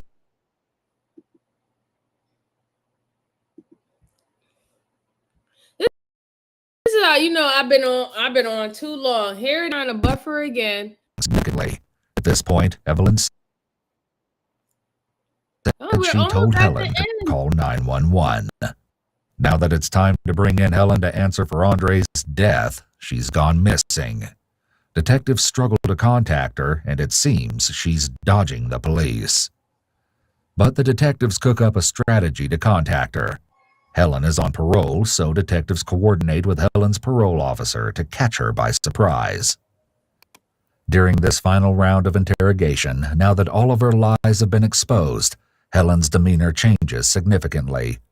Instead of her usual submissive posture and sheepish responses, Helen sits tall, arms folded defiantly across her chest. What still isn't completely clear is why exactly Helen killed Andre, when she finally does give an explanation, it's shocking, to say the least. It's Mark Keegan. He doesn't exist. We've been to Chicago. We've done our work. Anybody with the description that you gave us does not exist. That's right. Helen's supposed admirer doesn't even exist. Your mother doesn't strike me. She strikes me as a religious woman. She strikes me as an honest woman. Yes. Would you agree with that? Yes. And speaking to her, she obviously told us some things about the conversation that you had with her that day. Mm-hmm. And after she had that conversation with you, she passed that along to everyone else. And that's why we talked to all these other people here. Okay? Mm-hmm. Because she didn't frankly know what to do. She sent a text message to people. Mm-hmm. And she told people, frankly, that you had stabbed Andre. You told us that. Your mom's not a liar. She has to do the right thing, and she did. By telling us the truth. One of these texts asks family members to pray for Helen because she'd stabbed Andre. The day after the murder, once Milton had been arrested, Evelyn fired off more texts to her family, retracting her previous announcement about Helen. Instead, she said that it was a misunderstanding and that she'd jumped to conclusions.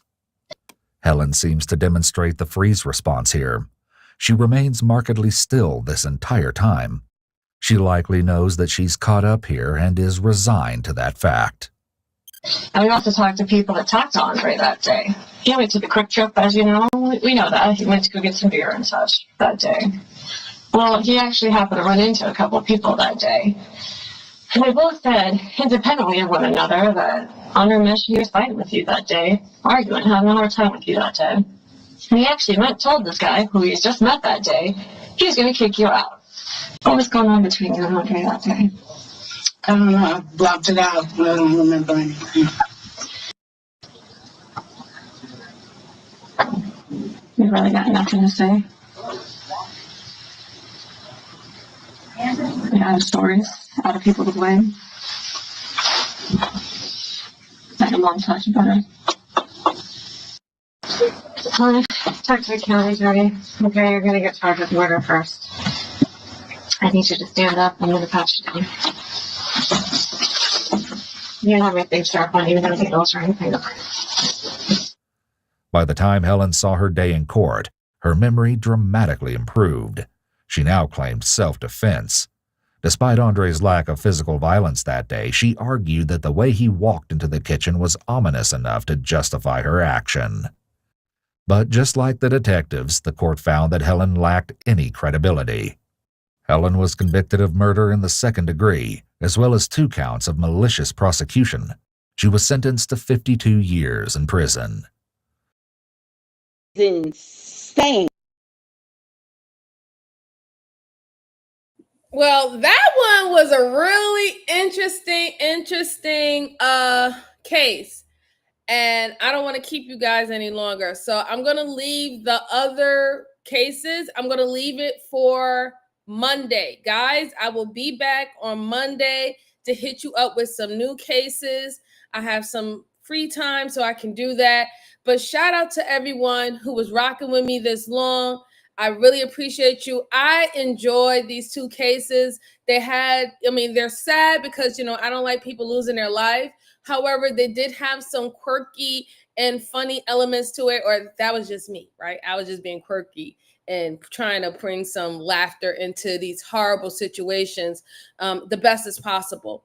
But I did find it very, very interesting with this case. I am really thinking about probably making a comic book on this case right now, because I think that Uncle